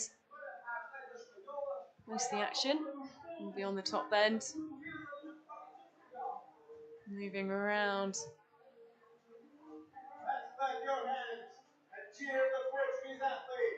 In preparation for our last two events and two when they've got particularly strong athletes going in. Well, Anastasia Gula, despite going for the higher height, has taken the bar down. So Elena Colea takes 4 points for the reigning champions, Players de Castillon. Sporting have to settle for 6th place and 2 points. The bar coming down under Anastasia Gula, who's bitterly disappointed. The duel for 3rd and 4th now. Jessie Sargent and Aurora Thostrup.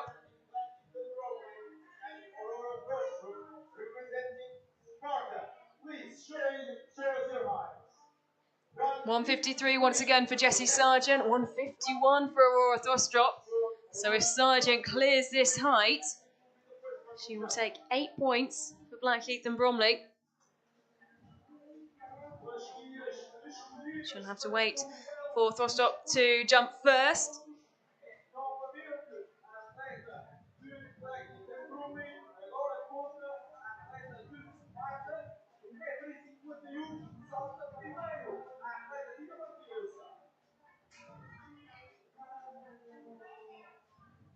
Aurora Thostrup, first to jump.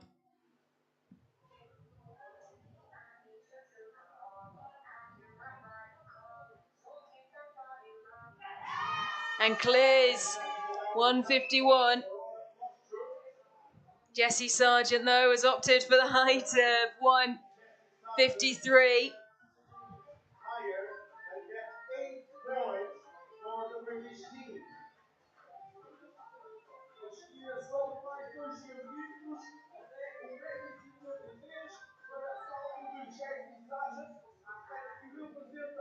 So 8 points on the line here for Jessie Sargent. If she clears this, 8 points go the way of Blackheath and Bromley. Much needed points ahead of the hunt. Sparta will take home 6. Sargent clears. 8 points go to Jessie Sargent and Blackheath and Bromley. Delighted with that, the British athlete, as his coach. A big 8 points. Blackheath and Bromley needed it.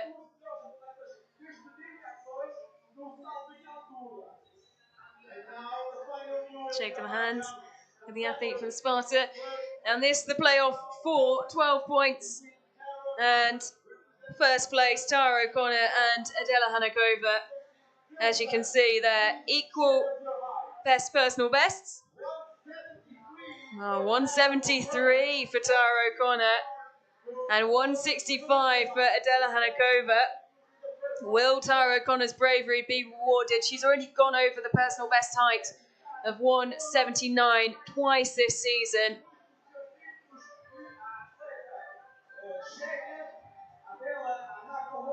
It's the shared personal best height with Adela Hanakova, who just hasn't really pushed too much towards it.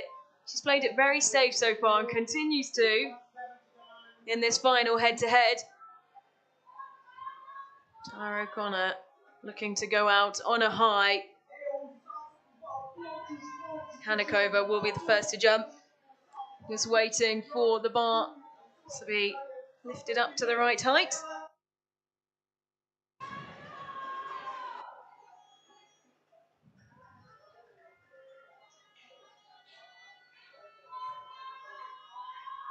Hanakova looking for support. Bounding towards the bar, and she gives it a wobble, but she clears. 165. Look of relief there. It is, however, the lower of the two heights. Tara O'Connor opting for 173 as the Retoth athletes and coaches, supporters behind get to their feet, ready to support Tara O'Connor. Retoth need points. Ethan Dewhurst has delivered in the 400-metre hurdles. The weight is on Tara O'Connor to deliver for Retoth here. She's opted for the bigger height of 173. She's gone over 179 twice this season. That's her personal best. This a brave jump, a brave effort. She wobbles the bar, it stays up. Tara O'Connor wins 12 points for Retoth. They needed some big results so desperately. The Irish team have stepped up from winning the B final last year into the A final this time round. And the Retoth athletes jog in to celebrate with Tara O'Connor, who's delivered big points for Ireland and Retoth.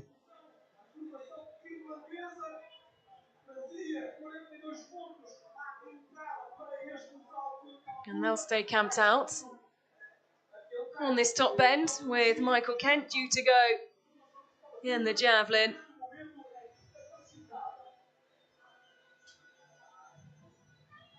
Which will meet the athletes for almost straight away as the women's high jump concludes with 12 points going the way of Retoth. Blackheath and Bromley celebrating regardless as Jessie Sargent takes 8 points for the British team.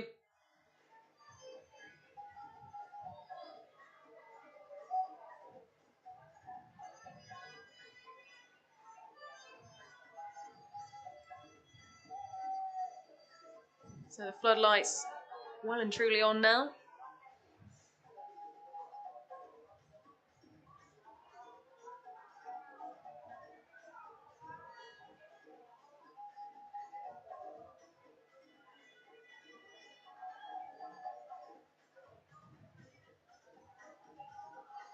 Next up is the men's javelin. We are not far away from the start of our final event, the hunt. Just 2 more events, 2 more opportunities to take points. Sparta leading the way. Well, they've opened up quite the gap now over Blackheath and Bromley. Pleister Castillon sat in third. They do have a very fast 800-metre runner who shone yesterday on the final leg of the hunt. So do Pilton, but they are trailing by quite some margin. Sparta out in front. looking to continue to add to their points through Mads Vincentson, the multi-eventer who goes in Group A.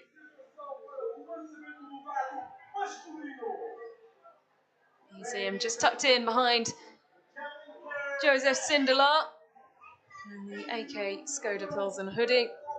The temperature beginning to drop slightly as the sun sets over Pombal.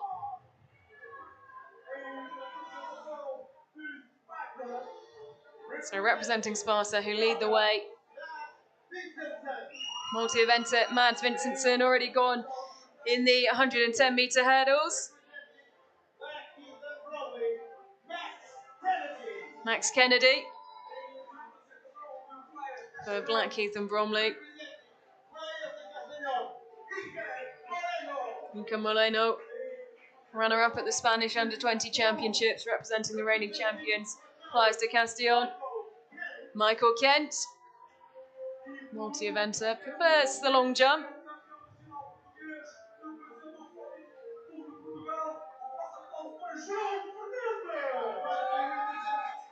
João Fernandes, arguably the one to watch in this competition for Sporting CP, finalist at the World Under-20 Championships just over 3 weeks ago now in Lima in Peru. Personal best of 74.43. Now we have seen already today, it was in the B final, but we have seen a throw over 70 metres. The crowd loved it, and we would love to see, once again, another big throw that ventures out the top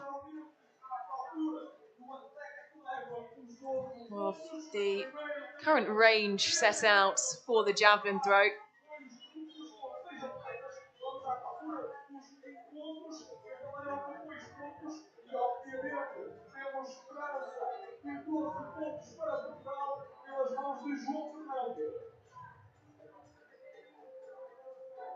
The first duel in Group A. Joseph Sindelar. Sindelar against Mads Vincentson representing Sparta. Czech athlete, first to throw. Joseph Sindelar, senior finalist at the Czech National Championships, a personal best of 67.31. Potential to see quite a few big throws in this final. And Sindelar getting us underway with one that's well over 55 metres.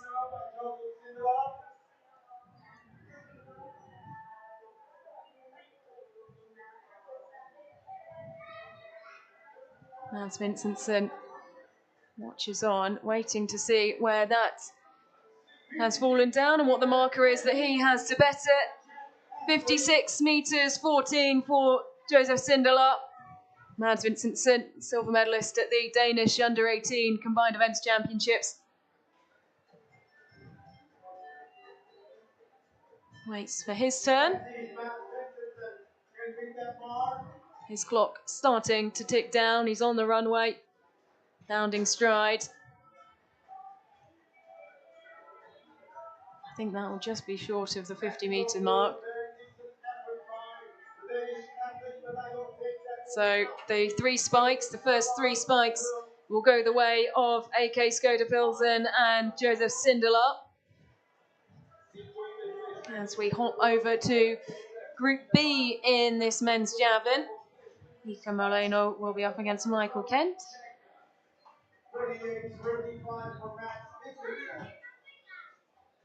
48.35 for Vincentson. Ica Moreno up against Michael Kent. And the athlete wearing the green of the reigning champions first to throw.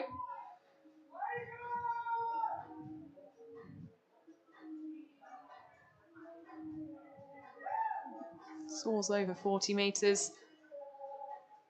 Not quite as far as 45. Michael Kent receiving some last-minute instructions on the runway.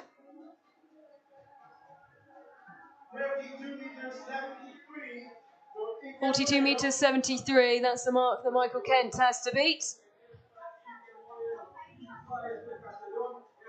A shorter run-up for the Irish athlete.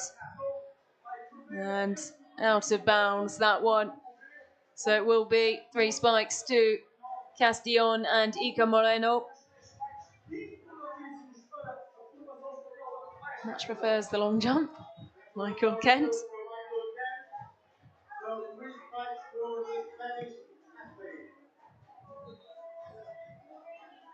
But is enjoying the music and the atmosphere created by the Retoth fans on the top bend. Back to Group A, Mads Vincentson is up again. No rest for the Sparta athlete. It's Max Kennedy who will take his first throw in the competition after the tall Dane on the runway. His second throw.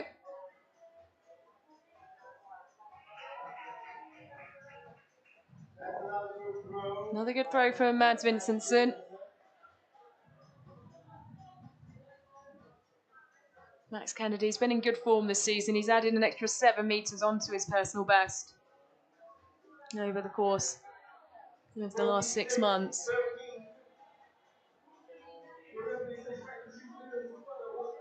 46.13, the mark that Max Kennedy needs to beat to take 3 spikes and get his series off to a good start. There won't be too much between that. 2 very different styles of throws. That one looped up quite high and then dropped down from Max Kennedy. He watches on. 46.13. Wait for confirmation of where Max Kennedy's throw is measured in comparison.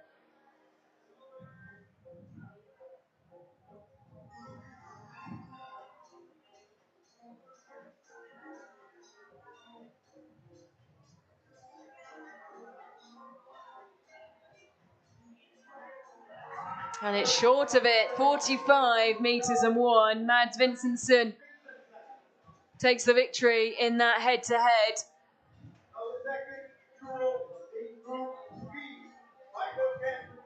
Michael Kent is back and wastes no time into getting into his run-up. Around the 34-metre mark, that one looks. For Michael Kent, who's up against João Fernandes.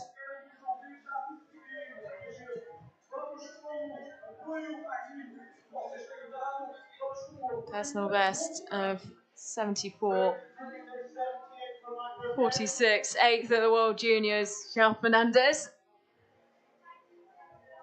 Michael Kent, though, very happy with what he's achieved. He will know, however, though, the prowess of this athlete. Fresh off the back of the World Under-20 Championships, travelling, well, half the way around the world to Peru to compete in those championships in Lima. To a top 10 finish. João Fernandes in his sporting CP gear this time round. That will be well over 60 metres. And almost out the top of the range marked down by the officials in the white tape. Not quite as far as the throw from the Lazio team athlete. Sporting CP taking all 3 spikes there, no doubt about that. João Fernandes, 66.63. He's gone over 70 metres in his lifetime. We'd love to see him go over 70 metres here today. He just catches his head on one of the gazebos, has to duck as he talks to the official. Max Kennedy, as we fly through this men's javelin throw, the third and final duel in Group A. Max Kennedy up against Joseph Sindelar.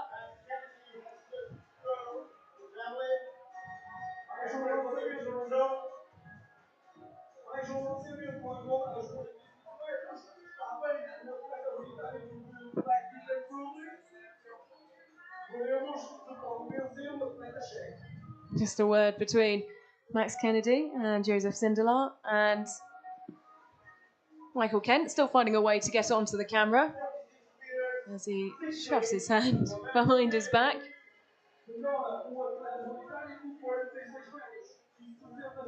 Joseph Sindelar talking himself through his throw and his processes there. Calling on support from those on the bench, his competitors, and also those on the top bend behind him, as the athletes start to warm up for the men's 200 metres, our final event on the track, individual event on the track before the hunt, which is up next. Sindelar, that's the wallow dive, and it's over 60 metres. It's a big, big throw from Joseph Sindelar. Made the final at the Senior National Championships in Czechia. Personal best of, well, a lot bigger than he's just thrown, but it will still be a throw over 60 metres. We wait for official confirmation. 62.29 from Joseph Sindelar to take the 3 spikes for AK Skoda Pilsen.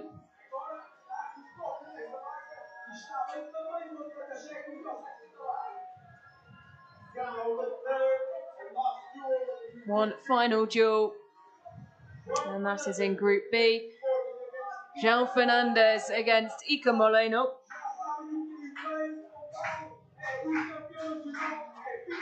João Fernandes trying to make the most of the support from the home crowd. He's first to throw this time. Already one throw over 60 metres. What can he do here? A personal best of over 70 metres. A powerful launch of the javelin. It's going to be over 60 once again. It's huge. It's almost out the top of the area marked out by the officials. It's a huge throw. It could be around 70 metres. You wouldn't be surprised if it's far off. João Fernandes lighting up the competition in this final drill in the group stage. Well, how do you follow that, Iker Moleno? I don't think you can. 70 metres 60. It's the biggest throw that we've seen here at DNA this weekend. 2 athletes who have gone over 70 metres now. It's quite spectacular and always a pleasure to watch these athletes throw, wearing their club vests on international level.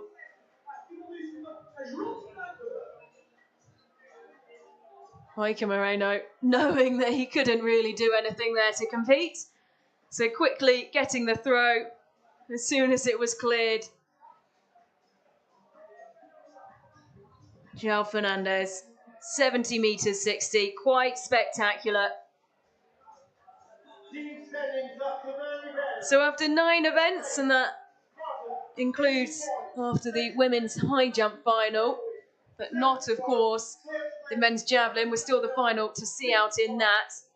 Sparta leading the way, 10 points ahead of Blackheath and Bromley, who are 10 points ahead of Castillon. AK Skoda Pilsen have fought back. They're 3 points behind the reigning champions, but still expect the teams in 3rd and 4th to do something very special indeed in the final event. They have some top-class athletes going in across a number of the legs in the hunt. Well, there's the lineup for our final event individually on the track. Daniel Gelabo of Castillon looking to gain some important points for the reigning champions, who, as you saw there, are trailing from Sparta and Blackheath and Bromley. Daniel Gelabo, 1 thumbs up, ready to go. Oliver Vesely of AK Skoda Pilsen, regional indoor silver medalist over 60 metres. Expect him to be quick out of the blocks. Can he match the pace of this man, though? A DNA hero. He's competed at every single one of the DNA under 20 clubs meets. Jesse Osas, one of the quickest in the field. Next to him, though, Jack and Duba of Blackheath and Bromley. Sofus, Emil Lamsgaard Jensen.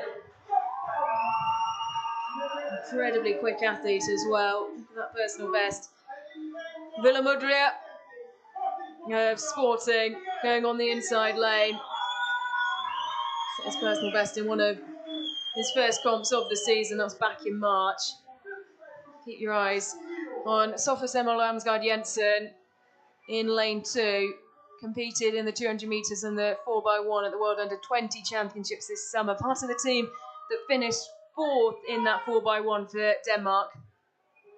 National indoor title in the 4x2 relay, which you don't see too often.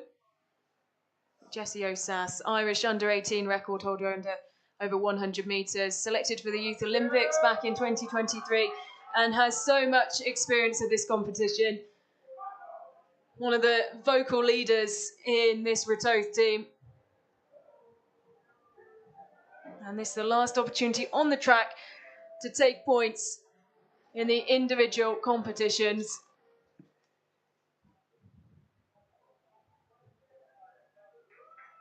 Silence falls over the stadium. And underway, and it is, of course, a great start for Jesse Osas. He's so quick out of the blocks, but so is Jensen, who's charging him down alongside Jack and Duba as well. Jesse Osas and Duba, Jensen, these three neck and neck. Jensen starting to pull away now, the gap opening up. Osas is coming back. Jensen takes it, he tumbles. He's over the line. He gets there just ahead, I think, but diving over the line.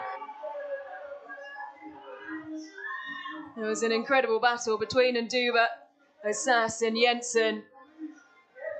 Jensen back up onto his feet. It is Jensen who takes the victory. 21.84 has come up on the trackside screen. A dramatic end to the first event on the track. Well, the last event on the track even, individually. Sofus Emil Lamsgaard Jensen tumbling over the line, but still taking the victory in a time of 21.84. Jesse Osas having to fight back in the closing stages against Jack and Duba. Top points going the way of Sparta, who are already leading the way.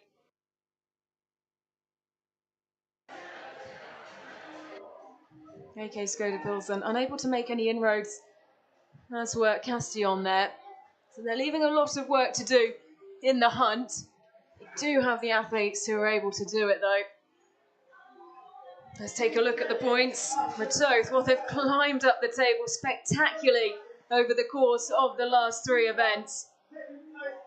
Up to third now with 64 points. It's been a brilliant comeback. Castillon and Pilsen level on 62. Sparta leading the way by quite some margin. 1 point advantage equals a third of a second. And Sparta, well, they're racking up the time advantage here ahead of Blackheath and Bromley. Ratoath fighting back incredibly well. But keep your eyes on Castillon and AK Skoda Pilsen. It's not over until the end of the hunt.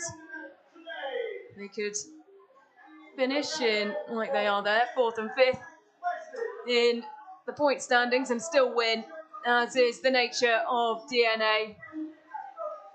And we love the unpredictability of it, particularly in this DNA under 20 clubs format.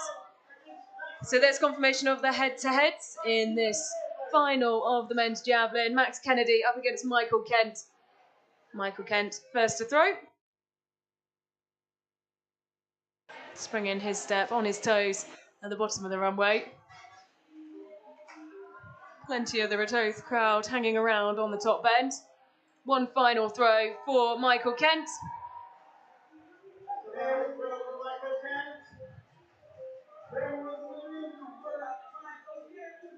The long jump specialist has done enough to secure some points for his team there. A busy summer, he's been competing at the European Under-18 Championships in the long jump. Max Kennedy, he'll be quite confident that 32.73 mark will be beatable for the British athletes on the runway. Not leaving anything to chance though. 50 metres, maybe just under, for Max Kennedy, Blackheath and Bromley. One thumbs up, 4 points going his way. And 5th place for the British athlete. Shares a high five with Michael Kent. Over a toast. 28-76 for him.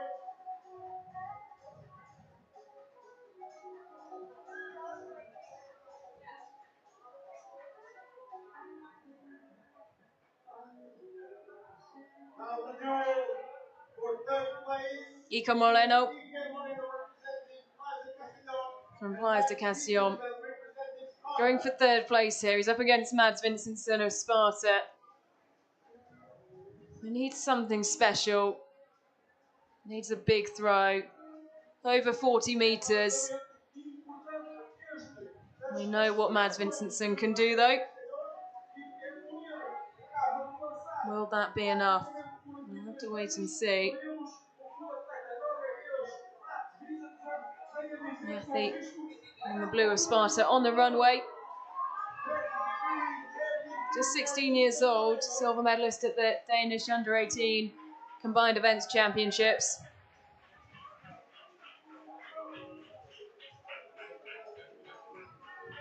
The big Sparta flag has made its way onto the near side of the infield as the athletes prepare for the start of the hunt. Nicely done by Mads Vincentson. I think that will just be enough around the 34-35 metre mark, that looks. So it won't be too much between these two. It will be one of the closer of the head-to-heads for 3rd place. And it will go the way of Mads Vincentson, who springs off to celebrate with his coach, who's adorned with the blue beard. 8 points going the way of Sparta. And 3rd place for Mads Vincentson.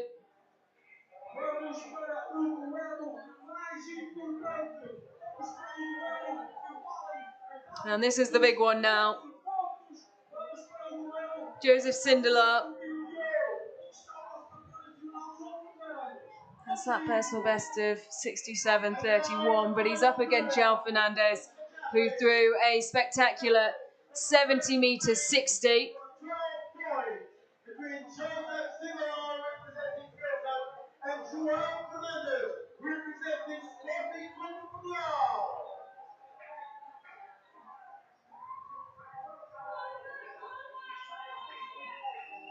So Joseph Sindelar just waiting for the right opportunity to throw. Goes up high and drops down around 55 metres.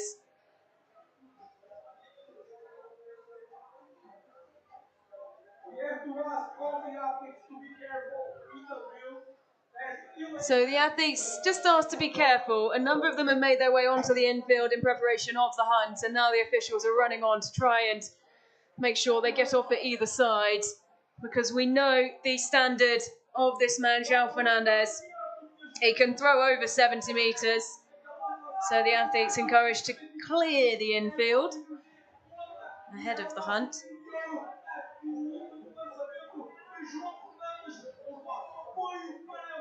The athletes now held at either side for getting onto the infield for their safety.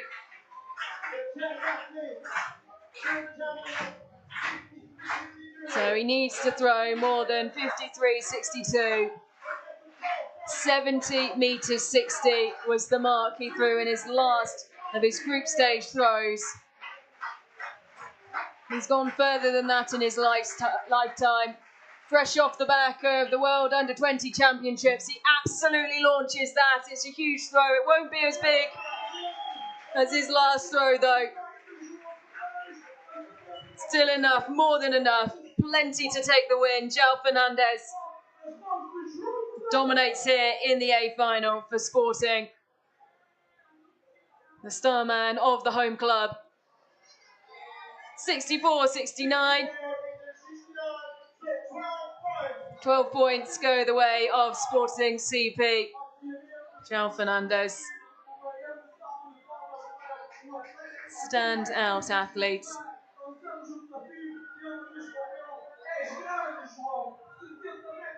Well, the celebrations starting already. A mix of the sporting athletes, the Blackheath and Bromley athletes in there as well. All of those competing have piled onto the infield in preparation for our final event, the hunt.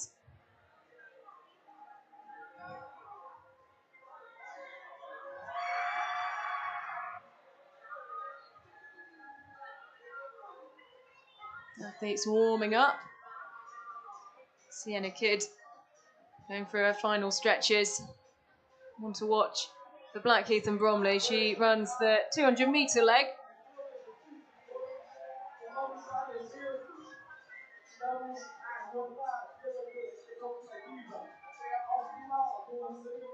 So the athletes scattered now around the track, around the infield if they're not competing, around the track if they are competing.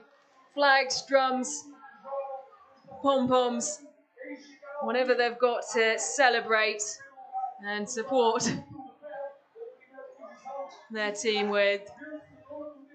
Some interesting dance moves from the Blackheath and Bromley team. So we wait on for the official team standings. After that, the points difference will be turned into a time difference and a time advantage.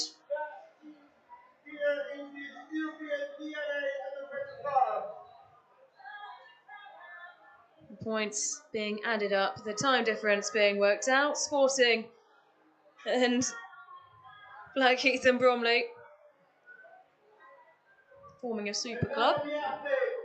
And there are the final standings after 11 events.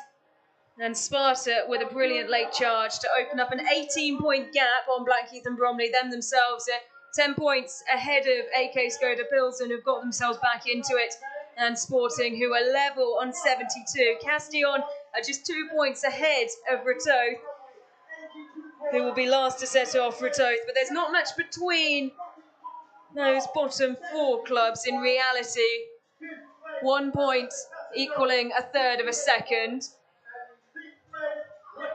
So Sparta, 18 points they have over Blackheath and Bromley after 11 events.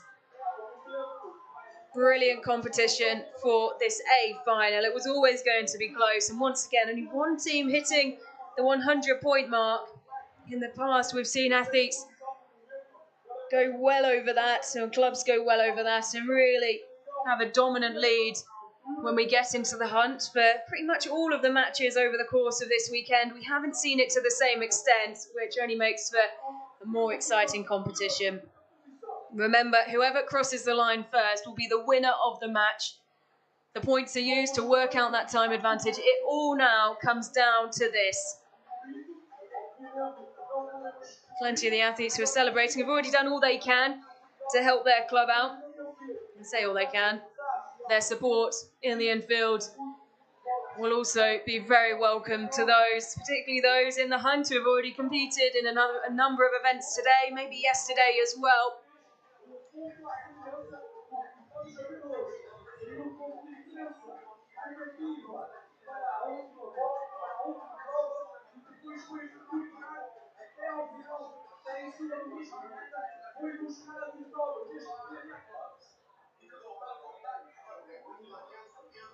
So 6 seconds, the advantage that Sparta will have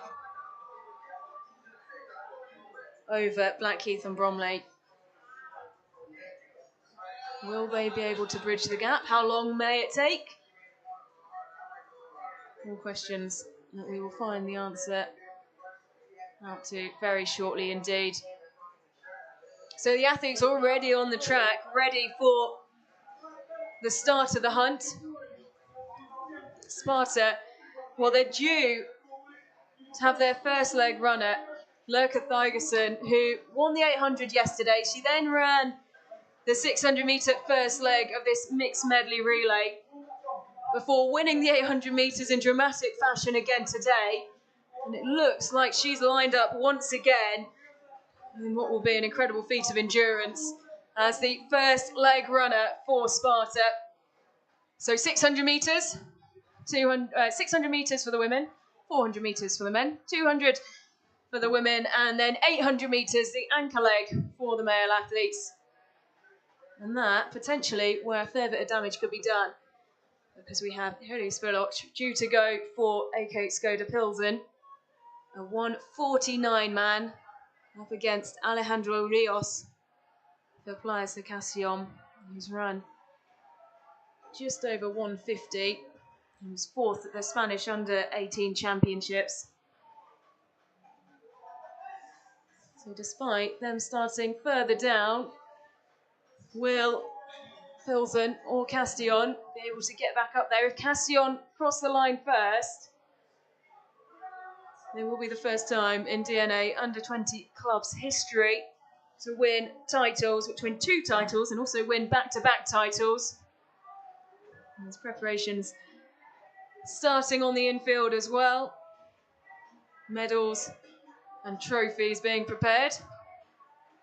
And of course, have a trophy lift as we celebrate whoever has won the A final after this final race. And then the party, well, it will continue well after the trophy lift has happened.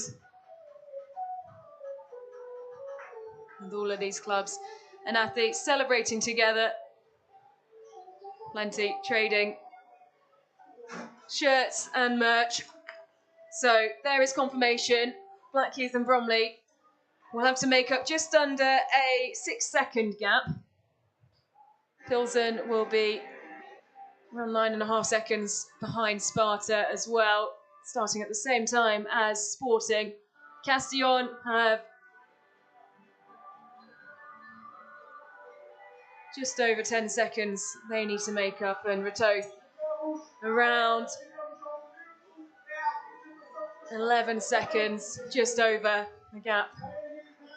But still, in reality, if you have a couple of athletes who are stronger in certain disciplines, particularly that 600 metres and the 800 metres, 11 seconds can be made up. We've seen it happen before. So Ratoath will be last to set off before them, and not too far before them, Castillon, who we expect to do something special.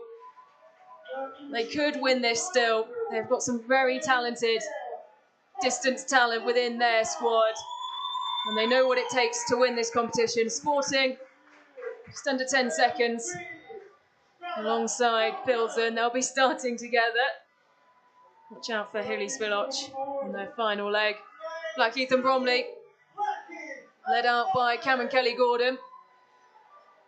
She'll have a 6-second gap to make up on Sparta, and Lurka Thygerson, who's back again, and you can understand why she doesn't lift her arms all the way up there. She's already ran and won both 800 metres that she's competed in, and had to lead out Sparta last night as well. Very tired legs amongst these Hunt teams. A lot of weight on her shoulders. She has a 6-second advantage almost. And we'll have to dig very, very deep here indeed. The final event, the deciding event here at DNA Under-20 Clubs. The 3rd edition of the Clash of the Clubs. Sparta amassing the most points and enough to give them a 6-second advantage. The athletes called down to start. The green light will flash. Off goes Sparta and Lurka Thygerson. Cameron Kelly-Gordon gets her cue to go. The 2 athletes from Pilsen and Sporting, and now all the athletes are away. And it's a pursuit of Lurka Thygerson. Some very tired legs. 600 metres this first leg. Cameron Kelly-Gordon chasing in pursuit, and then behind her, well, a group of 4. Castillon looking to bridge the gap, and they are doing so. They want to give Alejandro Rios the best chance of coming home first. The reigning champions looking to do it in back-to-back years. You can see how hard Lurka Thygerson is working. She's cheered on, the Sparta flag flying right next to her. 200 metres to go for Lurka Thygerson. Cameron Kelly-Gordon pursued by the team who won last year. Midjans has caught up with Kelly-Gordon and just cruises past her. She has that extra gear as she swaps the baton in her hands. And now her sights set on the back of Lurka Thygerson, who I think will get to hand over first. But the team from Spain have done an incredible job at cutting that gap already over the course of the first 600 metres. Hand over now, and it's 400 metres for the men. Jose Miguel Pons in pursuit for Playas de Castellón. And Wogugu for Blackheath and Bromley, trying to close the gap on the athlete in green ahead of him.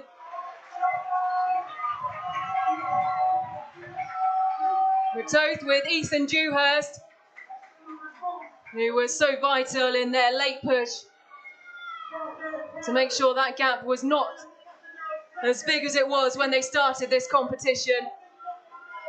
He's just ahead of the athlete from Pilsen. Sparta still out front. Jorgensen, who's already gone in the 200 metres. And the 100 metres, now she's flying round 200 metres. And she'll hand over. Sparta in the lead. William Thorgensen, who will take up this final leg of 800 metres. His sister, Sophia.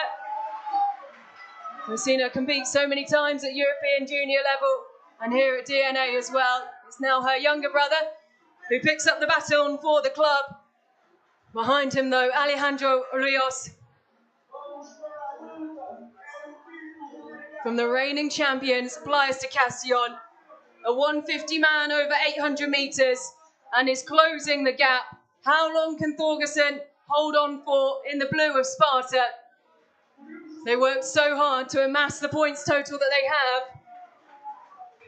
And they have, well, around a 25-metre lead. Alejandro Rios, though.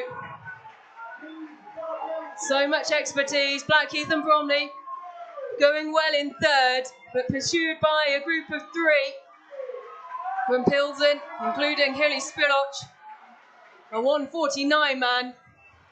Well, the gap doesn't seem to be closing. Thorgerson, as things stand, have done enough. What does Alejandro Rios have left? He has to close a gap of around 30 metres now. He's been desperately trying to for over 600 metres and he hasn't been able to do it yet. Thorgerson will hold on here for Sparta. There's nothing that Alejandro Rios can do. There will be a new name on the trophy here at DNA and it will be the Danish team Sparta. Everything they did to amass the points through the first 11 events has paid off. A look over the shoulder for Thorgerson. William Thorgerson with the gold baton wins it for Sparta. Leads home their mixed medley relay team in the hunt. And Sparta have done it. Holding off the strength of AK Skoda Pilsen and the reigning champions Castellón. Thorgerson over to celebrate with his team.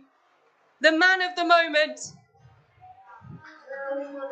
Sparta are the new champions here in Pombal.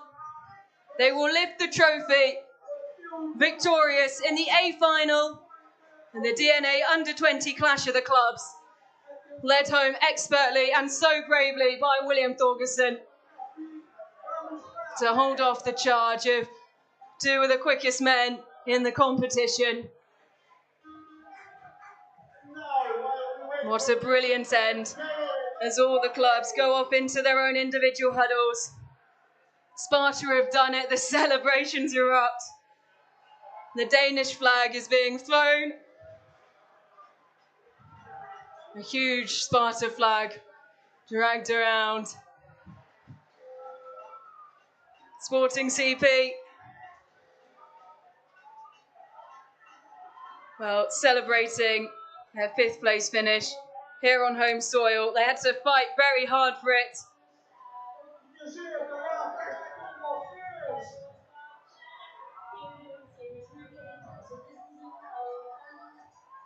Exactly what DNA is all about.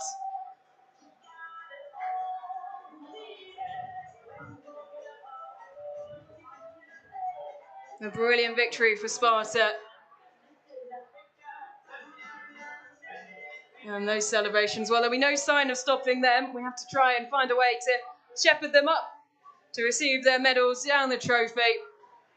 A sterling effort over 2 days. A really well-formed squad with so much depth as well.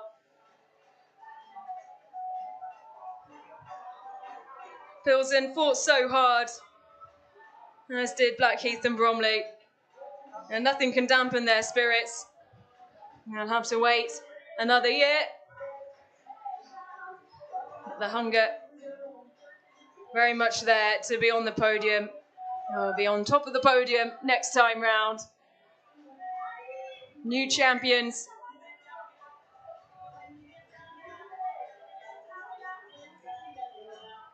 Well, the Irish team delighted to be stepping up to this level after winning the B final last year. Not to be for them today. So many of their athletes winning their own individual battles, and that obviously means so much in this competition. DNA, this is what it is all about.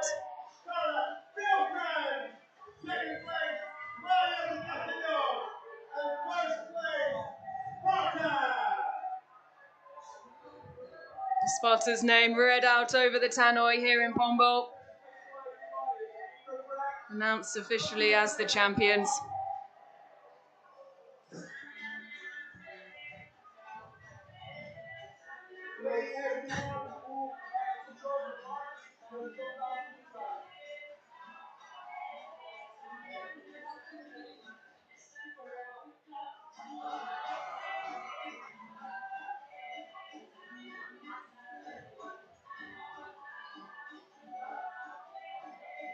Not just the most incredible celebrations.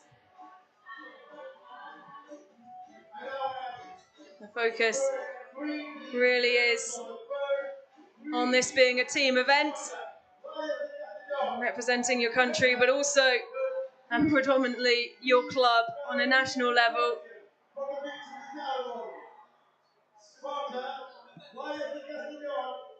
And Pilsen, please go near the podium for the victory ceremony. So some incredible scenes there. Cut short as the teams are called over to the podium. The top 3 starting to make their way over. AK Skoda Pilsen taking 3rd place. The reigning champions dethroned here in Pombal after their victory in Rome last year.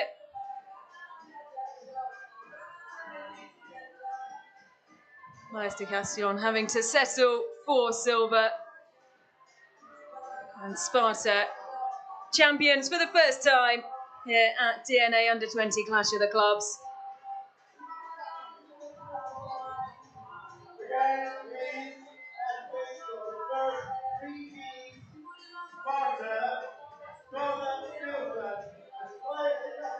So Sparta leading the way over to the podium.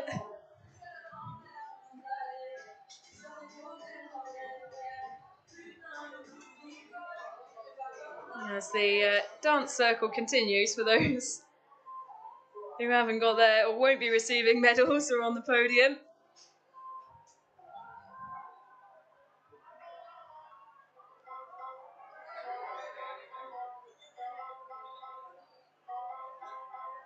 Blackheath and Bromley and Sporting CP trying to appeal there potentially for a gymnastics section to be added into the programme for DNA Under-20 clubs.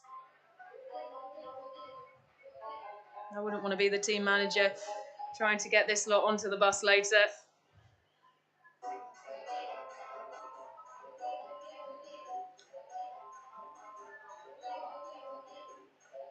It's so lovely to see Sporting CB, the opportunity for them to celebrate after a weekend of very hard work on home soil. Did so well to make it into this A final. Third in their match, the first match of the day. Finishing fifth overall after the hunt.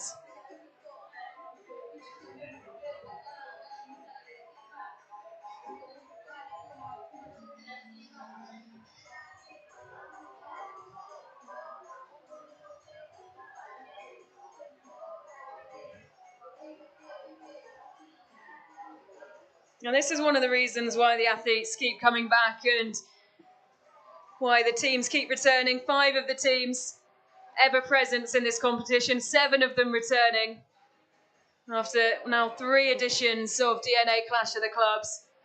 Where else do you get this kind of atmosphere? The Irish team already saying that those who aren't quite under 20 level yet, you have to be at least 16 to compete in this. Those who are maybe 13 and 14 already asking about how they can make the team for the future. And one of the reasons it's so vital to keep events where there's something different and events where they appeal to a different audience so different. Well, Alejandro Rios is waiting because I think he wants to be involved in the dance circle here, but also he has a medal to come and collect. So I think someone's tried to shepherd him over, but he said just 2 more minutes, please. He's finding his groove. Here we go, Alejandro Rios. Here he goes. 1 backflip, and then he'll be off and over to collect his medal. Well worth the wait. Alejandro Rios, who tried so desperately to close the gap for the reigning champions. 150, 800 metre man, but as you can see there, that's not the extent of his talents.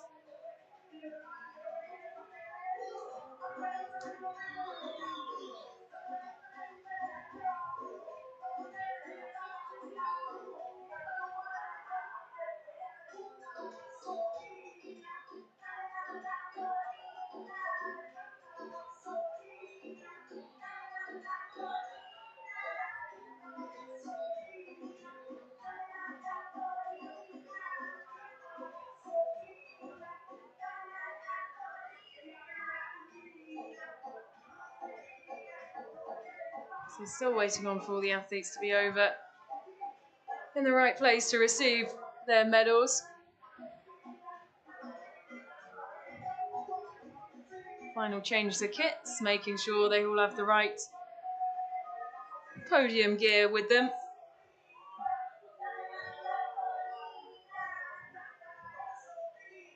And some of them just desperate not to miss out the celebrations.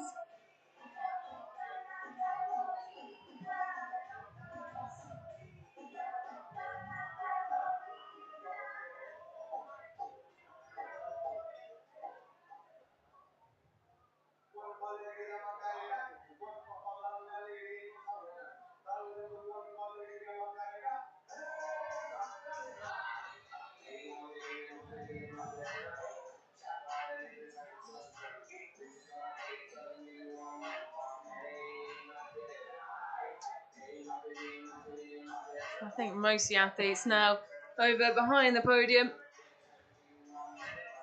ready to be introduced out to receive their medals and their honours.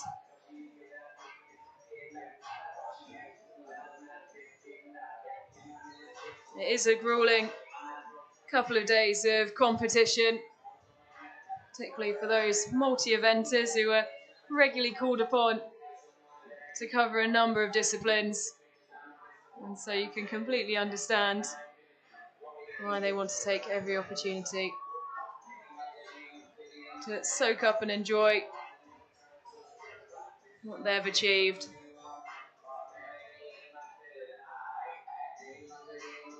How often, say, international athletics event, do you get the opportunity to do the Macarena with at least 6 other clubs. There are plenty have also stuck around. Well, I'm also looking for a sporting CP singlet.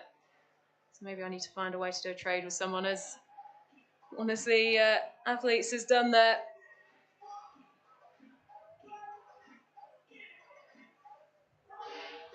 More backflips.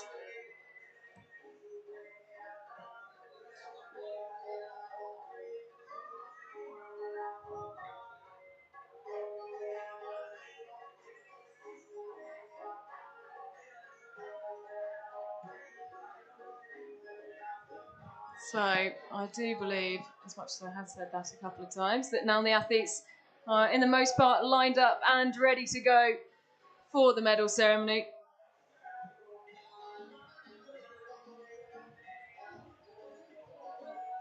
There'll be no end of these shots for the rest of the evening.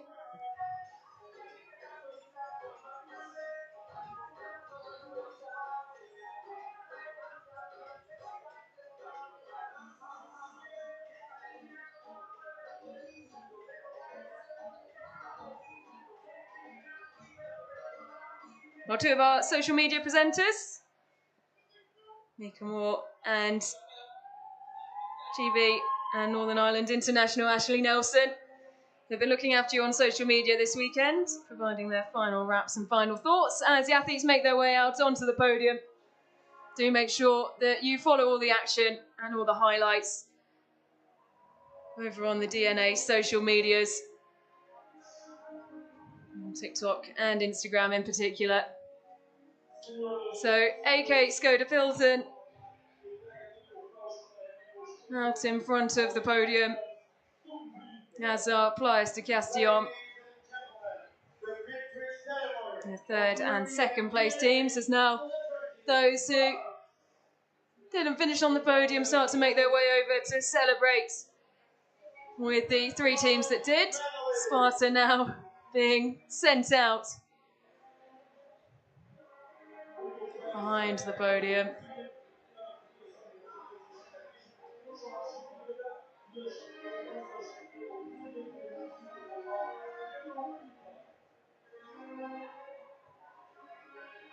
And there you can see, as the podium comes into shot, the 3 teams to take the accolades.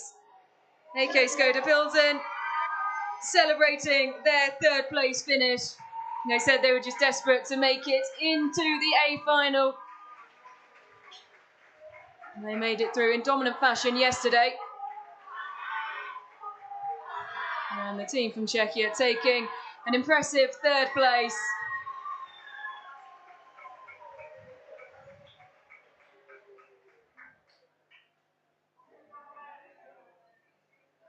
And their prize for finishing in that bronze medal position. Their medals are handed to their representative to then hand out.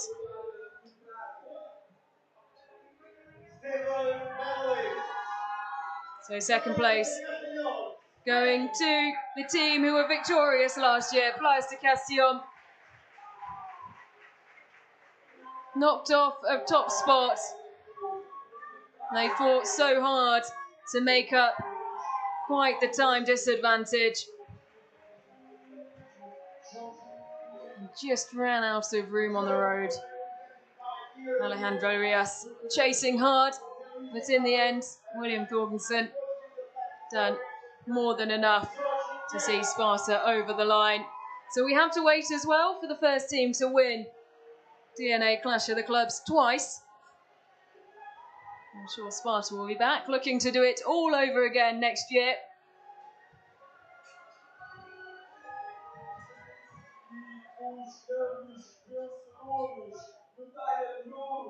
So many top performers across these 3 teams.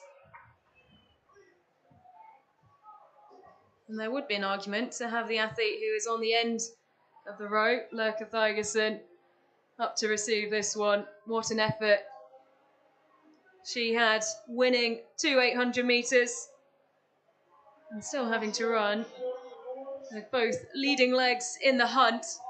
600 metres, she's racked up quite the impressive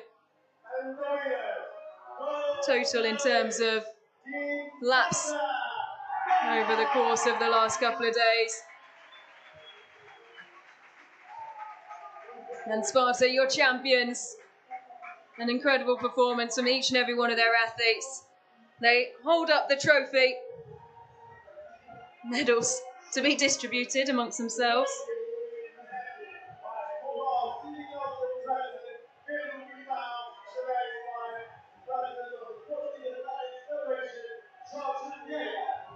There's the Mayor of Pombal and the President of the Portuguese Athletics Federation hand out the prizes. I think they're being gathered together to try and take a photo.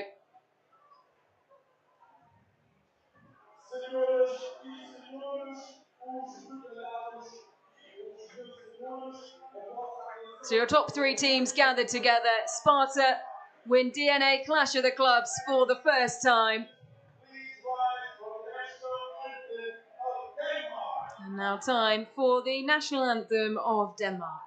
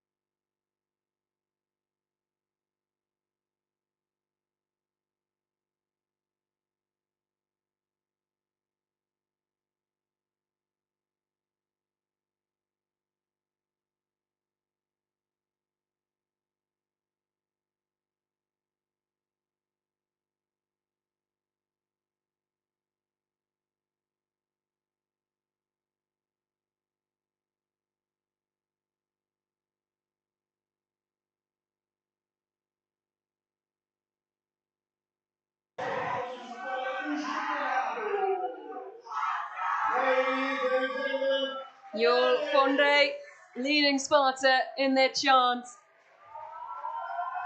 as they lift the trophy here in Pombal, champions of the DNA Under-20 clubs for the first time. They're going to drape themselves in the crest of Sparta. Once they figure out to turn it the right way around, there we go. And plenty of opportunities now for photos and celebrations that will continue long into the night. Sparta, champions here in Pombal. A brilliant final day of action. 2 really closely fought finals. The A final won here by Sparta. Earlier today, Lazio won the B final. You can find all the highlights over the course of the last 2 days of action. They're all on the DNA social media, on TikTok and on Instagram. And if you want to watch any of the events back, they will be up on the YouTube, the European Athletics YouTube page. So do go and check them out. Sparta champions here in Pombal. The celebrations will continue long into the night. The final standings, the final top 3. AK Skoda Pilsen taking 3rd. The reigning champions coming into this. Flies to Castillon, performing so well, but only enough to take the silver medal. Sparta, champions for the first time here at the DNA Under-20 Clash of the Clubs, victorious in the 3rd edition.